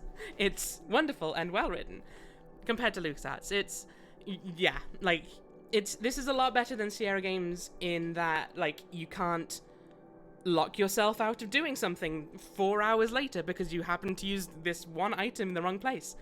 Or, like, you can't just click on a very innocuous thing and suddenly die. It's more so just, style-wise. 18 is teenager, right? Yeah, I'd say so. It's a grey area, but I'd say it's, like, still fairly teenager-ish. Teenager ending tale of it. So this might hit you somewhat hard recently. I don't know. I think there is part of it of this game being interesting for people who were no longer teenagers, but were teenagers at times when this was sort of relevant. So it's like, she still got dial-up, and people were still using floppy disks, which is like, ugh. But it's a really good and quite emotional game. However, allow me to share two things with you all. So because the game is quite emotional and it deals with quite a lot of sort of fairly heavy topics, so do you take a chance to read through Still a Baby? Never used floppy disks. I did use them. I think I'm a bit younger than this, so like in the year 2000 I was 8. Anyway, sorry. Take a chance to read through that sort of content warning text. Obviously, the more of you that stick around, the better. I'd love to have you here and be able to chat with you and all that. But obviously, if it's going to make you feel worried that you're going to have a bad time with it, because this game, it's got a really good sense of humor. It's really funny a lot of the time, but it does get very heavy at times. We're currently, for example, talking about receiving the guitar from our dead father, who died only like a year or two ago. So, is there a cat? I'm not sure there is a cat, now that you mention it. 0 out of 10 game. It's terrible now. Might hang around for a bit. I'm so absolutely no worries. Feel free to have a little bit of a hangout, and then see if it's your vibe, and then if not, feel free to bounce. No need to like announce or anything. Absolutely no pressure. But yes, to clarify the sentence, we are receiving the guitar from our mother that belonged to our dead father. Can you be a cat? Again, I don't think so, but... Oh, hi! Oh, comics, thank you very much for the follow. However, also, if those of you stick around and do find yourselves enjoying this game, currently, they are running a Kickstarter for the sequel. A mother that belonged to a dead father? Oh no. We're getting metaphysical now. Yes, they're currently running a Kickstarter for the sequel. So if you find yourself enjoying this game, please do consider having a check out of their Kickstarter and maybe back the project. It's got about a week to go. It's a little under 3/4 of the way there, and it's like, they might be able to get it, but and I really want to play the sequel. But obviously, no obligation. But I just thought I'd share it while it's here.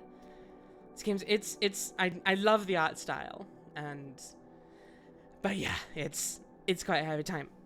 Also, with all of that, having described the game, I've not introduced myself. Hello, I'm Rebecca. I am a trans streamer. I do a lot of different games. My general like favorite vibe is games that look really pretty, have a really nice art style, and that will make you cry. So I've done things like Ori and the Blind Forest and Ori and the Will of the Wisps, which and had played Spiritfarer, which I sobbed so much. And now we're playing Perfect Tides, which is another one of those games. It's great. And yeah, I hope you'll have some fun sticking around here, but also obviously no obligation. Just do whatever is most fun for you. I, however, the thing that's most fun for me is going to be continuing to play this game. Right. Oh, so to let people know what's currently going on, it is Sukkot, a Jewish holiday, about which I know very little, to be honest. But our older brother is telling us that we have to stay inside and do nothing for today. Apparently that is in observance of the traditions. But we have this new boy that we want to smooch. Sprout! So yeah, we have a new boy that we want to smooch, and we have basically invited them round. So that's probably gonna gel well, isn't it? I can foresee zero problems with that plan. And let's see where we go. You'd have preferred an electric guitar, of course, but power chords are easy enough to practice on. You'll just have to save up for your electric in the meantime. Nice. Well, we got our fancy new guitar. Let's go put it in our room, like we asked. Oh. Yo, Mara. What? Hey. How did you guys... Well, the window was unlocked. We just thought that would be easiest. You know, I guess it is. In hindsight, you're not sure how exactly you expected to get Jason and Robert into the house. This really is perfect. What's up? How's your, Jewish thing? Awful. My family is torturing me. I like your room, Mara. Very spacious. Thanks. I don't use most of it, and a lot of the stuff is old and I don't like it anymore. See, they thought about exactly. They knew. I don't use most of it, and a lot of the stuff is old and I don't like it anymore. You have any games on here? What's in all these folders? Nothing. Don't click those. I have Minesweeper. Don't look at my fan fiction. For the love of God, please. I'm begging you. Robert, please. Okay, let's... Okay. Hey, Robert. Would you like a beer? It's been in our bag for half a year. I'm sure it's still fine. I'm sure it's not horribly warm. For me? Thanks. At breakneck speed, Robert downs the entire contents of the beer bottle you've been holding for months, before hastily chucking the bottle away. His cheeks inflate with a belch. Little warm. Got any more? No, just the one. Oh. Robert is busy fiddling with your computer. Uneasily, you watch him from the corner of one eye, navigating around your precious folders and documents. Robert, I swear to God. A lot of the stuff is old and I don't like it anymore. Like the cereal bowl, yeah, that's been there. That has also been there at the very least for half a year, so... you should maybe try and... maybe wash that one up, Mara. And try to catch another stream. That is more than fine. Thank you very much for coming by, Comics. Hope you have a lovely rest of your evening. So they got you on lockdown, huh? Yes, I'm dying. Well, what do you want to do? You want to put your arms around Jason's neck and kiss for a really long time. I don't know, what do you want to do? Nothing. Whatever you want. Cool. Fucking teenagers. It's Sukkot. Still. I'm saving very regularly now. I don't know why. Lewd. Hey, do you want to see this guitar I just got? Is that yours? Yeah, I kind of just got it. It's an old guitar. What do you like to play? I'm not good yet. I only know a few chords. Play something. So apparently the best option here, according to the developer, is the intro from No Scrubs. You're not great at plucking individual strings, but for one of your favorite songs, you can mostly hack it. You play the well-practiced E minor, A minor 7th, C, and B7 progression with minimal buzzing. Can't you hear it? What's that? Your heart sinks. That's the best you've ever played it. No scrubs? TLC? Forget it, Mara. If it came out after 1985, he's never heard of it. I've tried to like new shit, but it all sucks. What do you want from me? No, new music sucks. I agree with Jason. You do? Yeah, it's mostly corporate junk written by the same 3 guys, sold to teens by the same record labels. But I still like it. It exists all around me like a soundtrack, you know? In weird ways, like, it kind of describes my life. Ugh, teenagers. The songs are shallow. What do they have to do with real life? I don't know. I guess nothing. It's more like I want them to be real life. They make good things feel endless, like a box of fries that's more than half full, or diving into a cold, deep pool on a hot day. Not playing basket case shaking my head. Apparently, it's not the best option. Apparently, that's trying too hard to please Jason. I want to bury myself in that. I don't know. I can't explain it any better. Is that stupid? No, not at all. I think I get it. It's cool. Here, can you try this one? A, G, D, C. Let me see. Now, I don't know this song. I looked it up before the stream because I wanted to try and be able to sing along. There's no chance I'm going to be able to know how to sing along to it.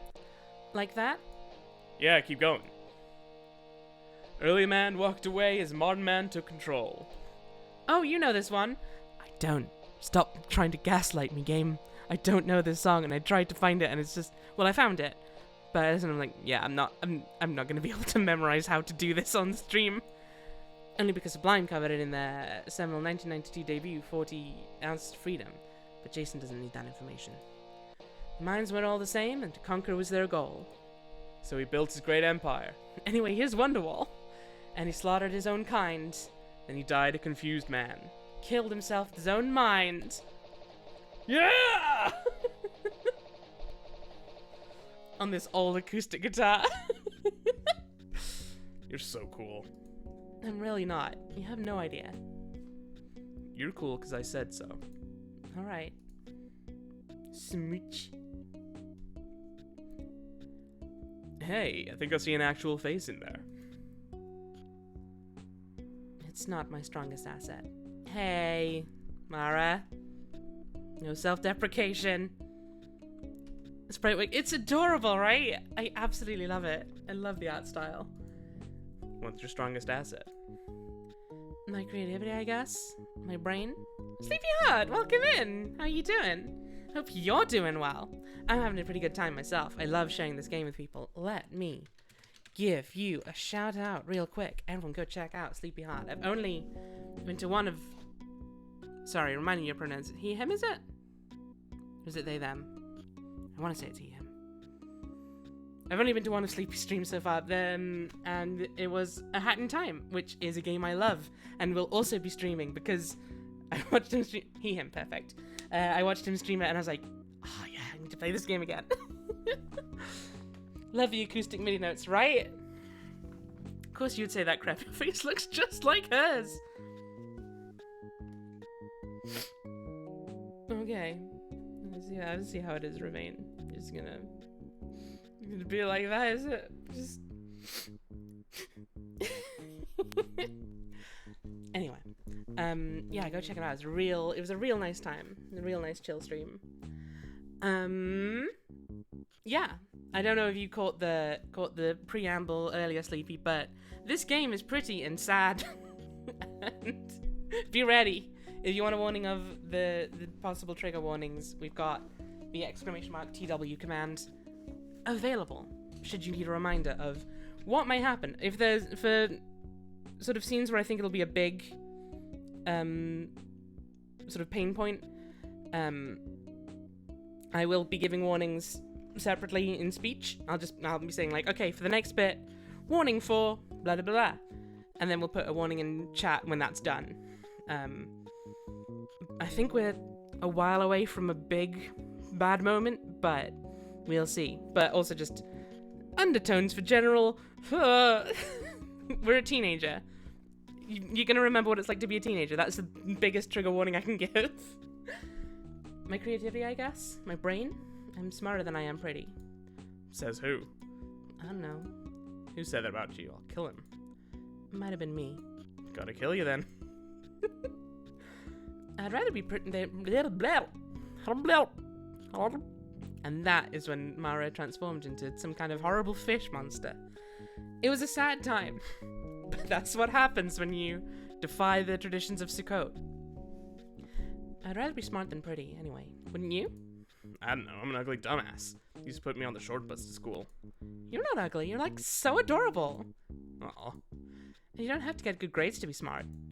I was in advanced classes for a few years, and actually a lot of those people are really stupid. Well, we agree on that. School's a waste of time. Yep, that's what happens. I don't know if it's a waste. Everything I ever wanted to do, school was just a distraction from that. I've got way too little time on Earth. I just want to enjoy life, you know?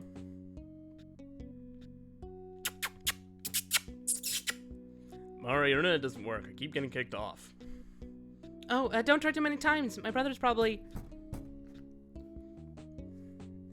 What? Why do you keep trying to disconnect me? I didn't know you were on, sorry. You shouldn't even be online right now. Why are you online then? Mom asked me to download something for her. Who made this guy king shit? Shh. I won't do it again. Unintelligible mumbling.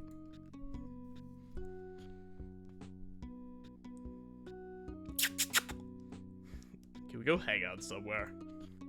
Sure. Oh my god, Robert.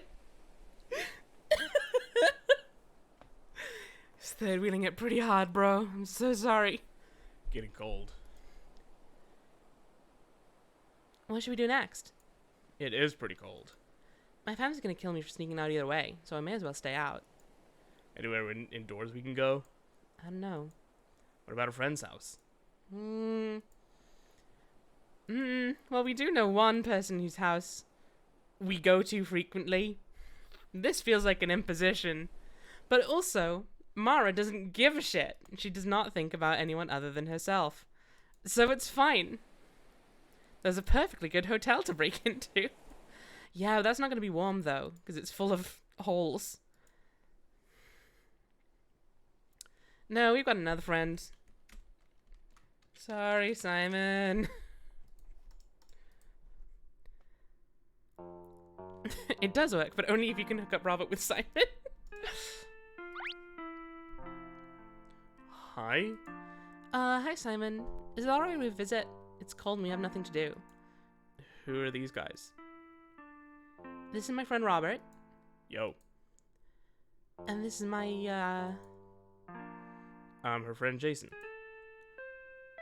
yeah, they're both my friends. Cool. It's nice to actually meet your friends. Dude, what do you do for a living? I'm a writer. Please don't touch anything. Wasn't gonna.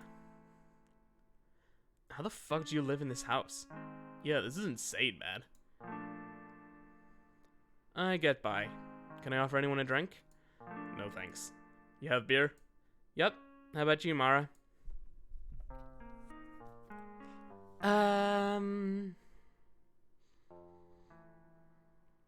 I seem to remember this one not mattering.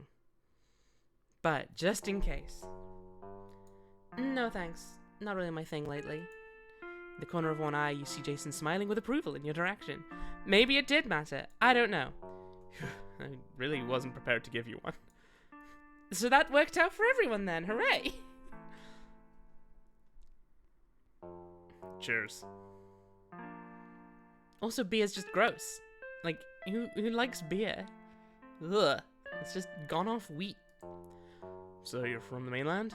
Yup, it's shit. That's right. So what do people do around here? Party all summer, cry all winter. I think I could live with that. Except for maybe the crying part. Ask if he has rum instead. Yeah, there's the rub. Cool. They have all of the... Grab no metagaming. You can't stop me metagaming. I'll metagame all I want. was always more. I'm just saying. There's much tastier alcohol out there. And it'll do much more. And you won't feel like belching every 20 seconds. Hey, Slugger. It's always just weird how he always has like infantilizing nicknames for her, like Kiddo and Slugger. It's, Is it cool that we're here? Sure, I love looking at rich people's shit. You're pretty sure Simon isn't rich. He doesn't even speak to his family, let alone rely on them financially. You can recall at least a few times Simon was too broke to eat. Slugger, Champ, Kiddo, Tiger, yeah, exactly, it's like, Still, Jason's words have you wondering how exactly Simon does live here. Is he a more successful writer than you think? What's it cost to live here exactly? So, you don't drink at all, right? Nope. How about you? It wouldn't be truthful to say you don't drink, simply on the basis that alcohol is rarely available to you. You just figure there's no good reason to drink if Jason doesn't want to. Still, you can't help but feel a small regret for turning down Simon's offer. But beer is trash! Not really. I mean, I drink once in a while, but I just... I thought you'd like it better if I didn't. Why would I like it better?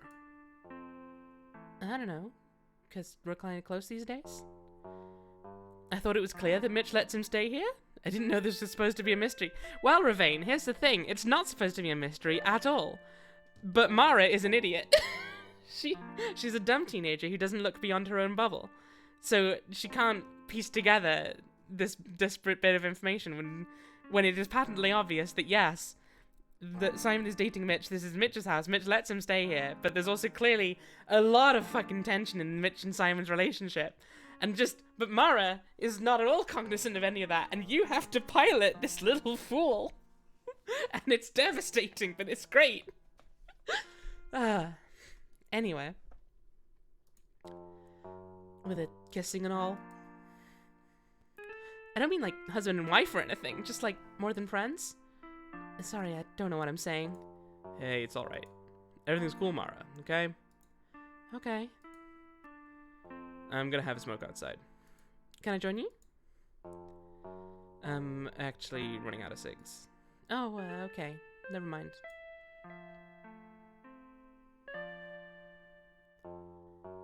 You feel a sickness traveling through you, touching every tender nerve as it spreads. Soon your body radiates with discontent. Oh no. That would have been the worst possible choice if he'd introduced himself as her husband. Or if she had introduced him, yeah.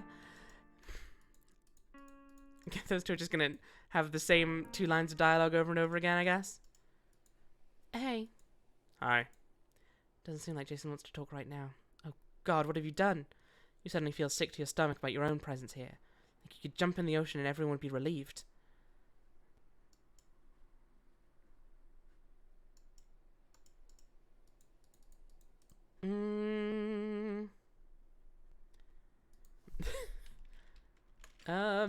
Because I don't quite remember what we have to do here.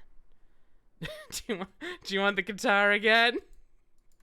Come on, you love a guitar. Did we leave? Probably shouldn't ditch the boys at Simon's house. I get the feeling none of them would appreciate it. Yeah, that's what I was thinking. Do I have to... Well, yeah, these two are just... on their dialogue. Do you want some carrots? Yeah, no, Jason is smoking a cigarette and staring out into the darkness. Doesn't seem to notice your presence. Given the danger of this outing, you'd really want to bury your face in Jason's chest and hide. But you also want him to touch you himself, of his own volition and desire. And so you wait.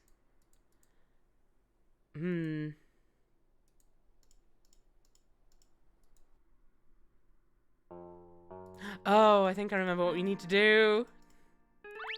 Yeah, there we go. Quickly spiraling into a pit of anxiety, you decide to calm yourself by logging onto the internet.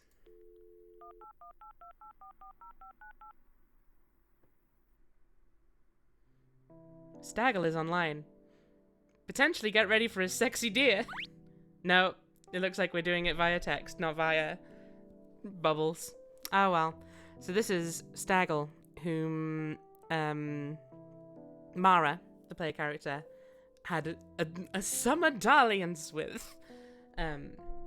They were kind of internet boyfriend and girlfriend for like a few days, and it was awkward, and then Mara kind of ghosted him.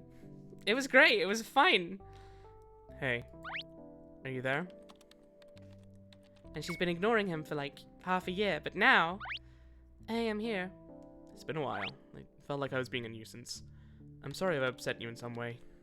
Well, you were a fucking creep on the internet, but who isn't? You didn't. I've just been having a really hard time figuring stuff out lately. It's okay. I guess I'm just wondering what happened with you and me.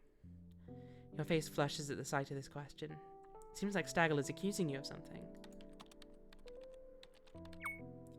We were never officially anything. I don't know where you get that idea. You're so angry all of a sudden. You wish Staggle would just get the message and move on. Well, I guess I kind of suspected this. I just wish I knew where we went wrong. For a moment, it felt so easy and right. I don't know. If you reach back into your sense memory, you can still taste and smell and feel it. Spring, the time when you fell for Staggle. He meant the world to you once. He seemed like the answer. You do regret that you've lost the feeling, but you can't explain why either. And you don't want to explain it, especially not to Staggle himself. Meanwhile, Jason's out there typing this on his phone. I'm on a friend's computer. I can't talk long. Okay. I'm sorry, PT. I don't want anything else from you. I'm just sad, and I don't know who else to tell. I'm sad too. And I'm sorry too. Sad face. I'll leave you alone now. I hope eventually we can be friends. You can't imagine Staggle not being in your life, but at this moment you dare not promise anything. Bye, Staggle. Sam. That's my real name. Taggle is this game I made up with my best friend when we were little. Wow, what an imaginative name. Wow, all this time I thought of you as a deer. Nope. We've been imagining the sexy deer for nothing. I'm Mara. PT's a reference to my home. Mara, that's cute. Sorry. Take care, Mara. Goodbye, Sam.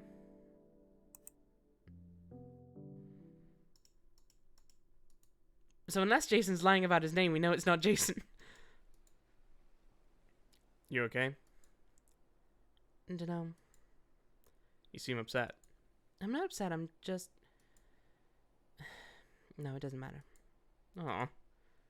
I think I need to go home. Really? We just got here. You wonder what Jason expected to get out of this trip. Was he hoping to get you alone tonight?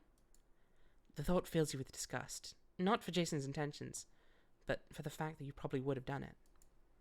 You wonder what's the matter with you, that you couldn't just be happy with Staggle, who actually wanted to be with you.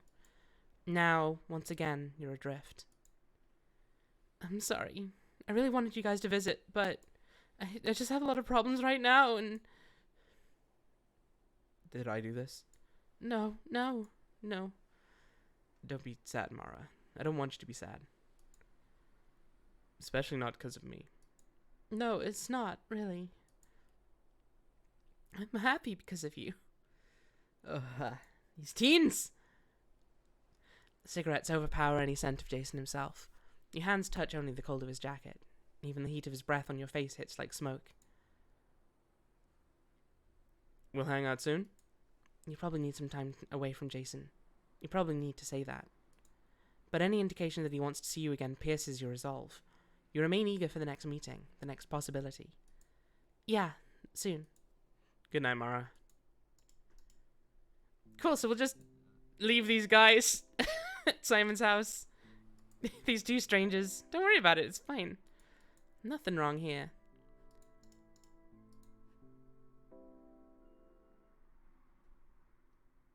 Everyone's gone to bed.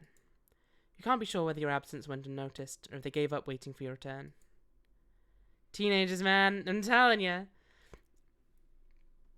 Really, between the two options, is there any difference? Man, getting philosophical here. Who left the TV on? Timothy, were you watching TV? You specifically said no TV. Can I turn it off? What do you mean this might not be the best time to try that? Wait, but it's clearly giving off light. Is it not already off? I mean, not already on? That is weird. Okay. You know what? I'll believe you.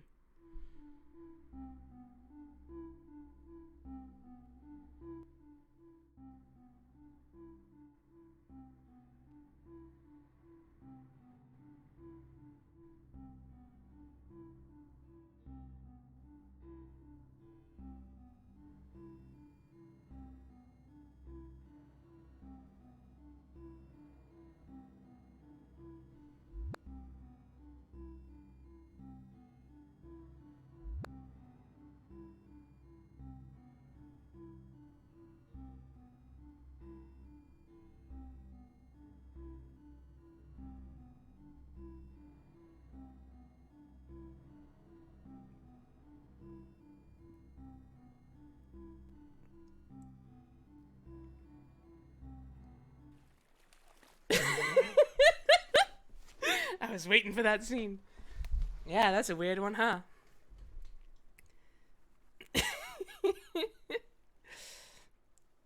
For the record, I think it is ambiguous, like, what happens there, but I'm pretty sure it's meant to be just Mara imagined that happening and got overpowered by it a bit. Just by the question of what if. But who knows for sure. Hey, girl. Wow, your hair's back to normal. Yeah, I started to hate it. Oh, well, I liked it both ways. Thanks. Did you hear the new Britney? Yeah, a while ago. Guess that question is overdue. You and Ellie have been on good terms since you reconciled in the fall, but you still haven't technically hung out again. Now you're starting to regret the time you've lost. Do you love it? It's alright, if you good singles. Oh my god, Stronger? Oh my god, Mara, I've been playing it non-stop. It's my favorite. Maybe of all time. Isn't it kind of just a redux of Baby One More Time? Sure, but that's, like, the point. She's back, baby. Better than ever. You say so. Are you going out tonight? No, didn't you hear? Sound might freeze. I did hear. I was just testing you. Mara, I was just getting supplies from my grandma for Christmas presents. There's still so much to do. Shh, yeah, tell me about it.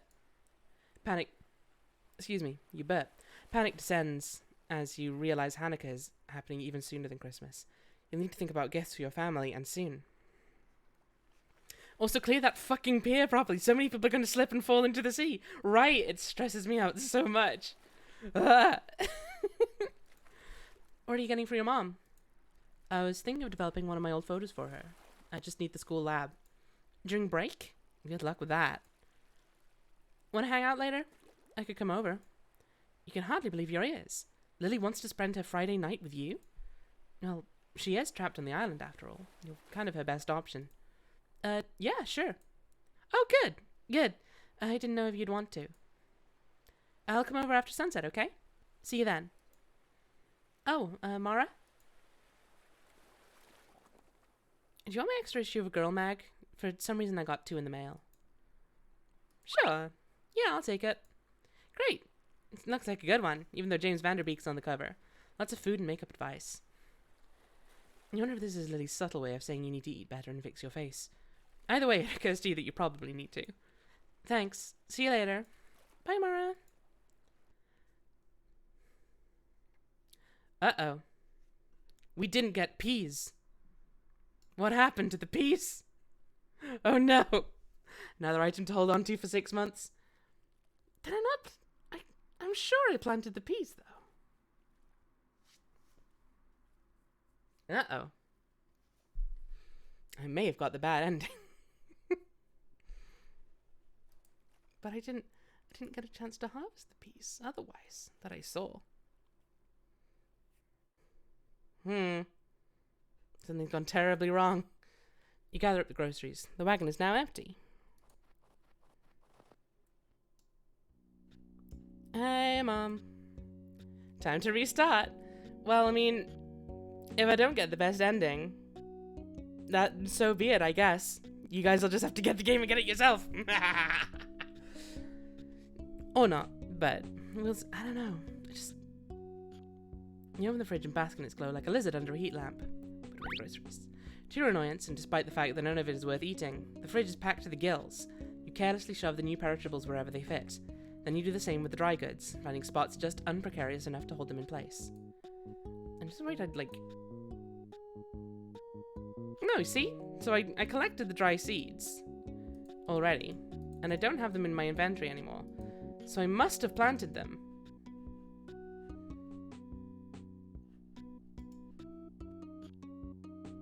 Spring or late summer. Nope. I don't know. I just don't know. I had just about everything except grapes. Mom? Did you hear me? Sorry dear, that's fine. I'm just worrying over our finances. Cool, well, I'll be in my room. We can't keep the house much longer. What? Why not? Sorry, dear, I don't mean to involve you, but the island has become very popular. Property taxes are going up again, and I never wanted to give this place up. Mum was daydreaming about Leonardo DiCaprio drowning again. The house you and your brother grew up in. Where else would we live? Somewhere on the mainland. So, like, a different school? Maybe. You accidentally skipped the goddamn dialogue.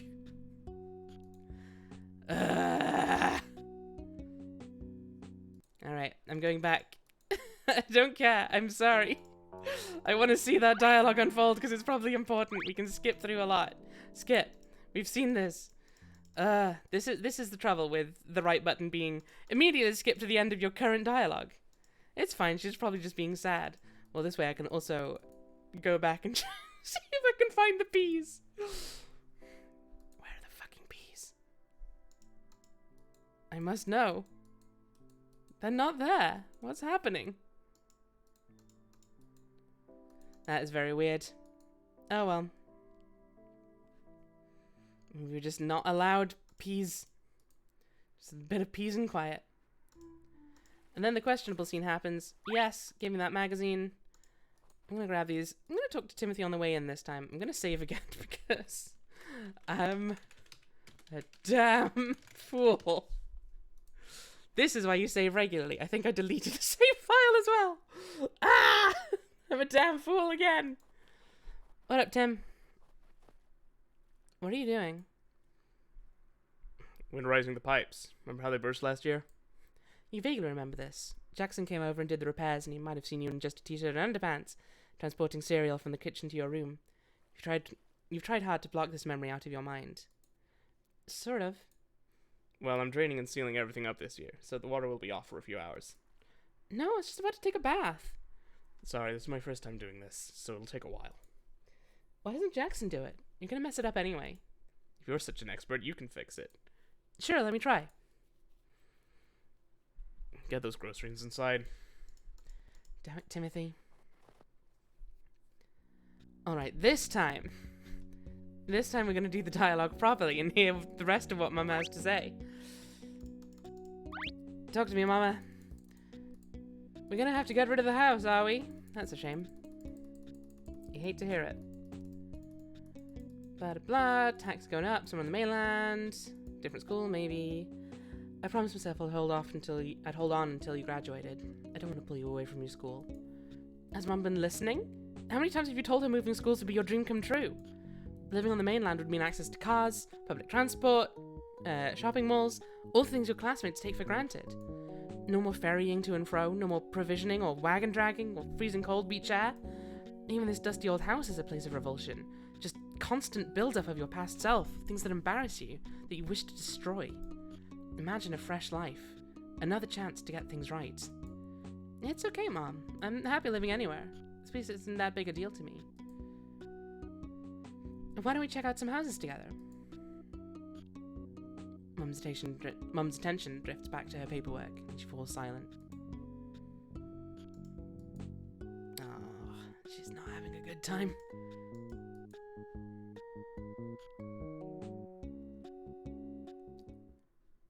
The screen glows icy bright. Since you left for your errands, nothing new has really popped up. You find more and more skimming the fantastic fiction forums depresses you. You certainly haven't posted any new writing lately. In fact, your last dozen or so posts have mainly been about how much the forum sucks these days. You're getting kind of a reputation for that. But you can't help it. It's true, and you wish it wasn't. Your buddy list, too, is stale. Gives you no excitement to see FF members online, Staggle or otherwise. You mostly use messages to plan hangouts with Jason and Robert. They're currently offline. Oh well. Maybe something will happen later. Ah, Mara has become one of those people. Right. I still want to keep playing for a while, honestly. I think maybe I want to try and finish the game. I think we can probably do it this stream without going too crazy late. Oh no, she's touching grass. Stop her. However, I have been going for about 3.5 hours, and it's been a while since I last took a break. So let's do that. Take this chance, everyone, to look after yourselves, do a little bit of self-care. Grab yourselves a drink, grab yourselves a snack, have a stretch, have a bit of a break from your screens, take any meds you've not taken yet that you need to, and yeah, also consider checking out the Kickstarter for the sequel if what you've seen today has been of interest. The sequel is looking really interesting. We'll be Mara again, once she's a college student, so like she's 18, and it looks like there's going to be a lot more things to worry about. Like, I went to a stream by the developer the other day, and she was talking about how your choices will have consequences not only for you, but also for the people around you, and that sounds terrifying, but really interesting. So yeah, give it a check out. I'll be back in 10-15 minutes, something around then. And yeah, have a lovely break.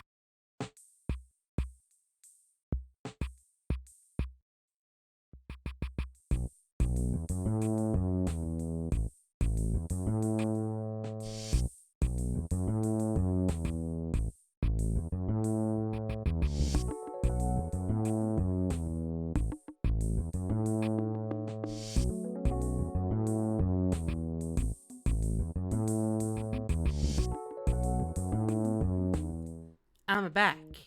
Hello. It's a pleasure to see you all again. I can't see you all, but I can imagine you. Gosh, you're a good-looking bunch. Right, let's get out of here. Let's go and trying to remember what it is I'm doing. I think we need to go talk to Timothy? What up, Dingus? Don't forget we're going to the mainland later, Mara. Why would I forget something I'm so sure to enjoy so much? Wait, I'm sure to enjoy so much. Timothy doesn't react. You can't tell if he heard you or not. Okay, we'll see you later then, I guess. What's going on? Let's drop in on Simon. Let's see what he has to say. The door's locked. Simon is either out or asleep. Well, let's not go and see what Simon has to say then. Let's leave him to his devices. Be they sleeping or depression. Fucking mood, Simon. Holy shit. Okay, where do we need to go? Consequences? She doesn't even know how to spell them. You know what? Seems quite possible. Well, hey, I remember you. What's this? Braving the bitter cold for the sacrificial act of present shopping, you peer down at Mikey's supplies. What have we here? Why, it's a complete box set of Ken Burns' The Civil War documentary. Though you can't personally think of something you'd rather watch less, and that includes the entirety of Rotten.com. Really, Mara? Oh no. Thank you, Ravine. It happens to be a favourite subject of Timothy's. It would make a perfect gift for him. What do you want for the tape set? Mara, you've already got me on the back foot. Where are you playing at? Huh? How much money do you wish for me to lose on this sale? It's an extremely desirable collector's piece. See the PBS logo? I see it. It's not like these documentaries are made for the public good. Real money's gotta change hands. How much then? $40. Well, I'll never have that much. It's not even for me, it's a gift from my brother. If you don't have money for the tapes, you'll have to trade me something exceedingly rare. Give her brain a good rattle for this one, Mora. Okay. Can you give me any hint at all? What's your brother's happiness worth to you? That doesn't help at all. What's all this? The trash can outside Peter's appears to have some brown paper hanging out from it. This'll work fine as wrapping paper. Great. It occurs to you that you might be able to use this paper. Quickly checking to ensure that it's free of grease, you smooth out the edges of the brown sheet and pocket it. Yeah, we're gonna use this to wrap up our Hanukkah gifts for our family. Alright then. Let's get on out of here. Well, we need to find something to do. I don't have any ideas. There's no one around. We need to go to the mainland with Timothy later, but he doesn't seem interested in budging. We know about those tapes, so I guess we're on the hunt for something rare and interesting. Is he going to want the guitar? He's going to want the guitar. Oh no. Does he want the guitar? I'm curious to find out. Why would you want them to have that? Okay, you can't give him the guitar. I know what you have to give him, but I was curious if he would take the guitar. But no, he apparently will not. So that's nice, at least. Is Jackson in? Hey, Jackson. How's it going, Mara? Oh, fine. Keeping warm. Without warning, an image invades your mind. You and Jackson are sitting at a campfire by the water, sharing the warmth of each other's bodies. Gradually, your eyes meet, and his lips find yours. Cool, cool. In the next instant, it's gone. You're left confused by what Jackson represents to you. He is the sum of what could be and never was. Amanda says she never sees you anymore. We should hang out, the three of us. Yeah, that'd be great. Neither you nor Jackson venture a time or place. Same as it ever was, you decide. But it's fine. Good night, Rob. Thanks for coming by. I hope you sleep well. We, meanwhile, will continue to suffer.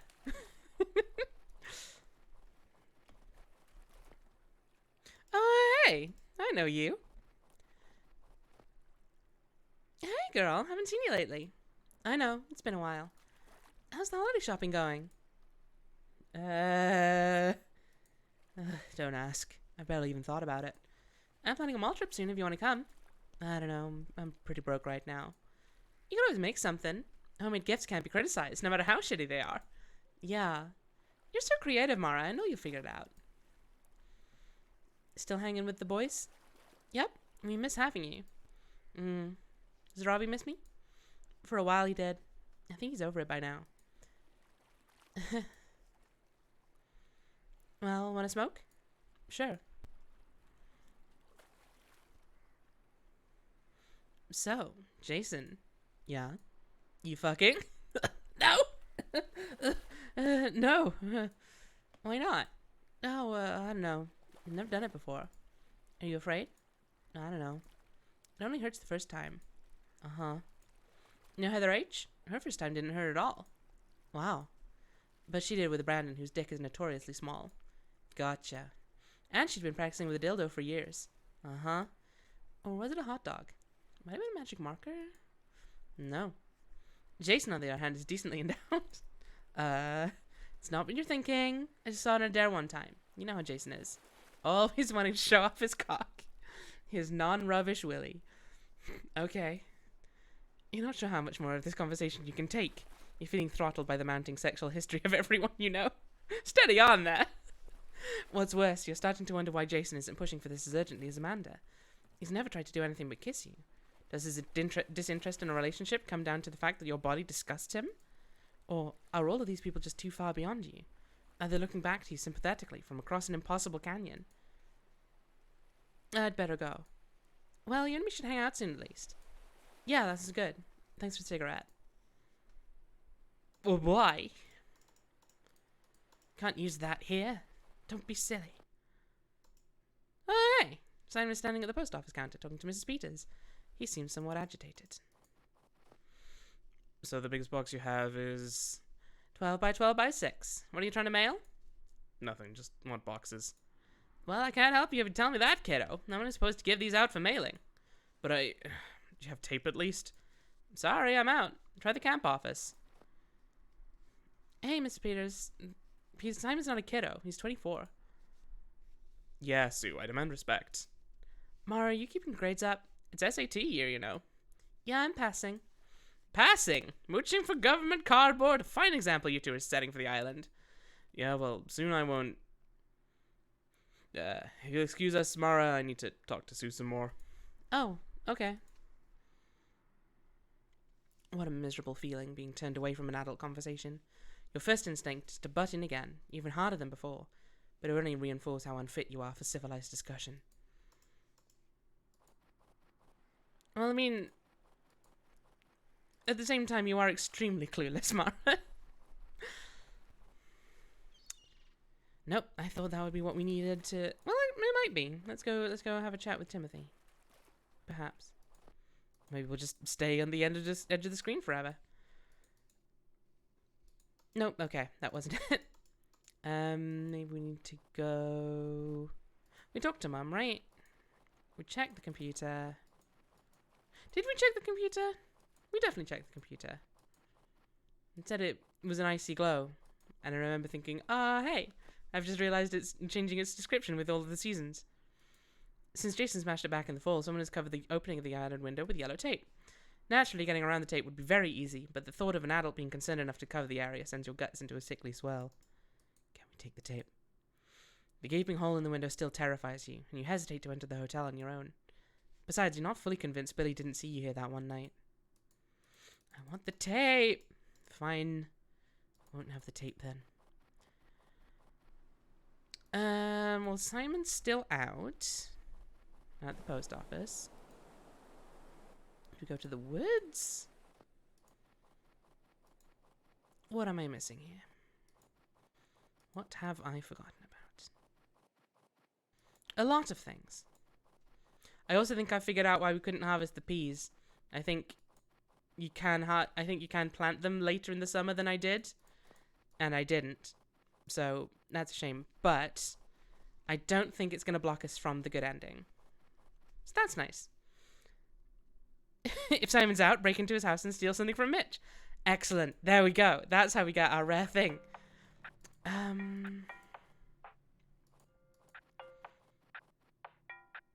Do I need to talk to you? Maybe I need to talk to you. Like, without looking at the thing. Don't have money for the tapes, you'll have to trade something exceedingly rare. Okay, no, it's not that.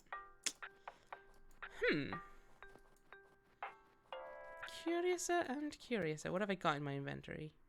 Maybe I need to look at this. It's the latest issue of Girl Mag, a monthly periodical for teen girls that mainly deals on the topics of fashion and romance. Can I read it? You've long since let your subscription to Girl Mag lapse, and it's with some reluctance that you scan the cover of the latest issue. It's a lot of the usual pieces on makeup, hair and clothing, things you know you can't afford right now, between your own money and Mum's. But one feature in particular titled, From Flirt to Main Squeeze, a how-to guide catches your eye. Wait. From Flirt to Main Squeeze, a how-to guide catches your eye. The article is in the form of a bulleted list, each item a unique nugget of advice. Punk Moogle, welcome in. How you doing? Hope you're having a nice evening. Number 1. Never seem too eager. Guys like to work for your attention. Besides, you've got more going on than just him, right? So when he's not talking to you, ignore him. 2. When it comes to hooking up, too much aggression can freak guys out, so always let him make the first move. 3. Change something about yourself. Cut your hair, try a new fragrance, or revamp your fashion style to see if he notices. If he does, he's probably the real deal. If not, his loss. 4. Are you chewing with your mouth open? This is an oft-overlooked reason a boy might not want to date you. Think about it. Would you want to kiss a girl after seeing nasty chewed-up food in her mouth? Try practicing closed-mouth eating in front of a mirror before you see him. Or just don't eat or chew gum at all when he's around, if you want to play it safe. And finally, 5. Don't be too available. Are you always going someplace he and his boys want to go? If so, you're not making him work for you. Tell him where you want to go. That last one was very specific. Be in control of the situation and watch him go from crush to happily ever after. Now that you think about it, Jason really is in control of where and when you hang out. And maybe you do follow the boys too eagerly. Is this why Jason only sees you as a friend? This is certainly a lot to think about. It's a lot of words. Not sure it's worth thinking about, though. I can't take that shovel. Or the wagon. This is a crime. Can I have a hot pocket? What have I forgotten about? Do I need to talk to Mum again? No. I definitely use the computer. You're cool not touching that. I don't know what it is. Was it there the whole time, though? Years ago, your father gave you this ratty old copy of Silent Spring by Rachel Carson. Only recently you've bothered to open it. Cool. Okay, let's try the computer again, but I don't think there's anything. We just learned she's being mean to everyone on the forums. You navigate to the Fantastic Fiction forum. Oh, wow. Okay, I guess there was something else to do. You'd heard rumors of the community's obsolescence. Certainly you'd felt it yourself lately, but you never believed you'd see the day. The ISP has decided to shut down the whole thing. Fantastic Fiction's parent community and all the forums within. Jesus, people are devastated by this. Of course, a lot of them are newcomers who registered within the last year. They still see a forum with tragically unrealized potential. For the veterans who've been posting since 1997, the shutdown is the inevitable end to a long and protracted decline. A lot of your favorite people have moved on. You probably should have done the same by now. Guys, we knew this was coming. It's time to admit, and no offense to the noobs, that our forum has gone downhill. That'll help. Hey, I guess you heard. Yeah. How'd you feel about it? I'm definitely sad. Dean, welcome in. How you doing? Feels like it's been a while. Also, I noticed that we're copying Jason's writing style more. But maybe FF just wasn't that great anymore, you know? She's still spelling everything correctly, but is not so worried about the capitals. You think so? Well, how much did either of us post anymore? I guess that's true. But I have so many memories attached to this place. I thought it was just the UI. No, it's all of it. I've done my usual thing of putting in way too much fucking effort, but having a lot of fun with it, so it was worth it. You feel a tingle of embarrassment in your gut. You know what memory Staggle is referring to. I don't know. I'm just a different person now. I was 13 when I found this place. Me too. God, it was like a dream come true. It was like I made this place exist with my brain. OMG, that's so true. Smiley face. You're starting to get uneasy, wondering if that burst of enthusiasm reads as flirtation to Staggle. It makes you sad to realize you can never speak freely with Staggle again, or you risk sending the wrong message. In this way, your friendship is over. You are tied together only by your history. I wonder if there's a way to save all the posts. I guess someone could download them, but where do we put them? Somewhere on the internet, I guess? You have a small amount of experience with forum setup, but this is beyond your scope. You wouldn't know where to begin importing an entire AOL message board to the web. Besides, this would cost money and interest, neither of which you have in droves. Well, the spirit of the forums will continue somewhere. I know that. You flash back to a story Neon Dragon wrote back in the summertime. You and Staggle were characters in it, ultimately doomed to destruction. You hated the ending, and made it known. Begrudgingly, Neon Dragon wrote a new ending that he hoped would satisfy everyone. He invented a pocket of existence where you and Staggle's characters were somehow magically still together. Freed of your earthly bodies, the dim energy of your souls endured in the cosmos for all time, connected by the fabric of love.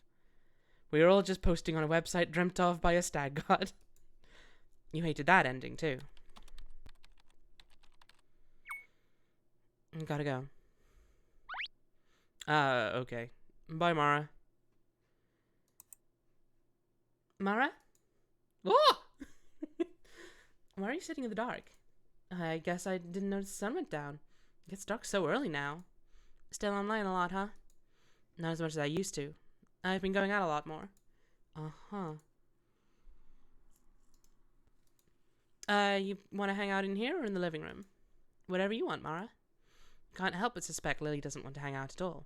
You start to feel bad for wasting her time.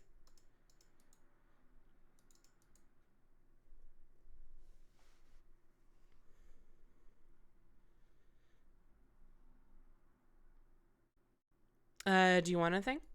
Sure, I'm starving. What do you have? Let me check. Oh yeah, you put a fresh box of Hot Pockets in the freezer this afternoon. Miraculously, Timothy hasn't touched them yet. You're thrilled to be able to offer such a gourmet treat to your guest. Want a Hot Pocket? No thanks, those are kind of disgusting. Oh. Well, alright, that's kind of a relief. You're really hoping to have one pocket tomorrow after school. Well, there's s'mores Pop-Tarts, and I could toast them. Sure. As your s'mores toast, you think about how cool it is that you had multiple snacks to offer Lily, no doubt adding to her overall enjoyment of the visit. With the tips of your fingers, you delicately gather the toasted s'mores by their hot, crispy crusts. Expected to be a jar of eggs? Yeah, you know. Would you like an egg in this trying time?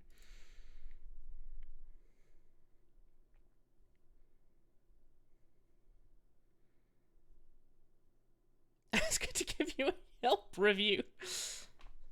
You're still dating that punk, Jimmy? Jason, or we're not dating? You said you were going out a lot more. Well, sure, we hang out a lot. A few times a week.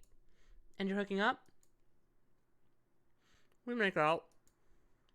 But he's not your boyfriend. Well, it's a little more complicated than that, Lily. Do you want to be his girlfriend? I don't know. You don't know. So you hang out with a guy 7 days a week and you don't feel one way or the other about him? 3 days a week. 4 tops. Mara, why don't you just ask him? For what? To be exclusive. Who says we're not exclusive? Who says you are? Is he dating someone else? Are you? No, I don't want anyone else. Then you want to be his girlfriend? No offense, Lily. I just don't think you get the situation. Would you like a plain egg sandwich? I've had it in my pocket for a year now. Whatever. Anyway, I got something today. Something I wanted to try. It might be fun to try it together. Yeah? Egg. Egg. Ready to go? Huh? The ferry. Supply run. Shit. You forgot. I'm sorry, Lily. We need to do this. Yeah, it's fine. I'll go home. Your family need anything? God damn it. Fuck. We're already stocked, but thanks. Alright. I'll be outside with the wagon. He loves to ruin my life. Well, you're the one who forgot. You see how much he loves that I did, right? I don't know. I'm not getting involved in this. Are you fucking kidding me? I'll make it up to you. Next time we hang out, it'll be super fun. Whatever, Mara. No, not whatever. Whenever we next hang out, will be fun. Or whatever. Okay. Hey, you got a Pop-Tart out of it at least. Mara, go. I'm gonna stay here and I'm gonna eat all your food. I'm loving this. Alright, shall we go, Ding Dong? Are you ready to go or not? Uh... Hurry up. King Cullen's only open till 10. Well, where did the egg voice clip come from? That came from A Hat in Time. As, you know, half of my sound clips do. Just checking. Some... It's like... Because the stuff that I know we need to do in winter. But I don't know how many days we have. Doors locked, Sam is either out or asleep. Okay. So we could definitely do some stuff later. So I'm going to trust that everything is fine. And we can just go to the mainland. He said supply run. I think it's quite clear. We're going to get enough stuff that we don't have to worry about the pond or the lake freezing. Want to do groceries or the drugstore first? Uh-oh. Shit. You'd long dreaded the possibility that you'd run into Jason while out with Timothy. Hi, Jason. Drugs. This is my brother, Tim. Hey. Timothy mutters what sounds like a greeting without turning in Jason's direction. I was hoping I'd run into you. Can we talk real quick? Well, I have errands. It'll only take a sec. Let's talk in the car, okay? I'll be quick. Are you serious, Mara? We have over an hour before the next ferry. No, I mean, this guy. Shh. Hey. I love that little animation. He looks like a Nazi. What? The shaved head, the leather, the military boots. Don't you know where all that comes from? You're insane. He's a punk. That's all it means. It means a lot more than that. And he either knows it or he's a total fraud. Both can't be true. He's not a Nazi. I hang out with him all the time. Does he know you're a Jew? For your information, he does. I guess you think he's planning to kill me then? No. I'm talking to my friend, and I don't give a shit what you say. I'll be at the drugstore. Hurry up. Drugs. Can we go in here and get a free egg sandwich? The convenience store is closed for the night. Dang it. What up, Jace? You barely resist the urge to put your arms around Jason's neck. The two of you are not dating, after all. It wouldn't be inappropriate. Fuck, it's cold by the water. Let's get inside.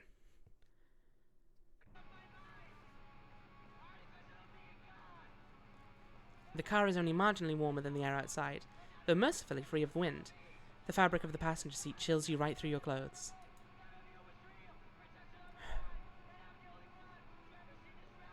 Things have been strange between you and Jason. Ever since that night at Simon's, you've been tiptoeing around any word or action that might push him away, or make you look desperate.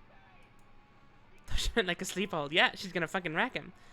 Though you've managed to avoid embarrassing yourself, you're suffering for it considerably. Your time together feels like a fragile and fleeting illusion. Your heart yearns for a version of Jason that has yet to present itself. Still, you hold out hope. You know there's more to Jason than he lets on.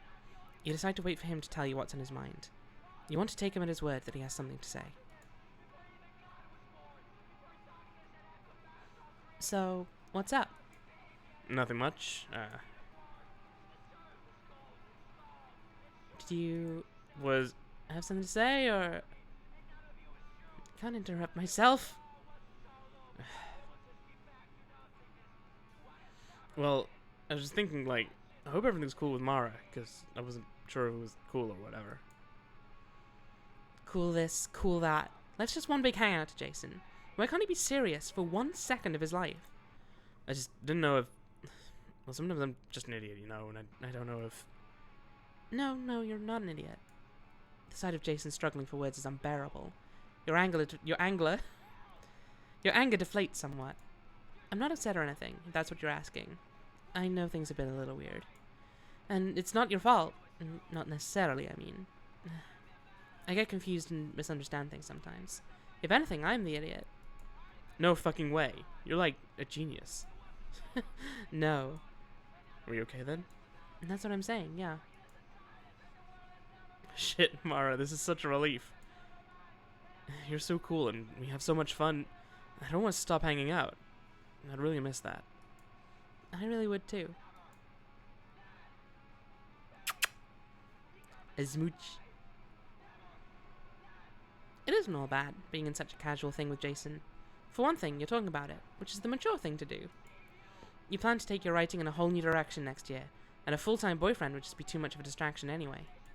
This way, you can have a fulfilling social life, and your art won't suffer. This can be nice. What are you doing tomorrow night?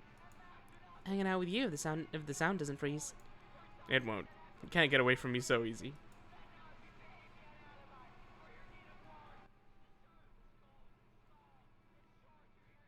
Bye, Jason. As you watch Jason's car drive away, a hopeless feeling returns. God, did that accomplish anything?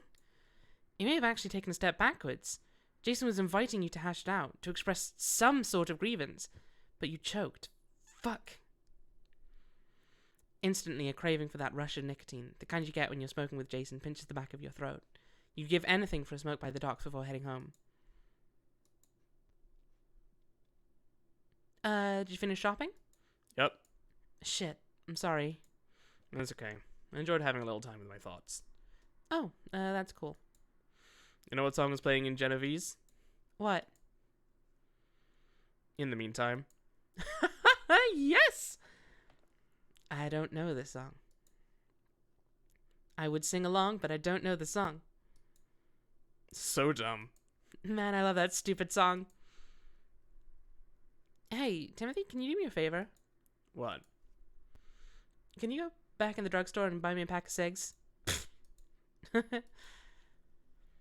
But really, here, I'll give you the money. You can't be serious, Mara. I'm really stressed out right now, and we're about to be stuck at home all weekend.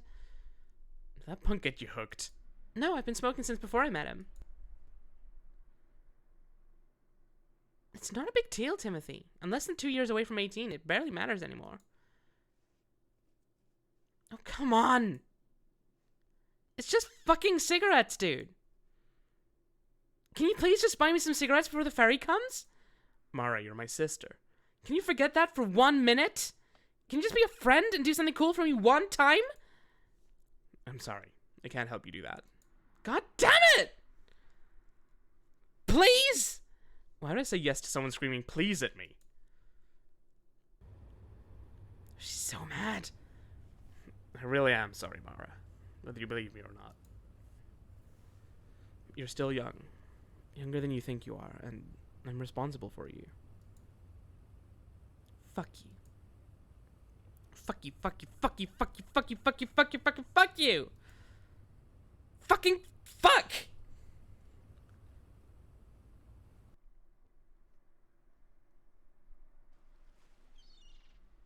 You won't say anything to me? Alright. See you at home. Friends don't buy friends cigarettes. I'm just saying. Don't smoke, Mara. God, you feel horrible. Nervously, you contemplate what to do with yourself at this late hour. What comfort, if not the chemical remedy of the cigarette, is available? You realize with sudden agony that you haven't had a proper dinner, and with no cigarette to stifle your hunger, the feeling is quite pronounced. The S'mores Pop-Tart is long gone, a burning wicked void in its place. Well... Hang on, let's just make another save. You fuck, you fuck, you fuck, you fucky. Fuck you, fuck you, fuck you, fucky. That's silly. Okay. So there's 2 places that I know of that we progress stuff in this chapter. And I don't know if this first one's available yet. Nope. Okay. In which case, We need to go to the only other place we ever go regularly besides our house. I'm pretty sure, at least.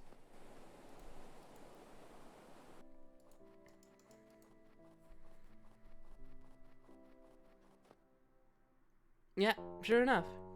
Mara. I was just about to eat. In the dark? I guess so. What's with all the boxes? Why don't you have a seat? Can I take a box? One of these is for me? Yes? Mara has box?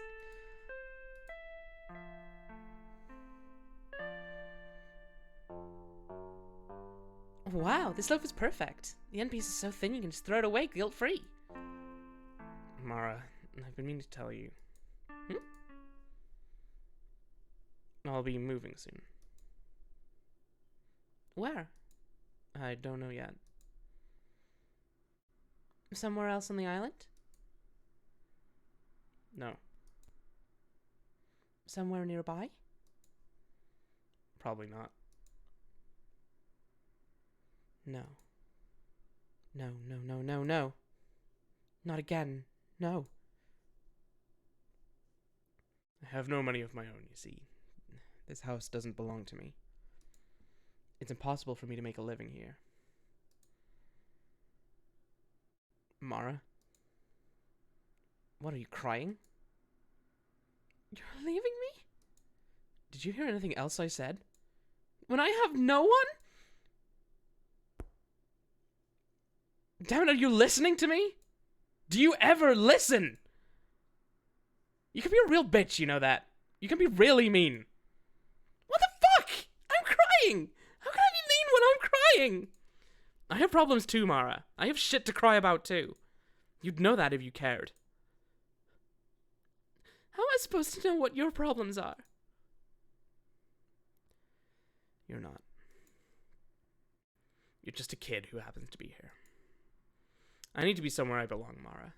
I thought this might be the place. I wanted it to be. I barely made it through this year. Do you understand that? For fuck's sake, say something.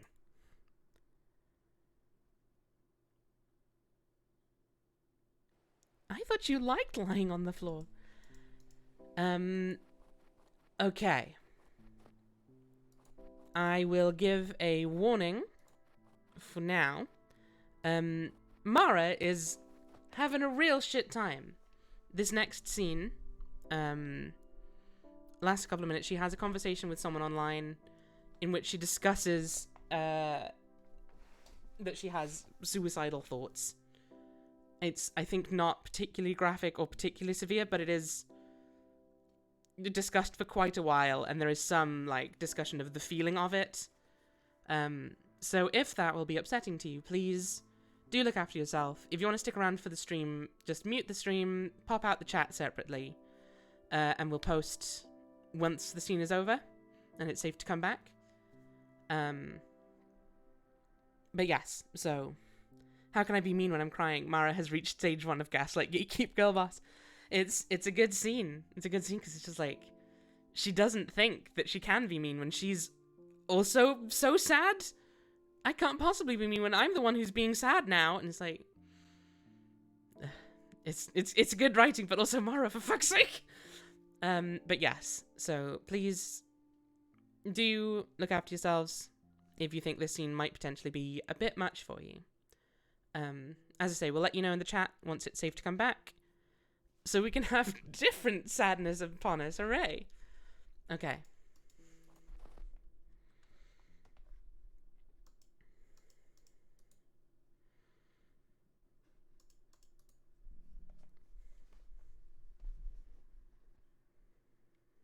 The screen glows icy bright.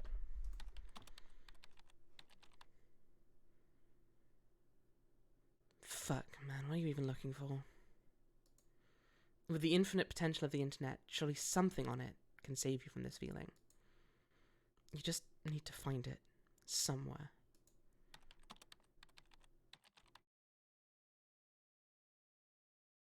Where is it? Is it anywhere?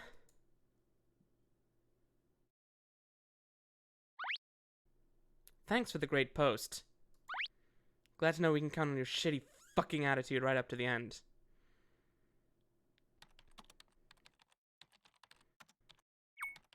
Fuck you. You have no idea what I'm going through right now. I want to fucking kill myself. Nobody gives a shit about me. What do you mean, nobody? What about all your friends?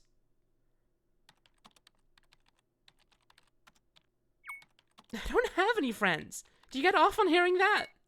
There's nobody I could even go to with the problems I have. Sounds pretty standard to me. A lot of us are depressed every day.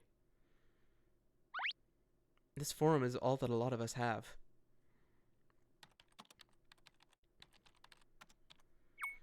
This has nothing to do with the forum. Did you even read what I said?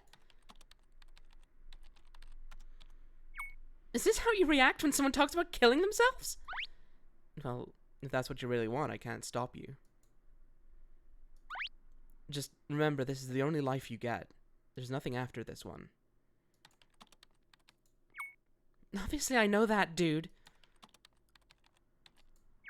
What's the point of living when you're just sad and confused all the time? I don't know. But if you die, you won't see how stupid the world gets in the 21st century. Aren't you curious? The world isn't the stupid part, it's me. I don't speak the same language as the people around me. I'm barely even human. You're evolved from a species that predates human civilization. Your ancestors made it this far through unimaginable odds. What could have possibly gone wrong in you that you don't fit? I don't fucking know. Neon Dragon is quiet for a long time. You wonder if you've finally driven him away. You want him to come back. Please come back. I need you.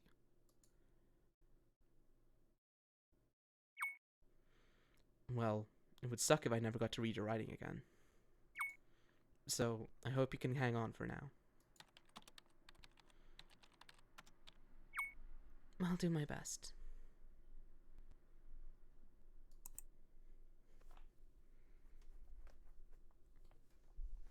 You think for a long time about the experience of death, of dropping away from this plane into the darkness. Did Dad feel it happening? Did he understand? Did he accept it? Do living things intrinsically know how to die? Or is it a fight to the end, on a molecular level, right down to the last cell? No one who's been there can describe it to you. Maybe if they could, if some link existed between the dead and the living, you wouldn't fear it so much. But you were afraid. You found no way to accept it. Being alive, by definition, is the only thing you know. Your mind focuses on the weight of your back against the chair. Gradually, once again, living becomes preferable to the great mystery of the void.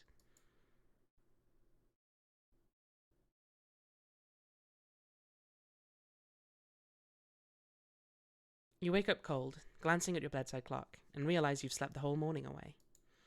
The next few days are supposed to be the most brutally cold of the season. If the sound hasn't frozen, which Jason assures you that it hasn't, you'll be seeing the boys tonight. If it has frozen, you'll be completely alone with your thoughts.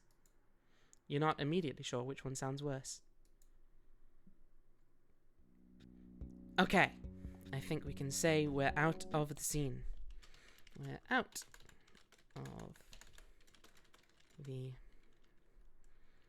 scene of suicidal ideation. If it's frozen, you can just walk. I wouldn't recommend that, if I'm honest. I wouldn't recommend walking across. Like, I know people do it, but also just the thought terrifies me. Ugh. Are they gonna get a Dragon Vision Persona 2? Sadly not. You could commission one from someone.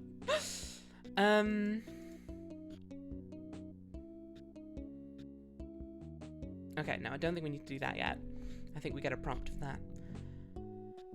Okay, so we need to head over to the where the ferry is, I think. I don't think we need to do anything before that. Nope. I guess we do need to do something before that. Let's have a look around then. Actually, you know what I didn't do? I didn't use my computer. Probably need to do that.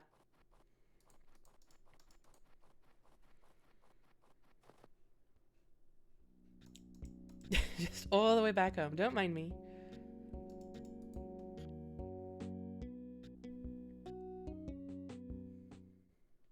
The screen glows icy bright.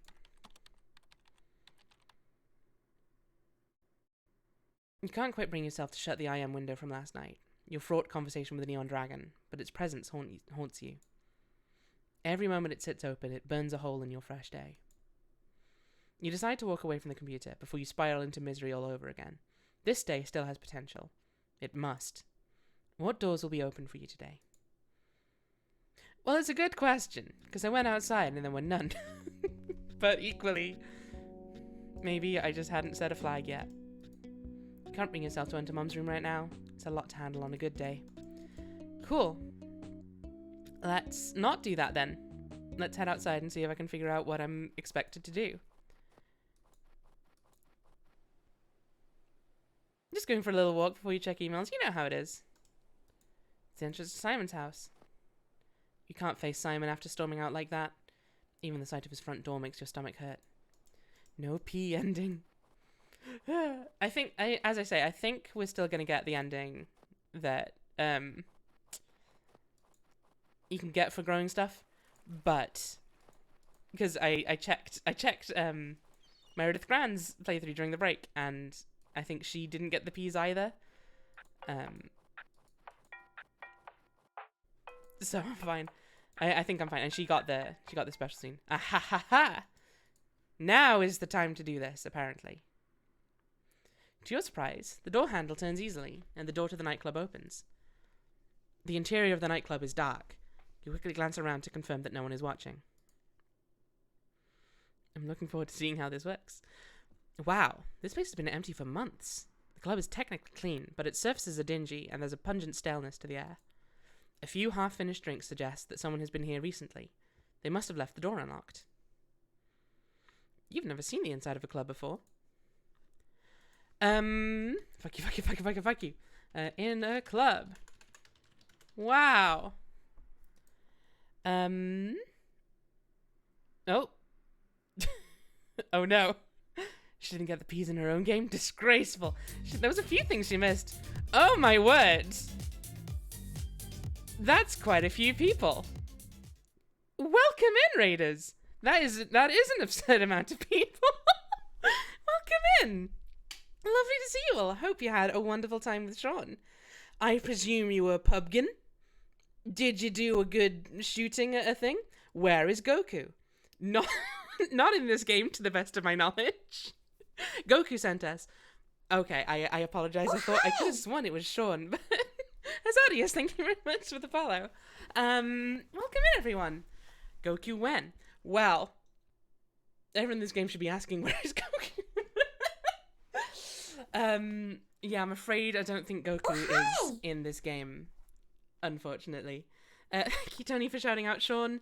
Thank you to, I didn't see who followed. Help. AJ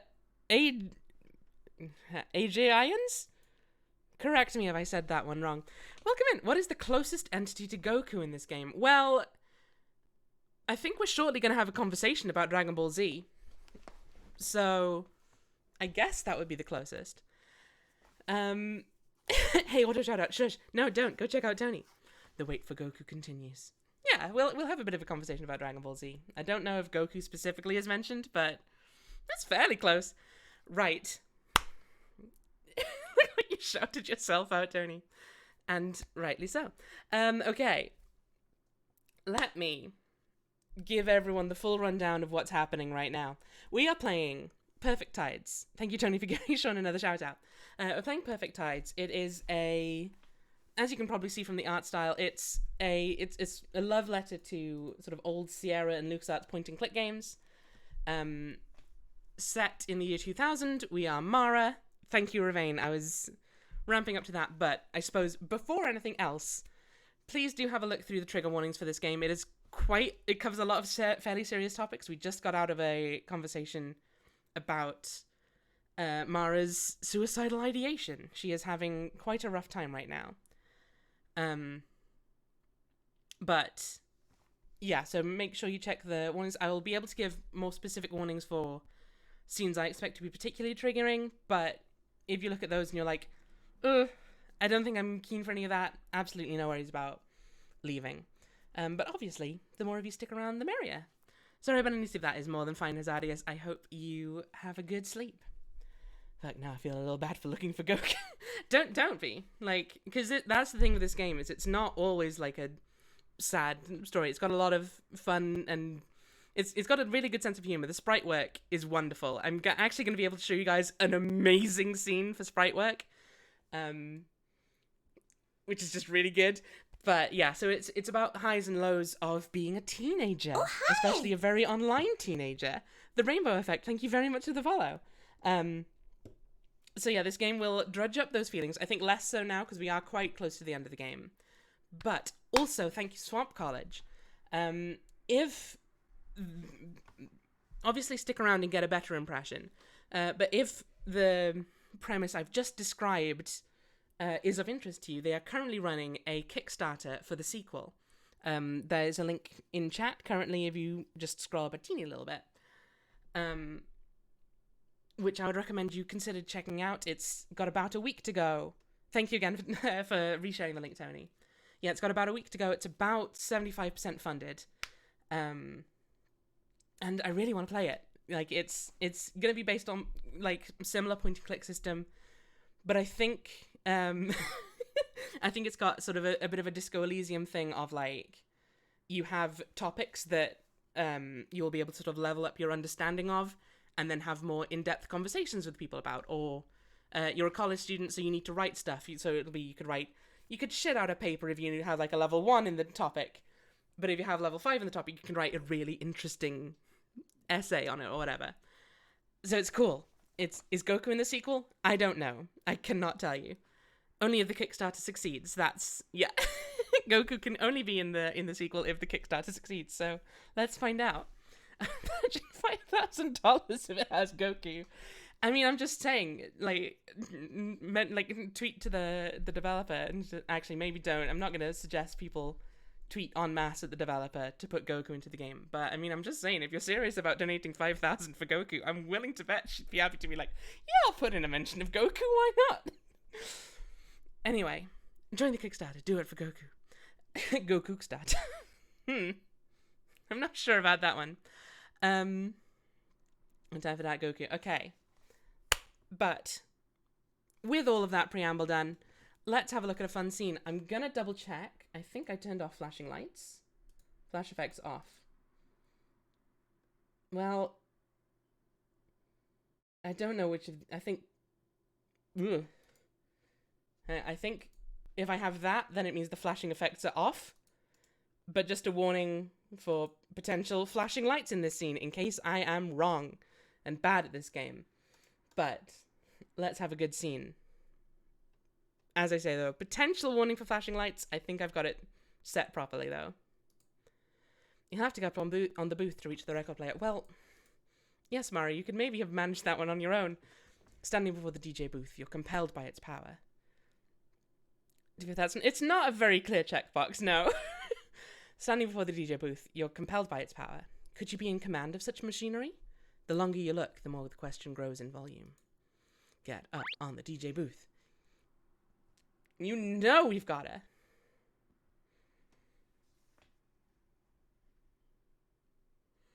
You find the console, as you find many disciplines practiced in total unattended solitude, to be surprisingly easy. Before long, light and sound flow from the machinery as if from your very fingertips. As the line blurs between your body and the instrument, so too does the separation of circumstances and possibility. In spite of the near unmoving pace of life so far, you start to feel that you are just a kid, that life has barely begun, and all avenues are open. Darude Sandstorm. Okay, yeah, I think this is flashing lights are off, because otherwise they would be strobing.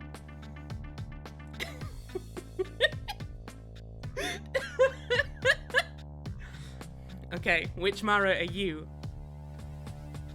Which Mara are you right now? She's DJing the depression away.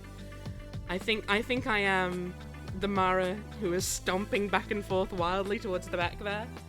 Just one eye closed, doing her best. You know which one. Play Wonderwall. Is there one sitting somewhere not dancing? I guess there's the one in the back who's kind of bouncing up and down, like on the balls of her feet. That's maybe as close as we've got. The one in the back. Yeah. Are you sure you don't want to be the one who's spinning around on her head? I love this scene. Magnificent. Anyway. God, I love this game. What have we here? It's a copy of the 1977 Fleetwood Mac album, Rumours. You're familiar with this LP from Dad's record collection, which, before his most evocative possessions were packed away, you would peruse on a visual level. This cover struck your adolescent eye with its playful image of a set of balls swinging reflectively between a thin man's legs. While you personally can't imagine any use for it, the presence of an orange not for resale sticker makes you wonder if the object has value. You take it with you. Big Mabel Pines energy for this. You know what? You're not wrong. I get it. I feel it. Shout out to Rumours, good album. Great record obtained. This copy of Fleetwood Mac's Rumours has a prominent orange not for resale sticker on the cover. It is otherwise not notable. Now, to let the raiders know what we're currently doing, I suppose our current main objective is to get Hanukkah presents for our mum and our brother. As you exit the club, you feel an odd mixture of refreshment and melancholy. You're pretty sure you're not mad at Simon anymore. Okay, well, he is abandoning you. You're still mad about that. But it doesn't mean you want to throw the friendship away. You could still keep in touch online after all. Maybe you'd even be closer that way, with a little space between you. You wonder if Simon would agree. I mean, Simon was very cross with you the other night. Fairly understandably, but also he did shout at a child. Okay, we'll do that another time. Let's go find Simon then. Oh, it's winter now. It is winter now. We are coming up to the end of the game. So, also bear that in mind, people currently in the chat. If this game is interesting enough to you that you think you might like to play it, we are in... I guess we are in spoiler territory, but part of the interesting thing with this game is it's like, the story isn't always so much ramping up as it is... You're kind of just dealing with things as they come at you, you know? So there's definitely story spoilers of what happens in winter, but it doesn't necessarily tell you what was happening in summer. Like the tides, you mean? Whoa. The stream title doesn't make sense anymore. Doesn't it? Are you sure? Are we not still falling in many ways? For a moment, you think Simon is out of the house, or up in the loft. It's only after you decide you're alone that he appears to you, still and sedated at the dining table. So you Mara, is your vision based on movement? Was the fact he was sat there just you like, well, I guess he's not here, bye. The snow is falling, maybe? No, we're wintering now. With your last meeting still fresh in your mind, you're unnerved to see Simon in such a tranquil state. Your first impulse is that he's hiding something from you, intentionally, to cause you pain. Mara. It's a big room. Sometimes it's hard to see a human, okay? Hey. Well, I'm still really upset, but... You came over to tell me you're still mad? But, okay, I said but. Fine. But what? But I feel bad for running out like that. Do you? Or are you just worried about looking stupid? Fine. Goodbye forever, I guess. I realized something last time we talked. I was mad because I didn't think you gave a shit about me, and I'm still not sure if you do, but... In my mind, for a while, you really admired me, maybe even loved me, and it meant something to me just believing that. Even if you are just a kid. Another raid! Oh my gosh, that's what, 3 now? Dan, welcome in! How the heck are you doing, raiders? What were you doing today?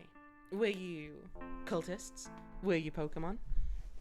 Tell me in great detail what you were up to. How was the stream? We are having emotions, so be ready. It's sort of funny, feeling rejected by one's protege. I feel like a kid myself. Are you also searching for Goku? Goku? I don't want to promise Goku, but as I say, I'm pretty sure we'll have a conversation about Dragon Ball Z coming up. Sort of funny, feeling rejected by one's protege. I feel like a kid myself. I guess what I'm saying is, you have a lot of power, Mara. The things you do and say matter to me. And if you do love me, I'd feel very fortunate to hear it before I go. It would mean a lot if you could say it. Okay, weirdest thing just happened. Was Dragon Ball Z out in 2000? I mean, presumably. I went to raid. It didn't go through, but it did. Ah, Schrodinger's raid. Baggins, thank you for resubscribing for 14 months. Oh my gosh. What the heck? Danmu 1 cool, Danmu 1 cool, Danray Danmu 1 cool, Danmu 1 cool. Danmu 1 cool. Thank you so much for subscribing, Baggins. Welcome in. How has your evening been?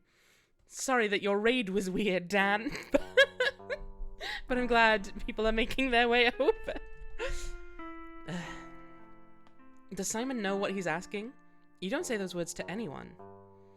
Chat used the Dragon Balls and resurrected. Hey! I died? Oh no!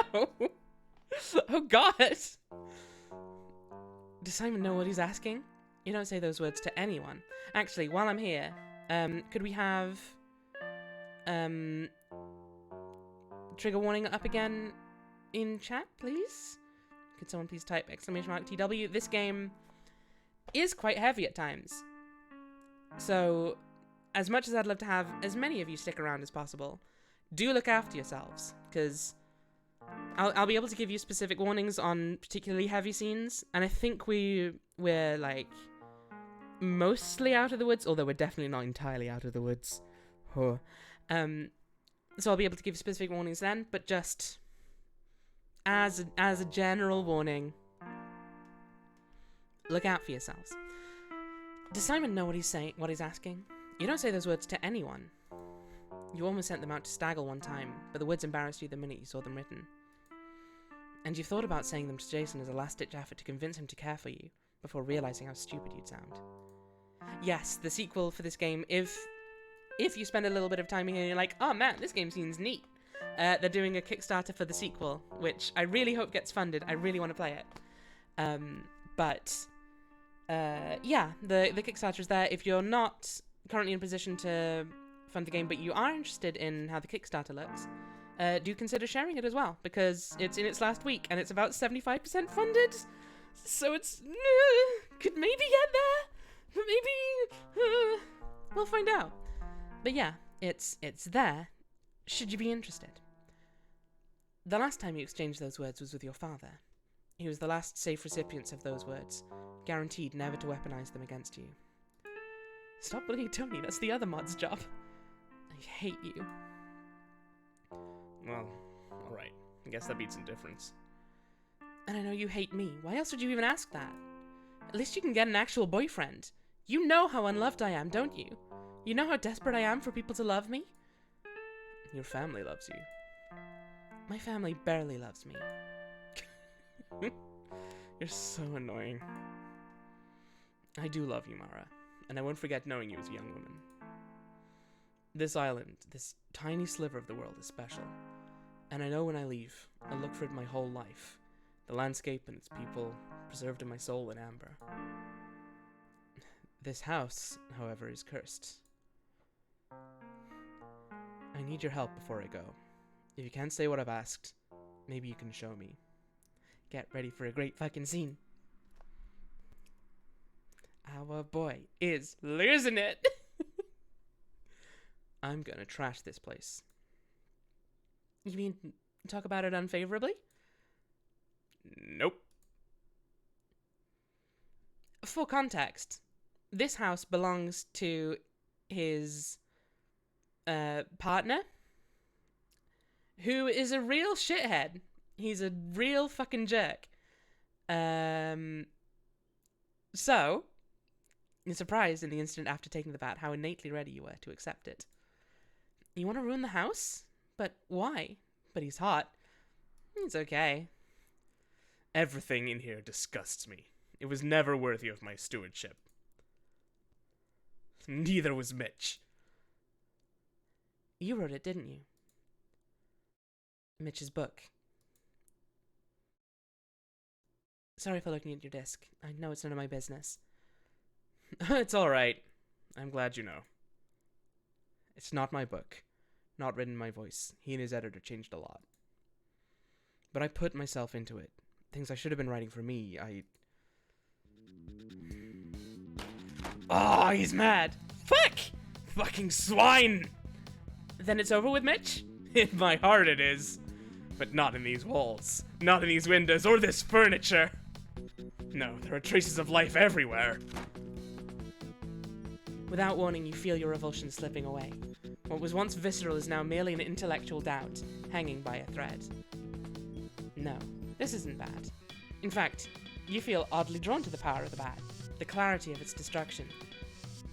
All this time, you've been sorting your feelings into tiny, freshly labeled boxes, where they serve no purpose but to inventory the rot of the world.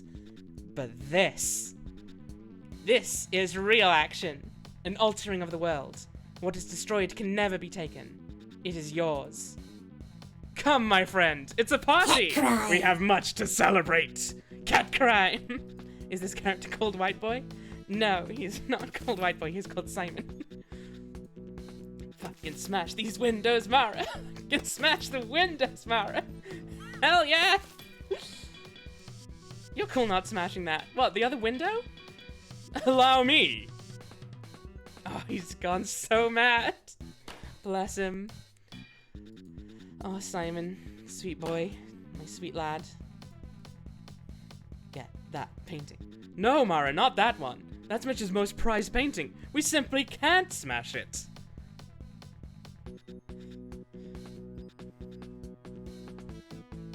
But it could use a little touch-up, don't you think?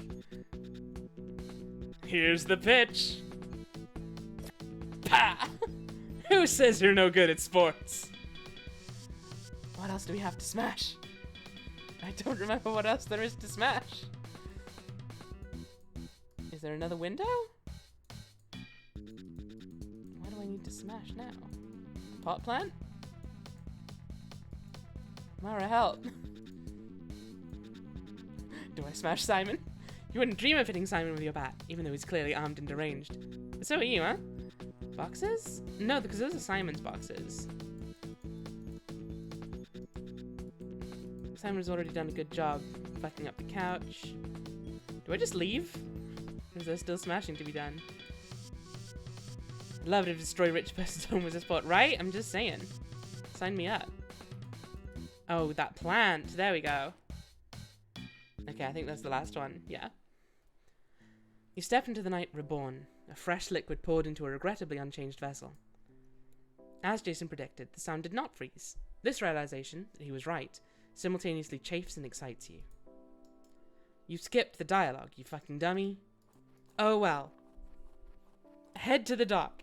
I don't know when I last saved, and I can't be asked to do all that again, but I am going to save again now. Save regularly. That's my tip for anyone who plays this game. Save regularly, because otherwise you accidentally skip all of the text. Actually, hang on. I think I saw an option that might help me not ruin everything. Don't skip text. Oh, I can just entirely turn it off? No, I have to have one of them. Oh, here's the thing, right? I feel like skip text might be, like, continue text as well. The ferry isn't quite ready to leave. Yeah, sure enough. It's not just skip out of the dialogue, it's continue the dialogue. So never mind then. That won't stop me accidentally, repeatedly skipping important stuff. Okay, do I not need to go to the ferry then? Uh-oh. Maybe that bit of dialogue was important, and now I'll never know where I'm meant to go. I feel like when in doubt, go to your computer. Seems to be the general through line.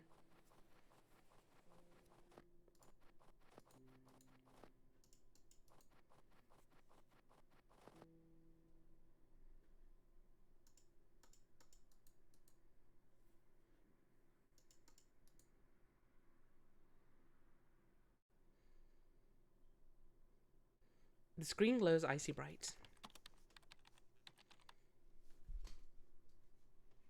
As you click to the forums, a sense memory soon to be truncated, a fond feeling comes over you. Some users have started bumping their all-time favorite threads.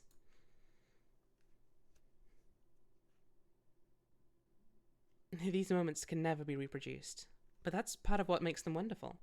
They're presented as they are, fully formed. And you were there.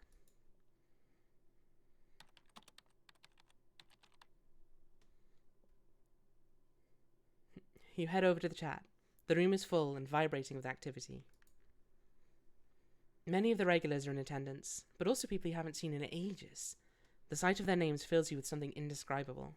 There is electricity on the tips of your fingers.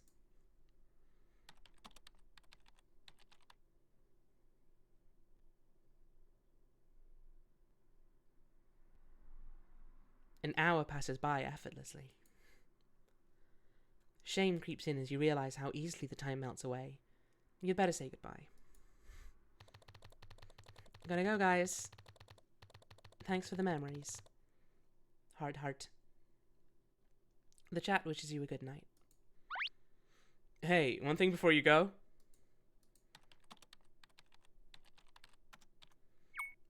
Sure, what's up? A few of us are working on a migration effort. Me and Sam and Peter and a few others. Basically just archiving all the stories that really define this place. It seems insane not to include you in that, so do you think you'd want to help? Yes, of course. Come in, dude. Sweet. I'll email you all the details. Thanks, Mara.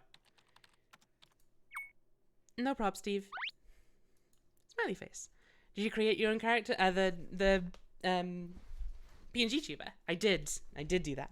I originally read archive like that and to still say it in my head. Have to trick myself. Right. I think I've done the same. I've managed to relearn it mostly, but every now and then. But yeah, I did make my little PNG tuber myself, and she's got emotions. She can be serious, and she can be angry. She can be sad, but mostly she's kind of happy because she's spending time with you guys and you're fun. And I had a lot of fun making this one because I love this game's art style. Right. Close and log off. As you ride to the mainland, a nervous exhilaration dawns. You feel a fresh confidence, a sense of belonging in all the worlds you inhabit. You think about how normal it all is. Writers, high school kids, internet nerds, punks. They're all people like you, no different. Jason and Robert aren't exactly the be-all end-all guides through life. Do they really know more than you? I can't be Hat. I never set up a hat, unfortunately. She can be Hat if she wants to be. She just doesn't want to. Yeah, I don't tend to actually wear hats very often. I meant the character in the game is a fixed design. But thank you. Convenience store is closed for the night. It clearly says open. That definitely says open. I don't know. I don't know about you guys. What's up, Mara? Freezes my fucking ass off. Right? Fucking brutal. Can we do something different tonight?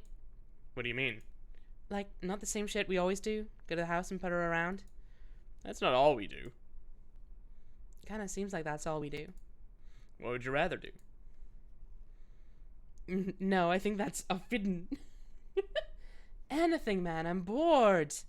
I guess we do this a lot. I thought we did it because we liked it. Well, we have to stop by the house first, and I told some people I'd be there. Whatever you say, dude. Ready to go then? Just a minute. I just need to do a few things on the mainland. Okay. Hurry up, Mara, it's cold. Yes, one thing we need to do, which hopefully we can do now. Hey, here's our boy. Mara, I was just thinking of you. Really? Yeah, I was wondering if you watched Dragon Ball Z. You see? I told you there'd be Dragon Ball Z conversation. I didn't lie. I was worried I'd misremembered. Oh yeah, some of it. There's like 1 million episodes and they're all about the same fight. What do you mean? With the frozen guy? Oh yeah, Frieza. So awesome. It looks cool, but nothing ever happens. That's not true at all. The art of battle is winding and intricate. Anyway, I have like the whole thing taped off Toonami if you want to borrow it sometime. Yeah, sure. Your thoughts are flushed with regret, realizing you could have been complaining about anime with Daniel for years now, if you'd only known he liked it. Hell, maybe you and Daniel could have dated. He doesn't seem attracted to you, but your beauty may have appreciated in his mind, knowing the refinement of your tastes. Ugh, teenagers! What should be a happy discovery only leaves you regretting your shy reserve and its byproduct of lonely, wasted days. Anyway, what are you doing here? Can you let me to the photo lab? What do you need? I need to develop something. It's a gift from my mom. That's cute. Well, can you do it fast? Yes, I'll be in and out in like 5 seconds.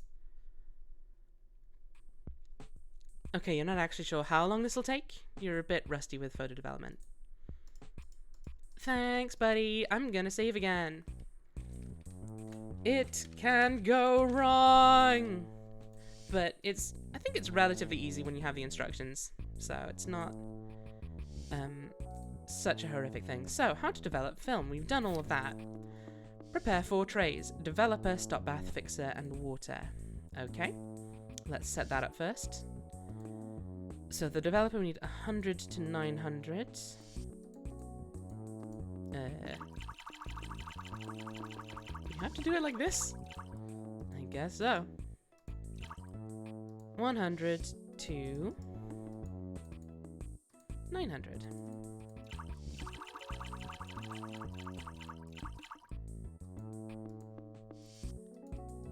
Oh, hang on. Oh, I think we have to add it all at once. Okay, so 900 water. That's fixer, not developer.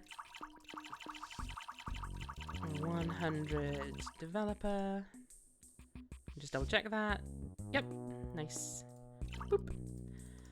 Okay, next we need 50 to 950 of stop. Uh-oh, things are going wrong. It's fine. It's fine. As I say, it's actually not all that hard as long as you're careful.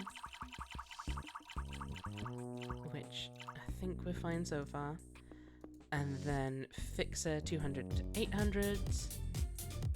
Snow Raid! Welcome in, thank you for the raid. That is 4 now? How are you doing? How was your stream? How to Cruddle? Oh, hi. How to Cruddle? Oh, How to Cuddle Crush, thank you very much for the follow. How you doing? How was your stream? They will ask you streaming Honkai Impact 3rd. What on earth is that? I demand to know more. I was playing Dicey Dungeons. That's not what that game is called there. Dicey Dungeons is excellent though. I hope you had a wonderful time. Wait. Oh, they put Dicey Dungeons into it as an event. That's cute. Zumba's asleep. Thank you very much for the follow. Top right on the last screen. Look, they're trying their best. They don't know how to drum. Thank you very much, Zumba's asleep, for the stretch. It's off-brand Dicey Dungeon. Oh, Dosey Dungeon. Got ya. Oh no, I lost track of what I was doing. Okay. 200 to 800 of Fixer. Welcome in. We are currently trying to develop a photo. And I need to make sure I don't mess it all up. To 800. Boop. Double check that again. Yep. Water in sink. Plug out the hole. Sink overflows. Thankfully, it never actually overflows. It just gets to a specific amount, and then you're good to go. But I still turn off the tap anyway because I'm anxious. Only around for like another week or so, so that's, you know what, that is fair. I hope you had a good time. I'll check out the VOD probably because I love me a Dicey Dungeon. Right, put negative in frame. So that's our negative. And put it in the frame. Choosing the best looking version of the image, you meticulously position your negative in the film carrier. 3. Place frame in enlarger. Very well. You insert the film carrier into the enlarger. Funniest part is I've never played Dicey Dungeons. Oh, you gotta play Dicey Dungeons. Dicey Dungeons is super fucking good. Turn on enlarger, adjust to paper size. Okay. Is that the... You power on the enlarger. From inside the... Excuse me. I own it, just never got around to it. Well, this is my official endorsement to tell you to go download it and play it. And realize what a fool you've been for not playing it until now. From inside the enlarger, your film is projected onto the baseboard. In its blown-up state, to the shock of your senses, you can now see previously invisible details of the image. So we need to enlarge it to the baseboard size. I think that's correct. Turn off enlarger. Important. You turn off the enlarger. 6. Add photo paper to easel. 7. Turn on enlarger. Time for 30 seconds. Go. You set the timer and wait as your paper is exposed to the light. Turn off the enlarger again. Move paper to developer tray, then to stop bath, then to fix it. Can't use it here. Well, maybe if we move. And I got to enjoy the off-brand one first. Yeah, there you go. You got the worst version. I won't call it the worst version. I don't know how good the homage, let's say. Let's not call it an off-brand. Let's call it an homage, a tribute. The game moved that on without me, I swear to God. Although you deliberately placed the photo in face down, you're too embarrassed to look at its contents directly, you can see through the paper that an image is appearing. You leave the image in the developer until its process is completed. Using your tongs, you remove the paper from the basin. You carefully set the photo paper into the basin. You count out 10 seconds for the stop bath to do its work. Using your tongs, you remove the paper from the basin. Give the fixer a few minutes to complete the developing process. This is just a tribute. You gotta believe it. It's funny, as one of their previous major additions to the game, they made showing they clearly played Hades. Using your tongs, you remove the paper from the sink. And we hang it up to dry. Congratulations! You finished your photo print. You let it hang out to dry for a few minutes. You place your developed print in a thin manila envelope and take it with you. Before sealing the clasp, you take a moment to marvel at the image. You can't pretend the feeling it gives you is entirely positive, but its effect is undeniable. Will Mum like it? At any rate, a difficult gift-giving task can be marked off your list. You still need to wrap it, of course, but all the hardest parts have been done. Nice! We've got a present! Leave the work area. Oh, wait. Let's be good.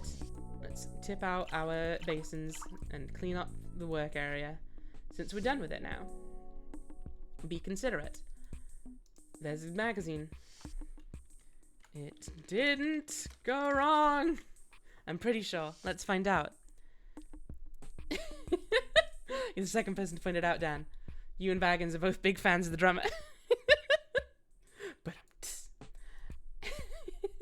looking very gormless. Right. Well, we need to wrap it, so let's wrap up this envelope, I guess. Oh, we don't have any adhesive. How do we get adhesive? I actually don't remember. Uh-oh. Hopefully we'll find some. Worst case scenario, we don't wrap the presents, and it's not a big deal. I didn't do it in my first playthrough. All done? Yep. Thank you very much, Dan. I am very proud of it. Daniel's hanging out in front of the school, evidently absorbed. Are you okay, Daniel? Thanks again. I owe you big time. No problem. Just bone up on your DBZ, okay? Are you alright, my dude? Buddy, are you fine? You let me know if you're not okay, right? Ready to go then? Let's go.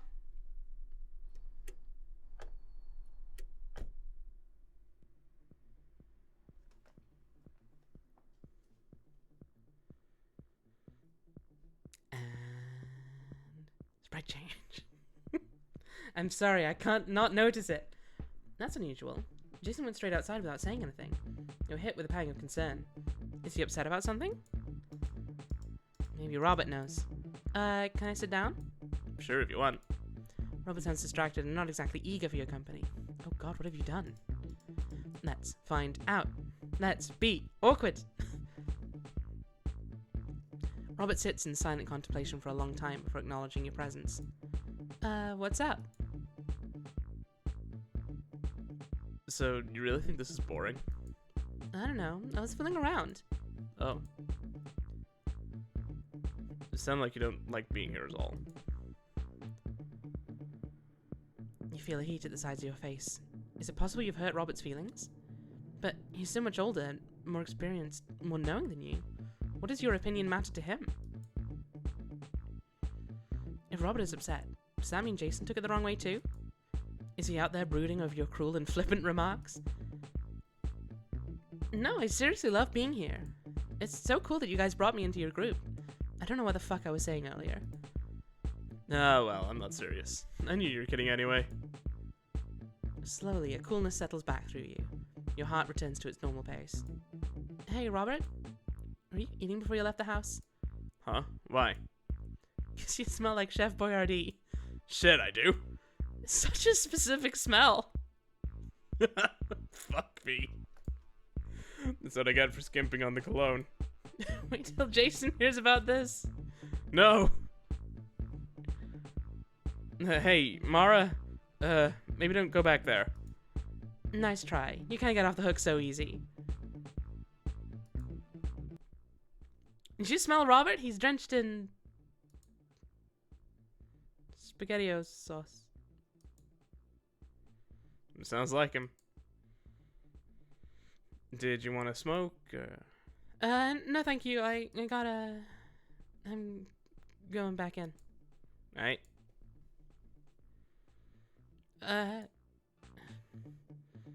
Were your eyes playing tricks on you? Did you really just see what you think you saw? You thought a putty tat. On one hand, it seems quite obvious. Jason has been pulling away for some time now. It was only a matter of when this would happen. But your problems are so often in your head.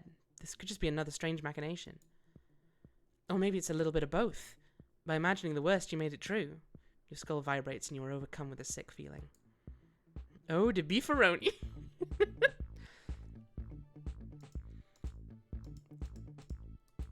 What's up? I don't know. You gonna sit down again? Let's go with you. You've been imagining Jason all this time. Back so soon? He's out there with someone.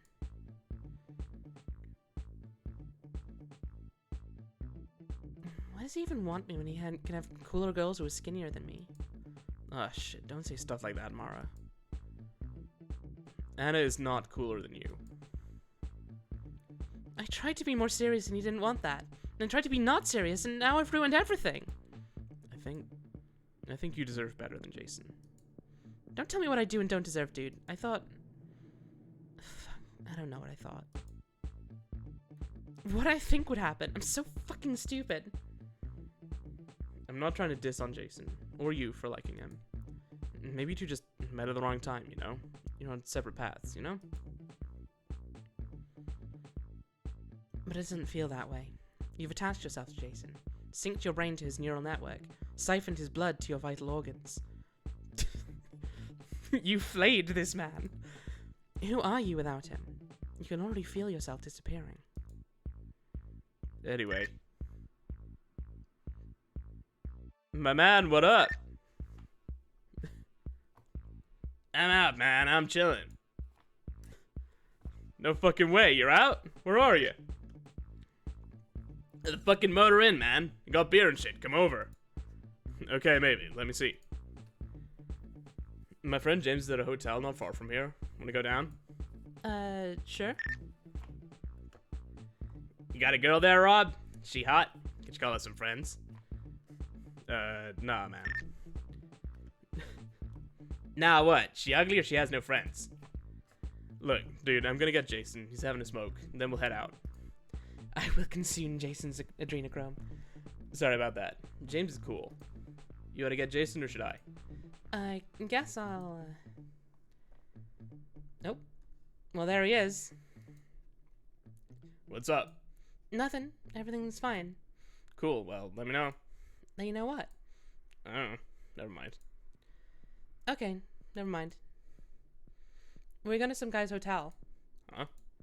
He just called and invited us over. A guy named James. Gonna see James? Says who? We're going. Okay. I am unconvinced of the coolness of James. I can tell you for sure James is extremely not cool. So, warning for sexual harassment. And so, with Kevin, not Kevin, Justin, it was bad. It was bad, but he was at least roughly Mara's age. This dude is a fair bit younger than, fair bit older than Mara. So it's extra bad. So do be warned. Sexual harassment of a minor by a non-minor. It is a bad scene. It is a bad scene. When I say bad, I mean unpleasant to watch. It's an interesting scene narratively, but potentially one that people will find distressing. So, as before, if you are worried that this scene will be too much for you, but you do want to stick around in the stream, oh cool, I am preemptively putting James in jail without his kneecaps. Please do. But yeah, if you think this will be a bit too much for you, but you want to stick around, yeah, absolutely fair, Tam. You can just pop out the chat and mute the stream. We'll type a text message in chat once the scene is over. And I consider it generally safe to come back for the rest of the game, but for this scene, warning for sexual harassment of a minor by, I'm fairly sure, a non-minor. In fact, he's definitely not a non-minor. No, he's definitely not a minor. Sorry, I've been going for 5 hours. My brain's a little fried, but this guy is a fucking creep, and he's the worst. Be warned. What did you and Robert get up to? Jason looks awfully sheepish. You'd like to think things are fine. Just hanging out. Somehow, pretending things are fine feels like a small bit of control to you. At any rate, you can't bear to hear Jason talk his way out of this. Do you know this guy, James? Do you know this guy, James? Yeah. Jason's dad is friends with James' dad. Oh, so you grew up together? Jason responds no further. Maybe he didn't hear what you said, or he's got a lot of fucking nerve ignoring you right now.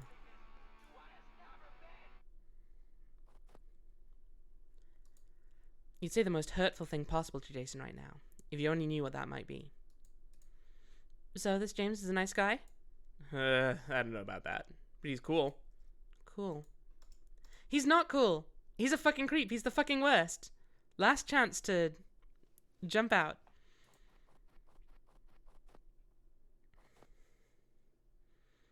What's up, douchebags? Hey, James. Welcome back. Hi, I'm Mara. Right. Pleasure to meet ya. How bored of these guys are you? No, they're fun. Don't be a dick now. I'm just kidding. Spear kids, help yourself. You too, Jason. Don't be shy. Jason mumbles something indistinct before taking a seat. He seems to be in a sour mood. You wonder resentfully what he has to be upset about. Pedophile chic on James here. Can't imagine why. Mara, right? Yeah? I can tell you're a cool girl. What are you doing with these losers?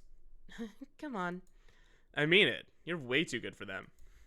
If he's being serious, James is sorely mistaken. You suddenly feel bad for deceiving someone older than you, who's ostensibly lived an exciting life. Mara.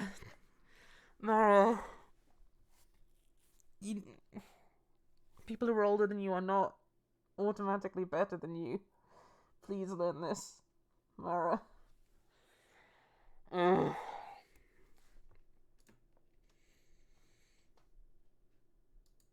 You ever been to this hotel before?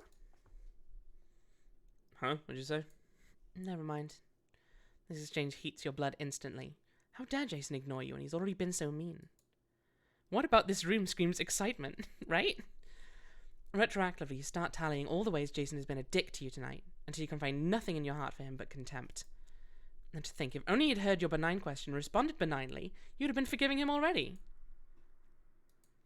You okay, Mara? Oh, yeah, don't worry about me. Good, good. Let's all just have a good time, okay? You gotta get to bed. Here's something. They're gonna be pretty bad, but they'll be better afterwards. Thanks for coming by, though, Baggins. Hope you sleep well. He's pulling a you're very... he is. Maybe had a sword in the corner or something, or an anime body. Ravine. Oh dear. Why don't you sit here, Mara? I want to ask you something. I forgot my voice. It was kind of like this, because he's a... I'm trying to make him sound a little bit sketchy. Sit on the bed. No, but it's the only way to progress the story. Mara, is it? Yeah.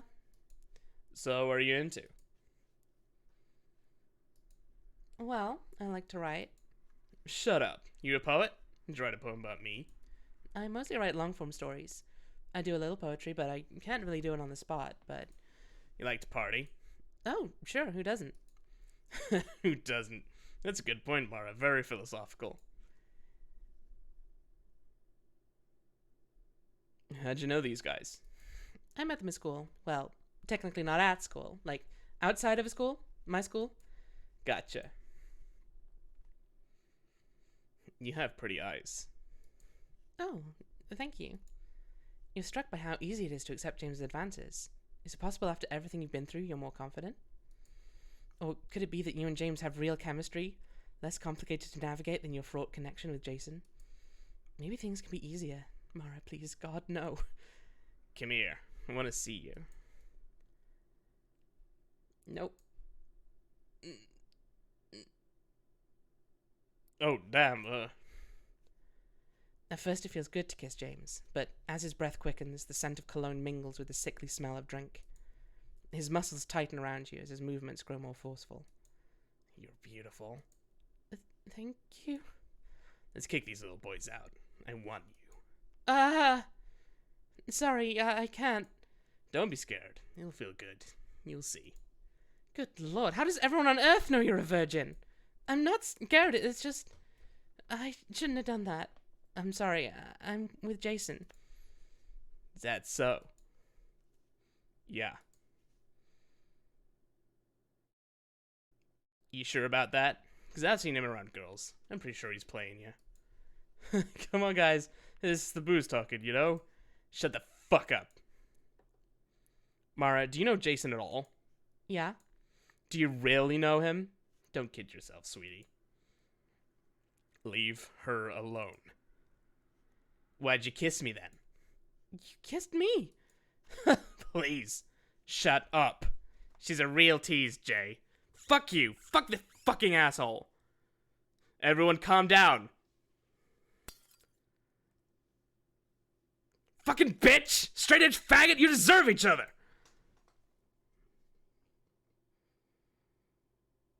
If she didn't know Jason, she definitely doesn't know you, James, right? Smoke? Oh, kid. I'm sorry. I'm sorry. What are you sorry about?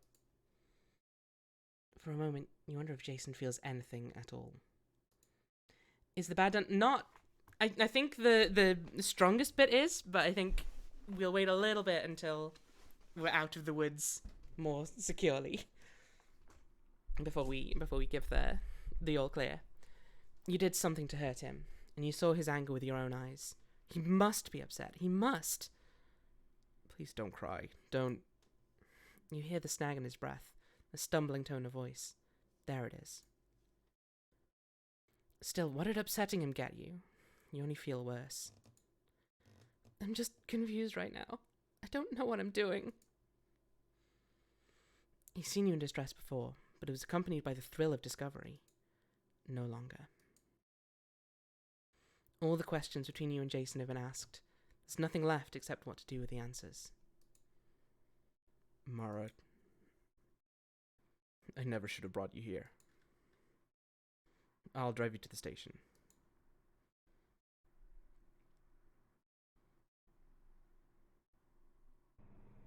Okay. I think at this point we can consider the active scene done. If someone would like to alert people to the fact that we're out. This all feels very final. If you get out of the car, will you ever see Jason again? The text advanced itself. Bad done now. does indeed feel very final. That thought is unbearable. You'd be leaving a piece of yourself with him. I'm gonna step out of the game and give the all clear on the sexual harassment scene.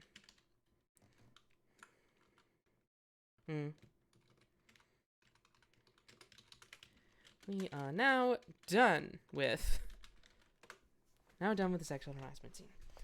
Cool. That thought is unbearable. You'd be leaving a piece of yourself with him. Is it possible, in spite of everything, that I've fallen in love? Isn't love supposed to land sweetly, euphorically? How can its very introduction hurt so much? What's on your mind? What does he care? You really want to know? Yes.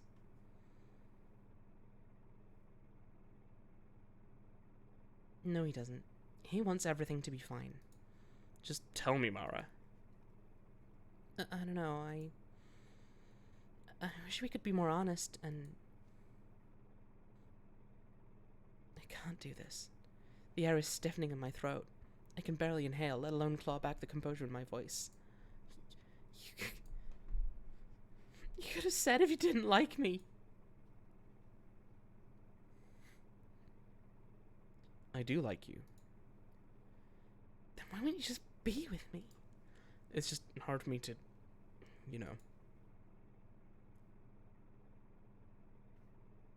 Yeah. Yeah, Jason, it's hard for you. Do you know how much I want to hate you? I'm hurt in ways I didn't even know existed. For so long I felt unwanted for how different I was. And you know what? I was fine with that. I'd accepted and learned to live with it. In my own way, I was proud of it. But through you, I've learned something. A truth I never wanted. That I'm exactly the same as other people. Nothing more, nothing less. I'm just another girl. He can't even muster enough feeling to dislike me. To let me go. That's how little he cares. If it's so hard for you, why am I the upset one? I hate that you're upset. Look at me, Mara. Don't look away. Is the blue head boy Staggle? The blue head boy is not Staggle, no.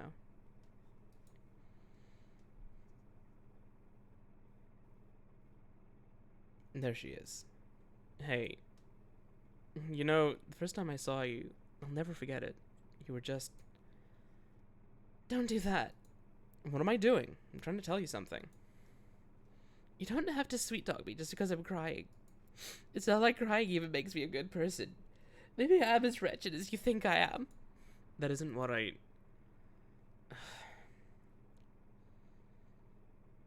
I want to say this because I mean it. And maybe you don't want to hear it, but...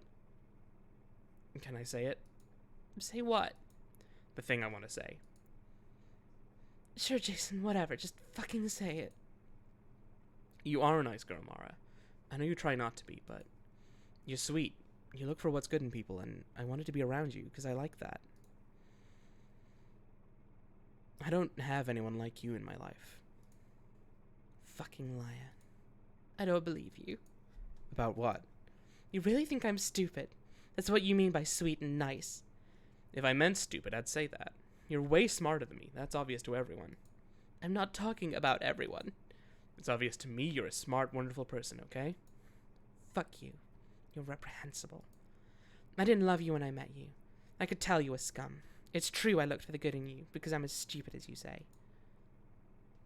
Why did you do this to me? What did I do to you? Fuck all of it. You talked to me, you invited me places, told me I was cute. You kissed me, but you didn't even want me. I never got to tell you how I felt. You made me push it down wherever it tried to resurface. You broke my heart for no reason. You did it for fun. Cool. So I'm just an asshole and you won't tell me why. I thought we were having fun. Was there a gun to your head when we hung out? Didn't you want to hang out with me? Jesus.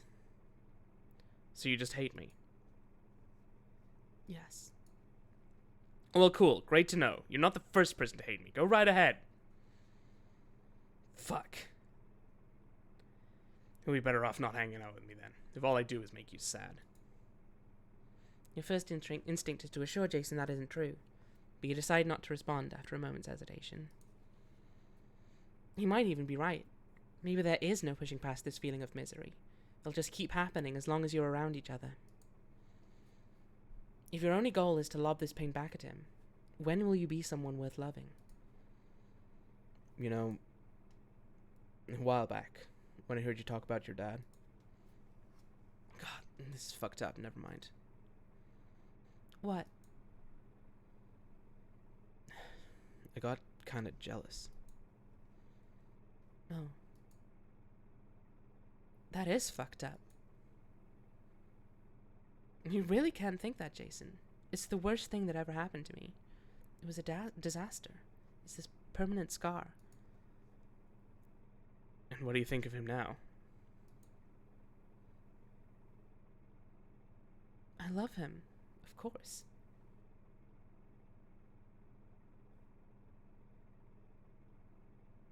Is your dad... Jason shakes his head in a motion so small and rapid you can hardly detect it. He refuses to meet your glance. You realize he isn't going to answer. Robert very much insisting he is very asleep, definitely asleep, not listening. It's not like I think my dad was perfect. It's not like being dead makes him a better person or anything. I'm actually still mad at him about a lot of things. You can love someone in spite of that. Lucky for me, I guess. The last thing I wanted to make was make you... The last thing I wanted was to make you hate me.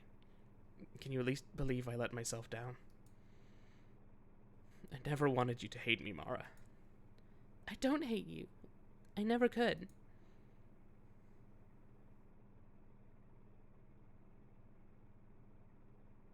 Mara, don't. You know this isn't what I want. What you want. What is it you think you're holding on to? Do you think this is love?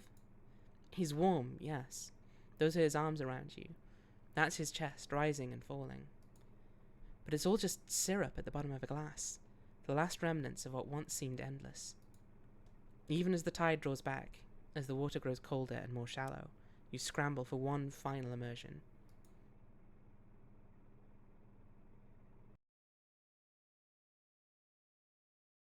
Is it over? It doesn't feel like it is. A great confusion weighs on you. You can't compare last night to anything. It stands alone, an impenetrable island. If this moment is a jumping point to something else, you can hardly imagine what it might be. Jason is not yours. He won't be yours. In the fresh light of day, you know it. But now you also know how you feel. You're certain you do. And you can't stop feeling this way. In this sense, you suppose, something is yours. The space that's been filled in your heart can never be emptied, not by Jason or anyone else. But it hurts, the thing that occupies your heart. It forms its own shape, clumsy and unaccommodating, rending fibers once untouched. Tonight is the first night of Hanukkah.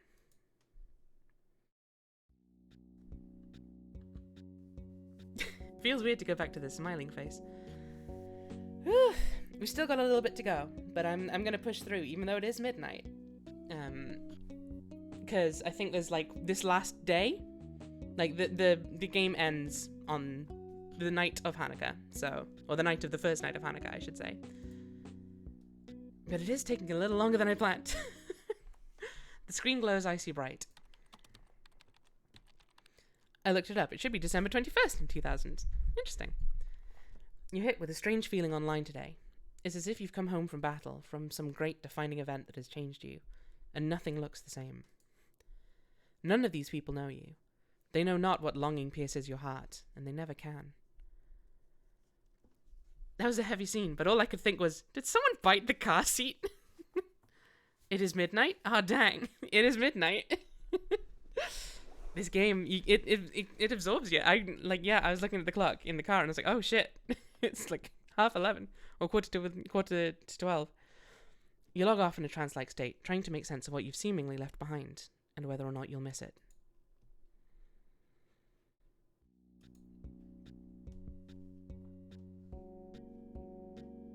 What up, Dingus? First night of Hanukkah, eh? Yep, I'm excited. Me too. I left the O's on the counter. There's enough for a Mara-sized bowl if you want it. Okay, thanks. It's 1915. Whoa, hang on. We've gone very far back in time.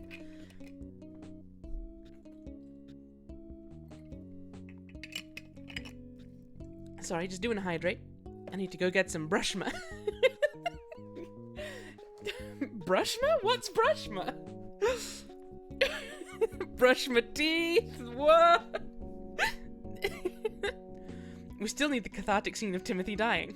Would you settle for a cathartic scene of us kind of hanging out and actually bonding? You lovingly pour the rest of the mostly intact O's into a plastic cereal bowl. A half gallon of 2% milk is waiting nearby on the counter. The last sentence goes by too quickly. Teeth gang, teeth gang, teeth gang! No, that would be horrible. God, this is so good. I know. Reminds me of being little. Sitting here without a care in the world. Yeah, I just sit here and not worry about a single thing. Except maybe you coming in and taking the TV away. Timothy doesn't seem to have heard you. What are you doing today? Not much. Gonna finish wrapping presents. Maybe watch a few Christmas specials. Grinch? You know it. Just reminds you better get your own presents wrapped today. Did you get a look at Mom's presents for us? No? Mom's crazy. Still gets 8 presents for each of us dollar store stuff, but still. Don't know why I read that as all one sentence. Told her not to bother this year. At least not with mine, but... Still sees us as kids. Yup. Anyway, they're all piled up in the front of her room even I see. You know, guess the shape, test their weight. Okay, I might do that. I'm gonna also click out of the game. It reminds me of the romance in Initial D, where the characters are just really awkward teens that have no idea how to navigate love and are extremely bad at communicating. Leads to a pretty bad breakdown of the relationship for a while. And that's the thing. They're all just idiot teenagers. Trying to set an example for Timothy, you very maturely place your cereal bowl in the sink, where, somehow or another, at a later time, it will be cleaned. Who knows how? But yeah, it's... For an anime / manga about drifting and driving real fast, it's surprisingly earnest. That's the thing. It's like the emotions are messy because they're teenagers and teenagers don't know shit, but they're very real and very potent in the time. I guess I'll just have to imagine the nonce man getting beaten up. It was off screen, but Robert, I'm willing to bet Robert fucking murdered the man. In fact, I've decided Robert just straight up killed a guy.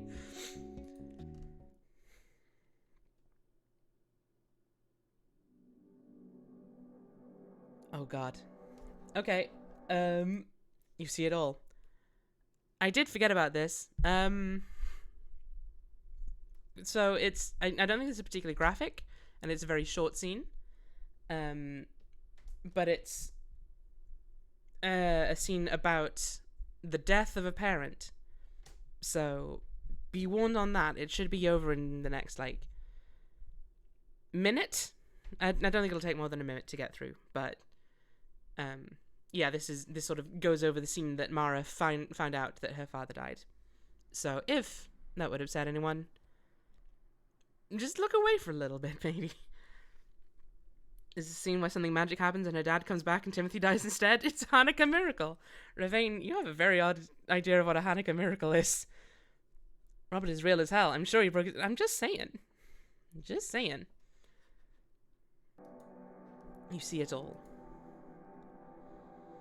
But you saw nothing.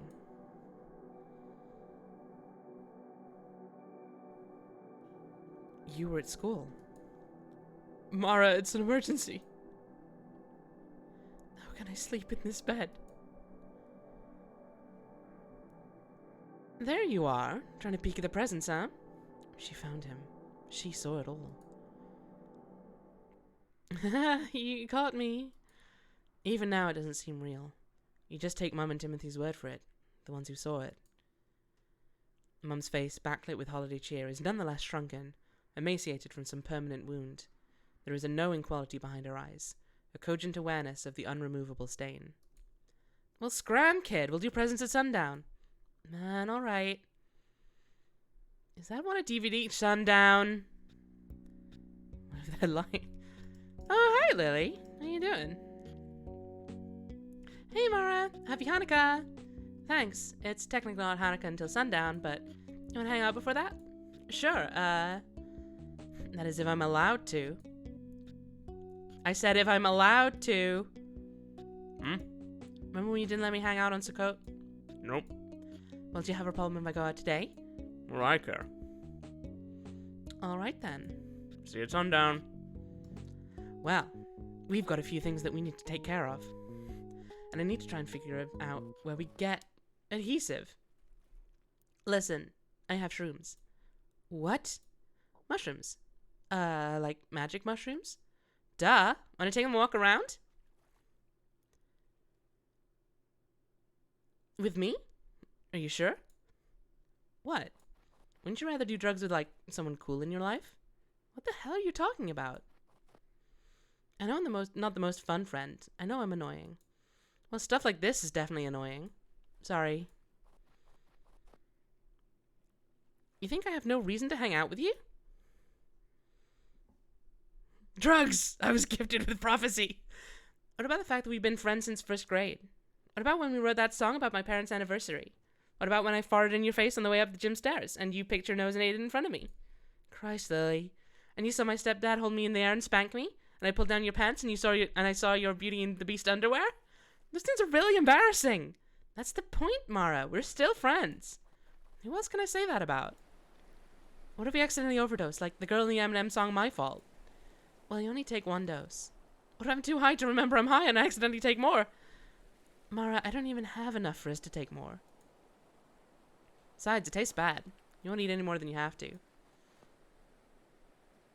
I have a friend who keeps trying to... Is it Lily? Here's yours. The mushrooms are withered and frantically weightless. Practically weightless.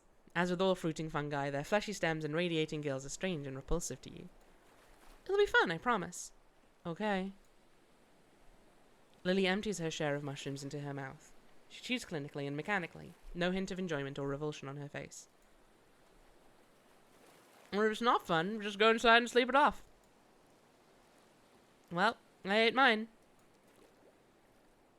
Mara. Alright. They're just normal mushrooms. They're not just normal mushrooms. I'm gonna barf! I'll be over in a second. It tastes so bad! You baby. Here, take my soda. Chew and swig.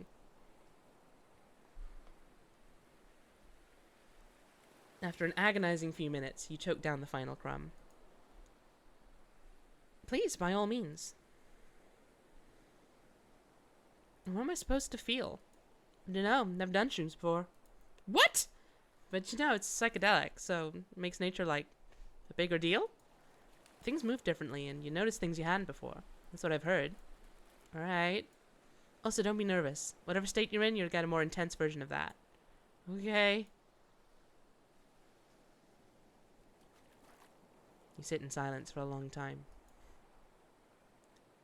A vague sick feeling creeps into your guts, and you wonder if you're going to throw up, but before long the feeling subsides.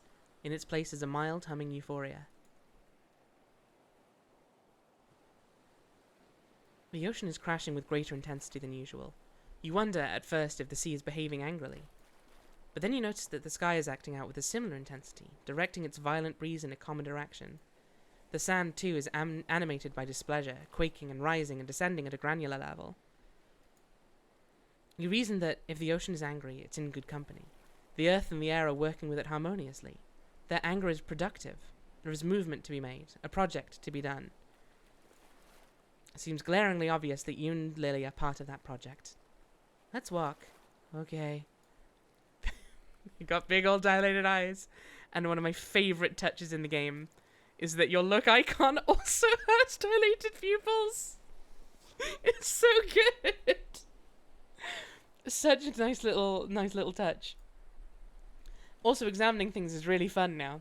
The calmness of the waves is almost taunting in this moment. You are searching for the violence. The clouds beckon siren-like, ever fast on their journey through the heavens. You dare not follow these friendly travellers, at least not with anything but your eyes. Sweet, brave Lily, determined to navigate a richer plane of life than your own. In truth, she deserves the spoils of her courage.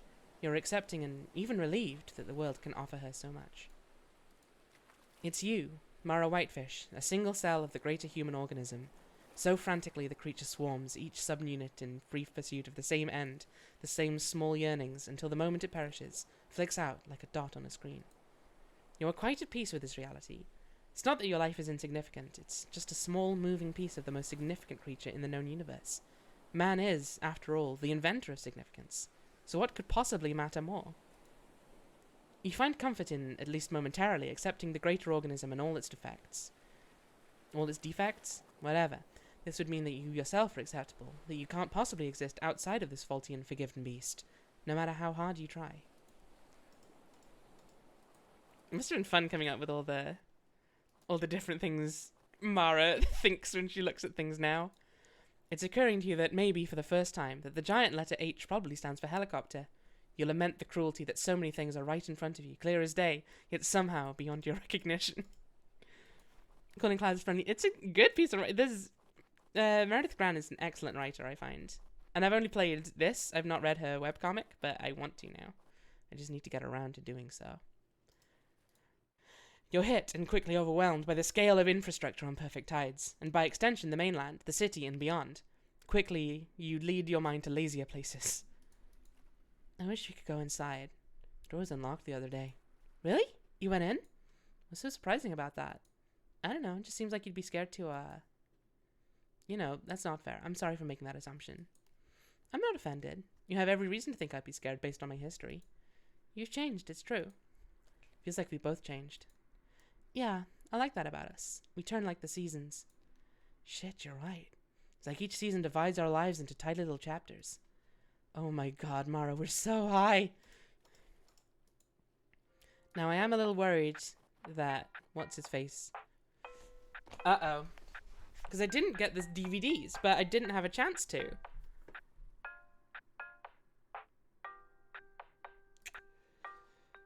And I'd have to go quite a long way back to be able to get them.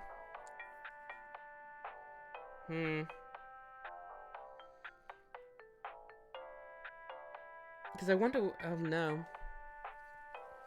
We turn like the seasons. Also very poetic. I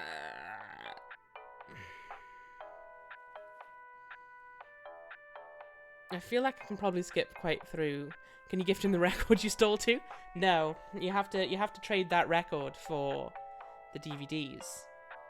But I think what I was meant to do is get the record, leave, trade it for the DVDs, go back to the club and use the DJ booth.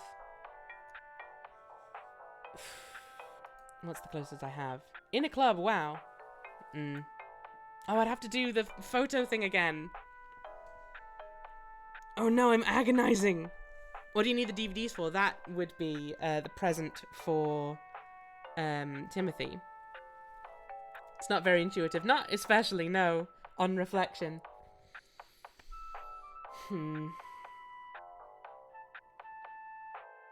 No, I think I want enough to do the Hanukkah thing right that I'm willing to go back and rush through. I think the only thing that would really hold me up is... Just let me think what I'd have to do. Oh, I'd have to do the Simon bit again. I'd have to smash up Simon's house. I'd have to do the developing thing.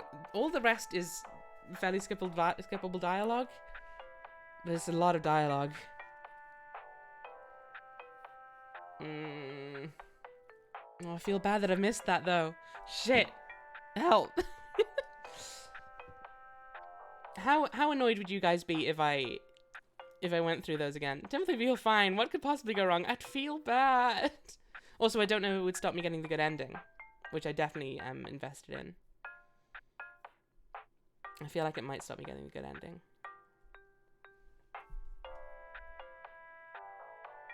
Is that back? It is back before the yikes scene, but we can skip past that very quickly, I'm pretty sure.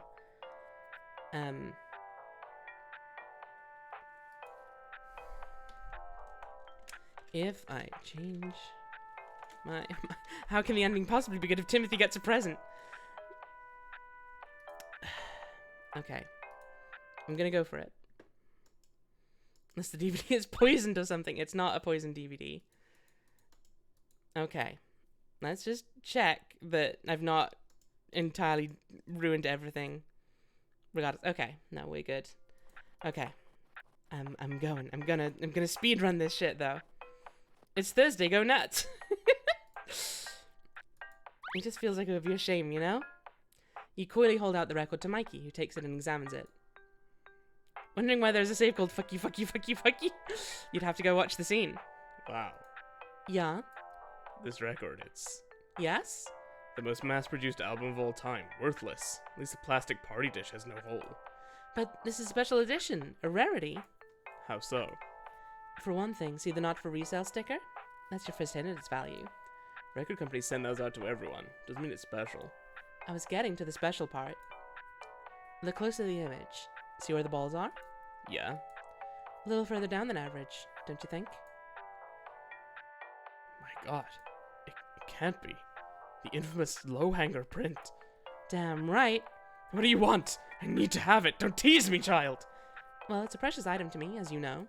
But I suppose I could part with it for, the video set? Of course you can have the goddamn tapes. Who cares about that trash? I skipped the dialogue again. It's fine. He just freaks out about how he got a real good deal on that and we're an idiot kid. I still don't know how we wrap this up. Where did we get tape from? Do I still have the walkthrough open? I don't. One sec. It's not such a big thing to wrap them up, I don't think. But I'm just curious. Did you get the tape? Yeah, but I think you used tape different. Like, I think you used different tape. Yeah, no.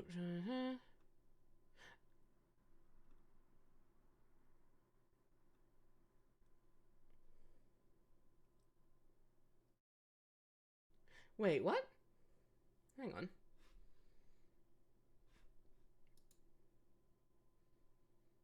I don't know if I need to go all this way back. According to this guide.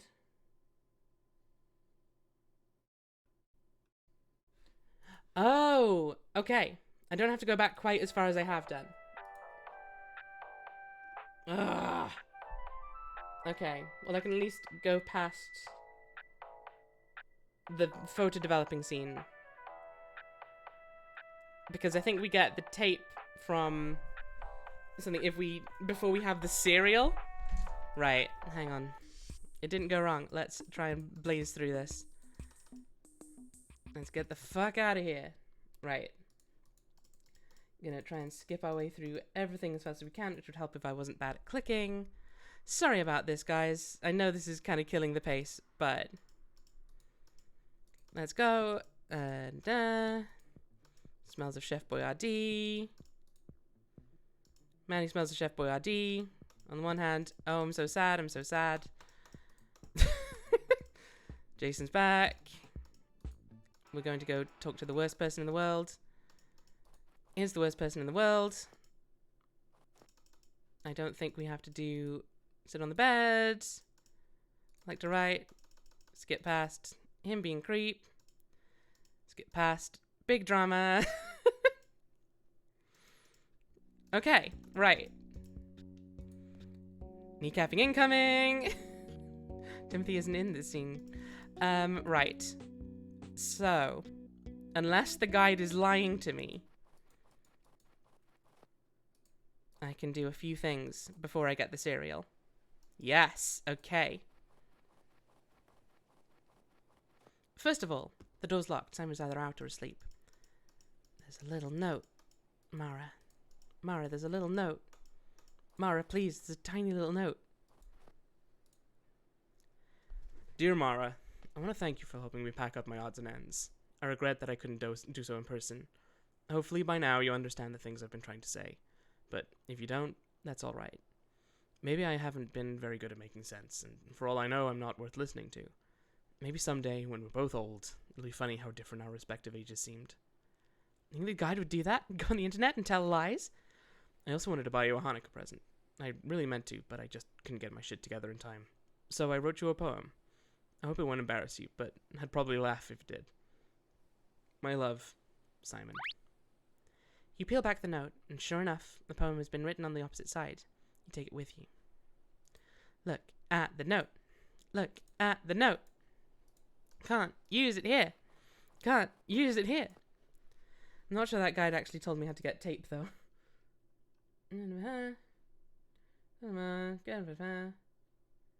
Get tape from Jackson. That's obscure. That's obscure as well. Come on, game. Okay, we'll read the poem in a sec, but... Hey, Jackson, can I have some tape? That's Camp Office property. Okay. So, I guess we did get a hint about this from Mrs. Peters. Oh, sorry. What the fuck do I care, Mara? Help yourself. You pull a long sheet of tape from the dispenser, trying to keep it flat and taut. Unfortunately, the tape quickly touches itself and tangles into a sticky ball. Oops, I guess this'll do. Guess so. Nice. Okay, so we can wrap up this envelope. Without too much difficulty, you wrap the envelope in a layer of brown paper, securing the ends with tape. Then you scroll the word Mom on the package in Sharpie. It seems a little silly to wrap a brown paper envelope in another layer of brown paper, but if you follow that thread, you'll end up questioning the whole conceit of gift giving, which you consider a net positive in your life. It's done, alright? Right. So now, let's look at that note. That's not the note. Let's look at that note. With some trepidation, you unfold Simon's poem and begin to read. No one knows which way she grows. She forms intention, all her own. But is it, though, still dark, unhoned? Can't be spoken, felt, or shown. But in her soul a presence groans. It will emerge, it will be known. There'll be a shape, a frame of stone, a passage to a temperate zone. Not ours to know, we'll see it go. Upsetting worldly ebb and flow, out and away, away, away she grows. It rhymes, that's a big plus. You expect it to feel bad, and there is a tingle beneath your ribs, an unpleasant feeling you wouldn't otherwise invite. But this feeling isn't bad. It's as if something previously stuck up inside you has been knocked loose. I think I skipped some dialogue, but... Can I get that dialogue again, actually? I can. You gaze at the poem for a long time. The lines, the pathways of Simon's thoughts, the love you hold in your hands. These things are possible to say. They don't need to moulder and die inside you. Your love can live in this world. Okay, I'm glad I repeated that then. That was a nice line. Hey, you shithead! I have this record, you absolute clown of a man. Wow, mass-produced. It's a special weird reprint. My god, it can't be the infamous Lohan print. Damn right, don't tease me. Video set. Who cares about that trash? Then we have a deal? Mikey, realizing the position he's put himself in, moves to retain his composure. Yes, I suppose that's a fair trade. Please enjoy your tapes. You cram the bulk of the Civil War box set under your jacket. As you turn away, you hear Mikey whispering breathlessly into his new acquisition. Beautiful, clean, she's a fool, he rasps, running his hands across the smooth cardboard cover. What a creep. Okay. With jaw-clenching frustration, you wrap the tapes in a sheet of brown paper and tape down the ends. Yeah, okay, got confused for a sec because I was like, wait, the tapes? But VHS tapes, not the packing tape. Securing the present in something similar to its original box shape. Swallowing back disgust, you carefully write Timothy on the package. Looks like you had just enough paper and tape to wrap gifts for your family. What a relief to be done. I feel like the ending where we kept the priceless record and could sell it to someone was the better one. Yeah, but Mara would never do that. That's the problem. She wouldn't do it in the end. Right. Just gonna quickly double check. There's nothing... I mean, it tells me to give peas to Mrs. Peters, but I never grew the peas. So, that's a shame. It just didn't work out. Thankfully, I don't think it's vital. Also, turns out I should have used the carrots at the Harvest Fest and given the butternut squash to Mum. Apparently, that's the best way to do things. but that's very obscure, so I don't mind that we didn't do it. Hey Mara, happy Hanukkah. It's not Hanukkah till sundown, but let's hang out till then. Wanna go do drugs? Yeah, bye! Doing drugs. Drug time, okay. You've heard of oil barons, but have you seen Rumour's low hanger album barons? They're the worst. Okay, so we've got our drugs now. What are we gonna do? You think Crazy Barbara would... Lily, stop. What? Please don't talk about her right now. You're not still scared of that. What if I am? Things are bigger to me than normal night right now. Please don't make me think about her. I didn't realize, Mara. I apologize. Oh shit, there she is! The sound that leaves your body is deeper, more rounded than your average teen screech. A full-bodied guttural cry to the heavens as its light penetrates your eyes. Birds scatter in a funereal? I'm not sure I've ever had to say that word out loud. Funereal moan issues out from the forest. Fuck! God damn it! Not cool, Lily. Not cool. It's very easy to get access to drugs in your fictional... It's true. Here's something I want to try out. What happens if, say, we go near Lily's grandma? Does she know? Oh. You feel incredibly unfree to look in this direction, lest you meet the gaze of Lily's grandmother. What would she think of you? Oh, God! No, Mara, no, I can't let my grandma down like this. Do you think she knows? No, but if we talk to her, she'll know. Fuck, okay. Staring into the darkness of the schoolhouse window, you see items undisturbed by the years, a perfect and unchanged ecosystem. If only you could find such simplicity in adulthood. Charts, blocks, and games that demonstrate real pathways through life. Okay, since it's getting late, I'm not going to keep exploring and having all the fun I want looking at things. I will look at Billy's bar. You peer into the darkness, where the subtle movement of an object makes you jump with fright. On recovery, you realize it was your own reflection. Bless her. Love to meet the gays. Where we want to go is in here. Have you ever been inside? No. You? Feliz Jueves! Es Jueves! Yeah, long time ago when I was a kid. Oh. Is it stupid then? Mara! What? Why would it be stupid? Nothing's stupid. You're right. Fuck, what am I so worried about? Wow. You make your way past an empty foyer to a place where the ground is soft and swampy. You see what appears to be a sunken floor. A conversation pit, to borrow Simon's explanation. In another moment, you realize this must be an indoor pool.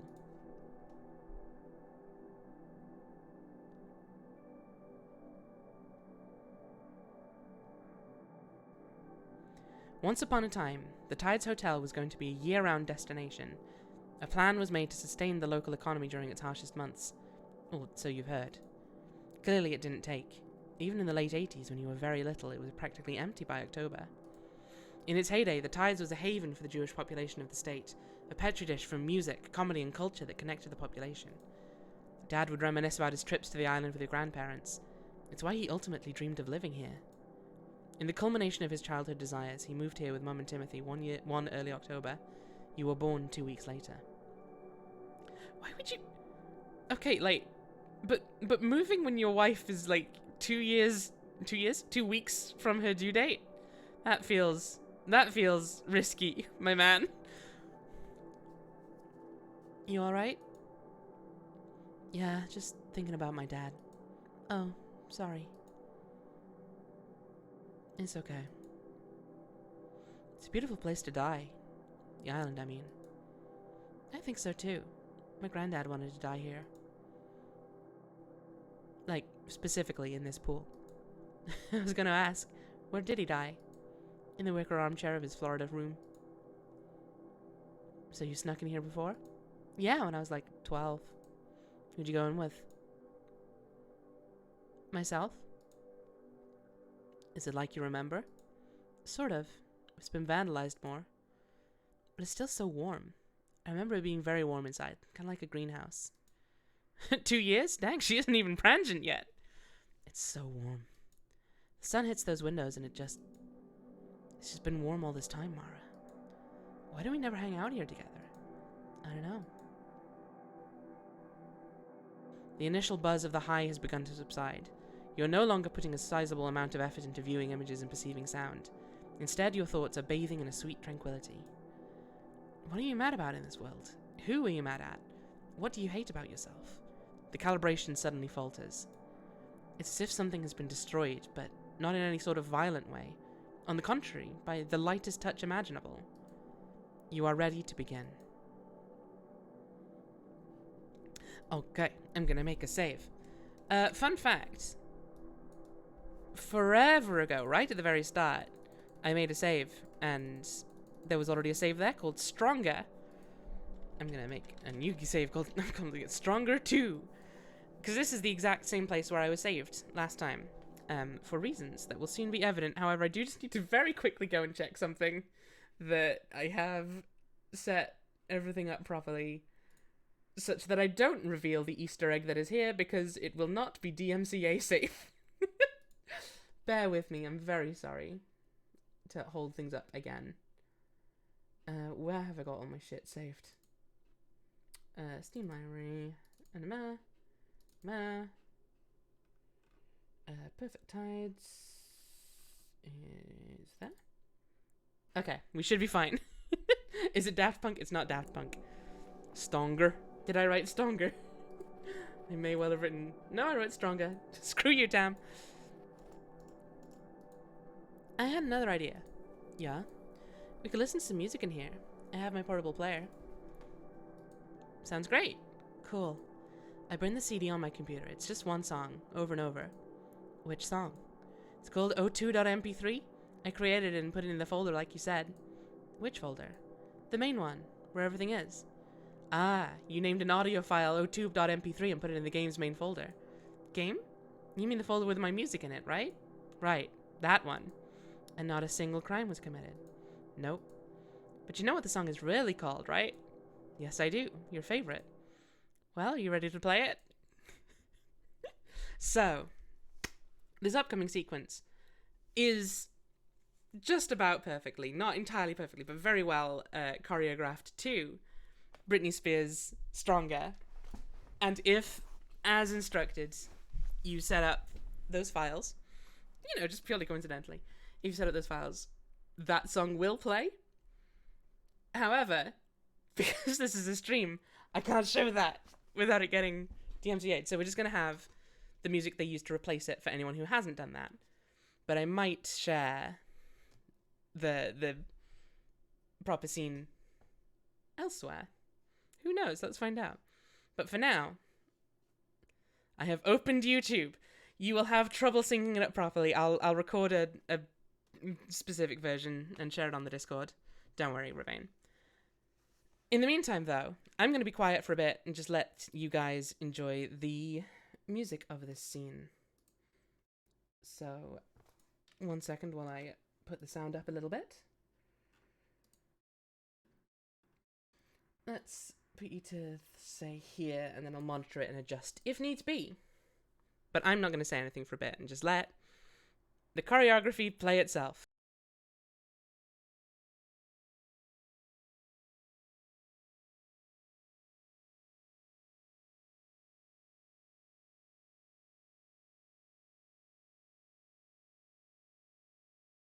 Okay, there's a bit more dialogue.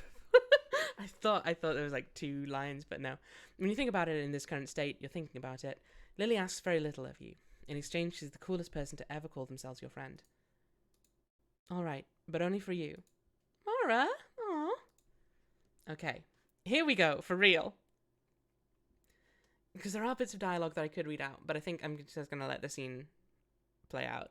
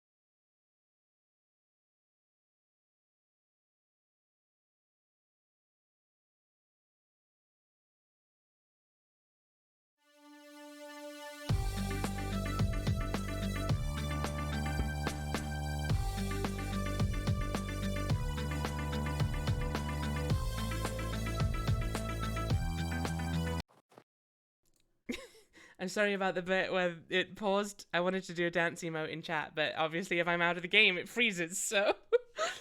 Well, I've mostly come down. How about you? Yeah, I'm getting back to normal. Aw, Lily. I really love you, you dumb bitch. I love you too, you whore. It's a fucking adorable sequence, right? I love it to pieces. And like the replacement music they got for it is really nice. Just the animation on the dancing though. Oh my god, that sprite work. Just amazing. This is the gate to Lily's house. Let's go into Lily's house, or not? There's no sense in knocking on Lily's door now. It's Hanukkah. You better get home.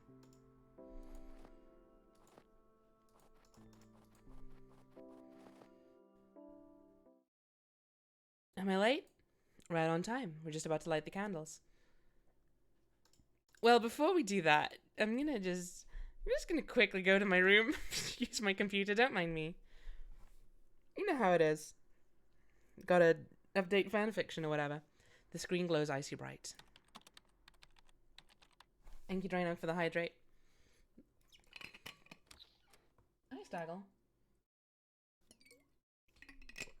The thrill of seeing Staggle sign on has all but totally diminished, but in the pit of your guts, something still stirs. This feeling has not been replaced. You wonder if it ever will. Is it possible you still feel something for Staggle, even knowing it can't work out? Staggle. He was the first. Your first. The first what exactly? You never even met. Was any of it real? In what capacity did this person touch you? Hi, Sam. He was your first love story. Hi, Mara. Having a good holiday? Yep, just taking a quick breather in my room. That's cool. You know, usually the holidays depress me. I can't explain it, but this year it feels like things are alright. I feel the same. I wanted to thank you for something. Oh? Yeah. My life can feel very lonely sometimes, and people come and go. But you've always been there, and I'm grateful for that. How could I ever let go of someone as cool as you? I do wonder sometimes, Mara, if somewhere, sometime there's still a chance for us. In a feeling you now recognize as familiar, the thing that stirs, that irreplaceable thing, begins to frustrate. The sublime pain crosses the threshold into nausea. Your head aches like you've overloaded on pasta. No, you can't let it be anything else. It's already fully formed. You want to keep it as it was. Who can say where the road goes, where the day flows? Only time. Did you write that? Enya. Ah. I'd better get back. Have a good night, Sam. I should go too. Thanks for thinking of me that way.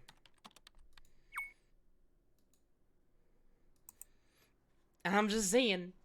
Kickstarter's still going. Back the sequel. Maybe. Maybe there'll be a chance with Staggle. He straight up ignores you. Unsurprising.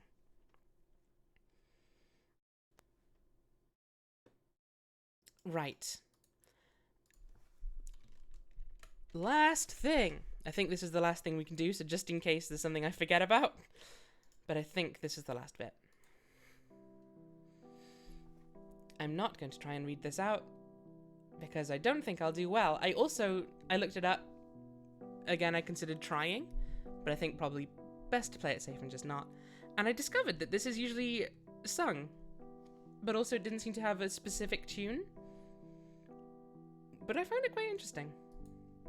Timothy lights the shamash, the helper candle that lives in the center of the menorah. There's another prayer that I don't feel I ought to do, what with not knowing it. Hard to believe it might be our last Hanukkah here. I'm sorry, kids. I really am. Your first instinct is to assure Mom, as you did last time, that the move won't be a big deal for you. It might even change your life for the better. But You're suddenly gripped with sadness at the thought of leaving Perfect Tides behind. Even now, as you live and breathe on the island, you can feel yourself missing it. The home of your father, his shadow of a dream, the only world you've known. You have nothing to be sorry for, Ma. If anything, it's my fault. I mean, yeah. I'm not gonna disagree with you on that one, Tim. Mum's face flushes. This is clearly not the reaction she was looking for. Oh no, Tim, that's not. Come on, guys, we're here to be thankful, right? The oil had to burn out eventually. It was only supposed to last one night. We got 8 days. 8 freaking days! Not bad. Mara. The bottom fell out of the Ultima Gold farming market. Your dedication to the faith ended after your 13th birthday. You can't imagine ever going back. Still, there's something. Some thread of continuity, a preservation of ideas, a sense of immortality even, that the faith carries through millennia, beyond the possibility of any one man. You want to transcend time, like ancient prayers. You want to move through space like the spirits of the dead. If only you didn't stand outside belief, looking in from this lonesome void. Want to eat on the couch? Sure.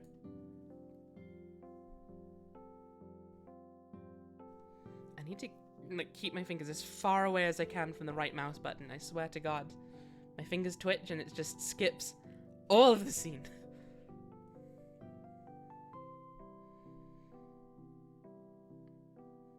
It's not a comfortable hand position, but you know what? A small price to pay for not accidentally missing out on important stuff. I hope you kids don't mind Hungry Man. I was busy all day and... Mom, we love Hungry Man. I'm something of a hungry man myself. We'll have the big dinner at Grandma's. Thanks, Mom. Trade my green beans for your stuffing. Dude, no way! Absolute worst deal. Are you kidding me? Stuffing's like the best bit and green bean is the fucking worst. Fuck off, Timothy. Coming down from the high, you suddenly remember your own hunger. The microwave meal is decadent in the textures and tastes it provides. It's almost enough to make this life feel blessed, full of grace. Well, are we ready for presents? Yes, we are this time. Here you go, Timothy. Just teleport that across the room to you? Oh, no way! It's a 3-pack of rewritable CDs. Unlike most blank CDs, you can wipe and replace their data. The process of rewriting a CD is much slower than burning one for the first time, but someone like Timothy will be excited just to try it. Those are the ones you can rewrite, right? The RWs? I was afraid I got the wrong thing. No, this is it. That's really cool, Mom. Thanks. Here's yours, Mom. Oh, that's not necessary. Crave is wrong. Both green beans and stuffing remain. No, green beans. Green beans are one of the few foods I just really don't like. You want me to return it? Give it here, smart guy. It's a book. Read the title. The Big Book of High-Profile Tragedies, 1988 to 1998. Oh, these are all such a shame. Oh, Raul Julia. Sonny Bono, yeah. Is Jermaine in there? Of course he is. What about the Sublime guy? Nothing under Sublime. Try Bradley Knoll. Oh, yes, here we go. Oh, 28 years old, how sad. Man, you're gonna learn so much. Mara, want to do yours?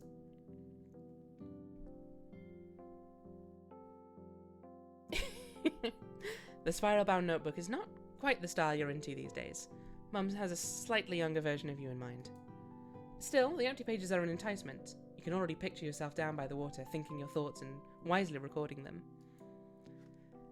I thought you might like that, for your writing. Karopi? Thanks for the great uplifting gift, Timothy. She can finally think about other people than Leonardo DiCaprio dying. Yeah, this will be great. I can make my notes in this, sketch out ideas. Thank you, Mom. My pleasure. Here you go, sis.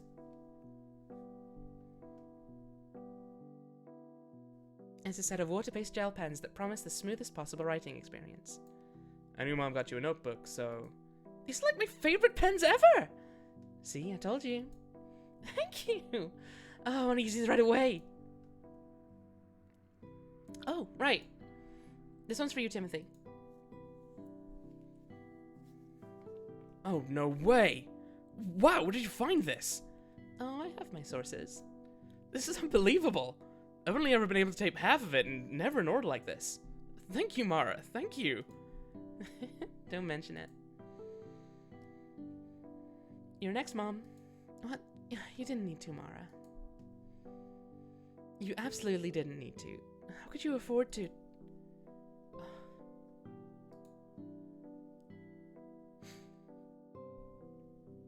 You knew she would probably cry. You wondered if the tears would be worth it or not. Even now, you're not sure. In an instant, the feeling catches you too, and a nerve is pierced, pulsing from your chest to the top of your head. You hold back the convulsions as best you can, instead letting the tears well in the lids of your eyes. If you break down in front of Mum, her first instinct will be to comfort you. You remember that day? Yes. Not as well as I'd like. I didn't know then how precious it was.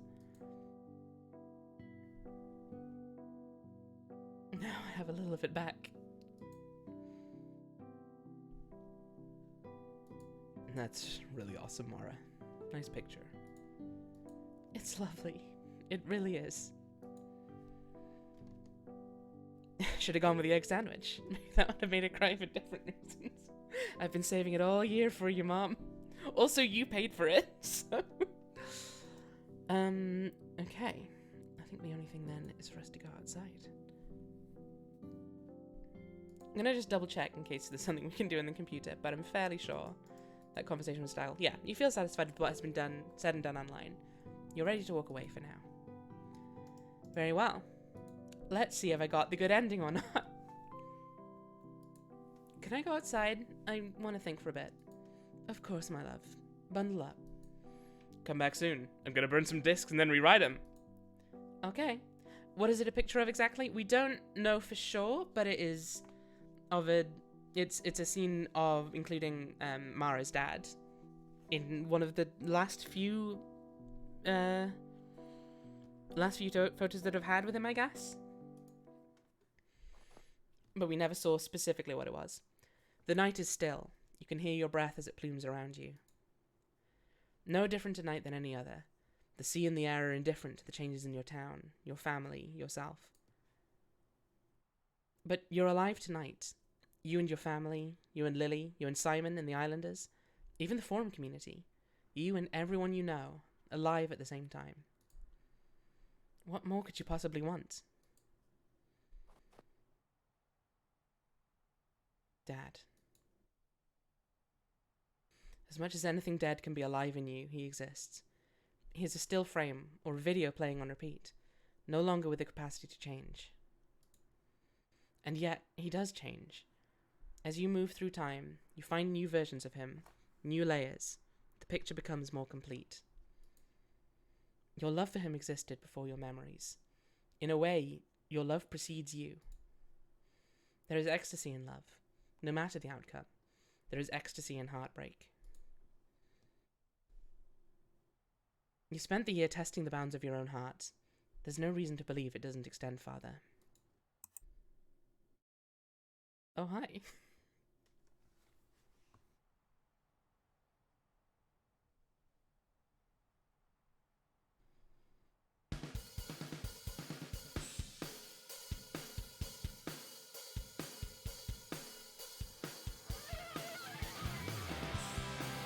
Wait!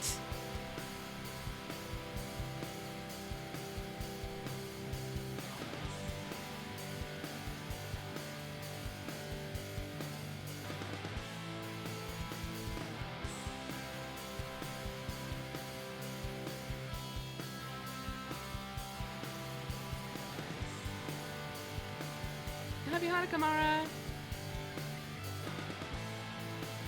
Such tradition.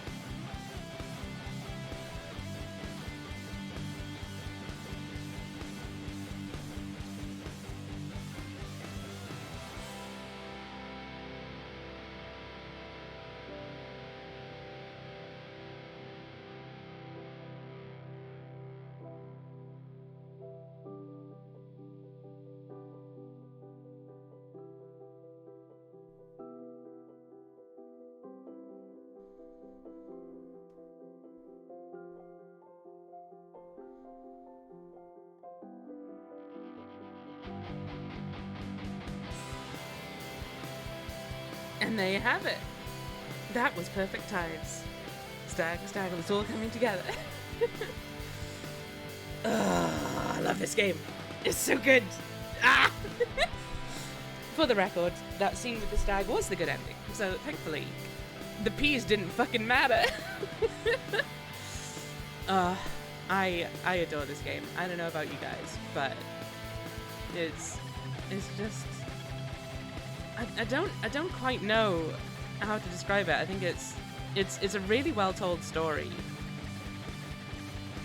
And it's not that like nothing happens, but it's just a lot of like sort of real emotion.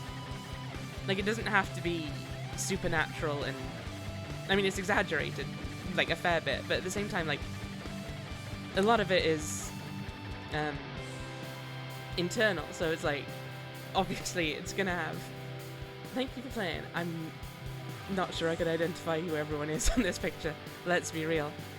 Why did the Timothy situation remain unresolved? Because it's not perfect, it's not fixed, and it probably never will be entirely perfect, but that doesn't mean there can't be nice moments in it, moments that are worth trying to find. But also Timothy does need to fucking sort his shit out and stop being so mean to Mara. So, I hope you all enjoyed this game and enjoyed going through it with me. I know I for sure enjoyed sharing it with you all. And if you did enjoy Perfect Tides, as always, don't forget that that's probably the pic Mara gave to her mum. Oh, it might be. I'd need to look at the photo again. Timothy is an egg. Yeah, I don't remember who all was in it, even. That monologue about her dad, if that ain't the truth, man. Myself have a dad. Perfect Tide reference. I wouldn't call it a Perfect Tide reference, but there's a lot of the same feelings we had. Yeah, I'm sorry to hear that your dad passed away, Tabira, but it's plain egg without salt and pepper. Yeah, there's a lot of important emotional beats in this game, and I think it does them all extremely well. Obviously there's some that I can't really relate to, but there are a lot that I could. And yeah, it was just a really fucking good game. So do please consider backing the Kickstarter if you can. If you can't, obviously, don't. Like, look after yourself more than anything. But do consider sharing it with others, because maybe they'll be interested. In the meantime, though, I'm going to go have a look at who's around that we might raid, because, funnily enough... Sure enough, hang on. Okay, how long has it been going? Mesmerat, thank you very much for the follow. Okay, sure enough, as of 20 minutes ago, Meredith Gran, the developer and lead artist of the game, is currently streaming some art to celebrate reaching 75% on the Kickstarter. So let's fucking raid her, shall we? I think that's only fair. Assuming she has... Yes, cool. Yeah, let's go all say hi to Meredith and chat about Perfect Tides if you feel like it. Because boy howdy, I loved this game. I hope you all did. I've said that enough times. I am tired. It is late. But please go, and if you did enjoy this game, join in the raid and do let Meredith know. I'm sure she'd be delighted to hear how you felt about it. And yeah, thanks for streaming. I hope you all have a lovely rest of your evening / night. Look after yourselves. Be excellent to each other. All that jazz. Hopefully, sometime down the line, I'll be able to play Station to Station for you guys as well. And we'll have another great time suffering. Thank you all for coming by. Bye-bye.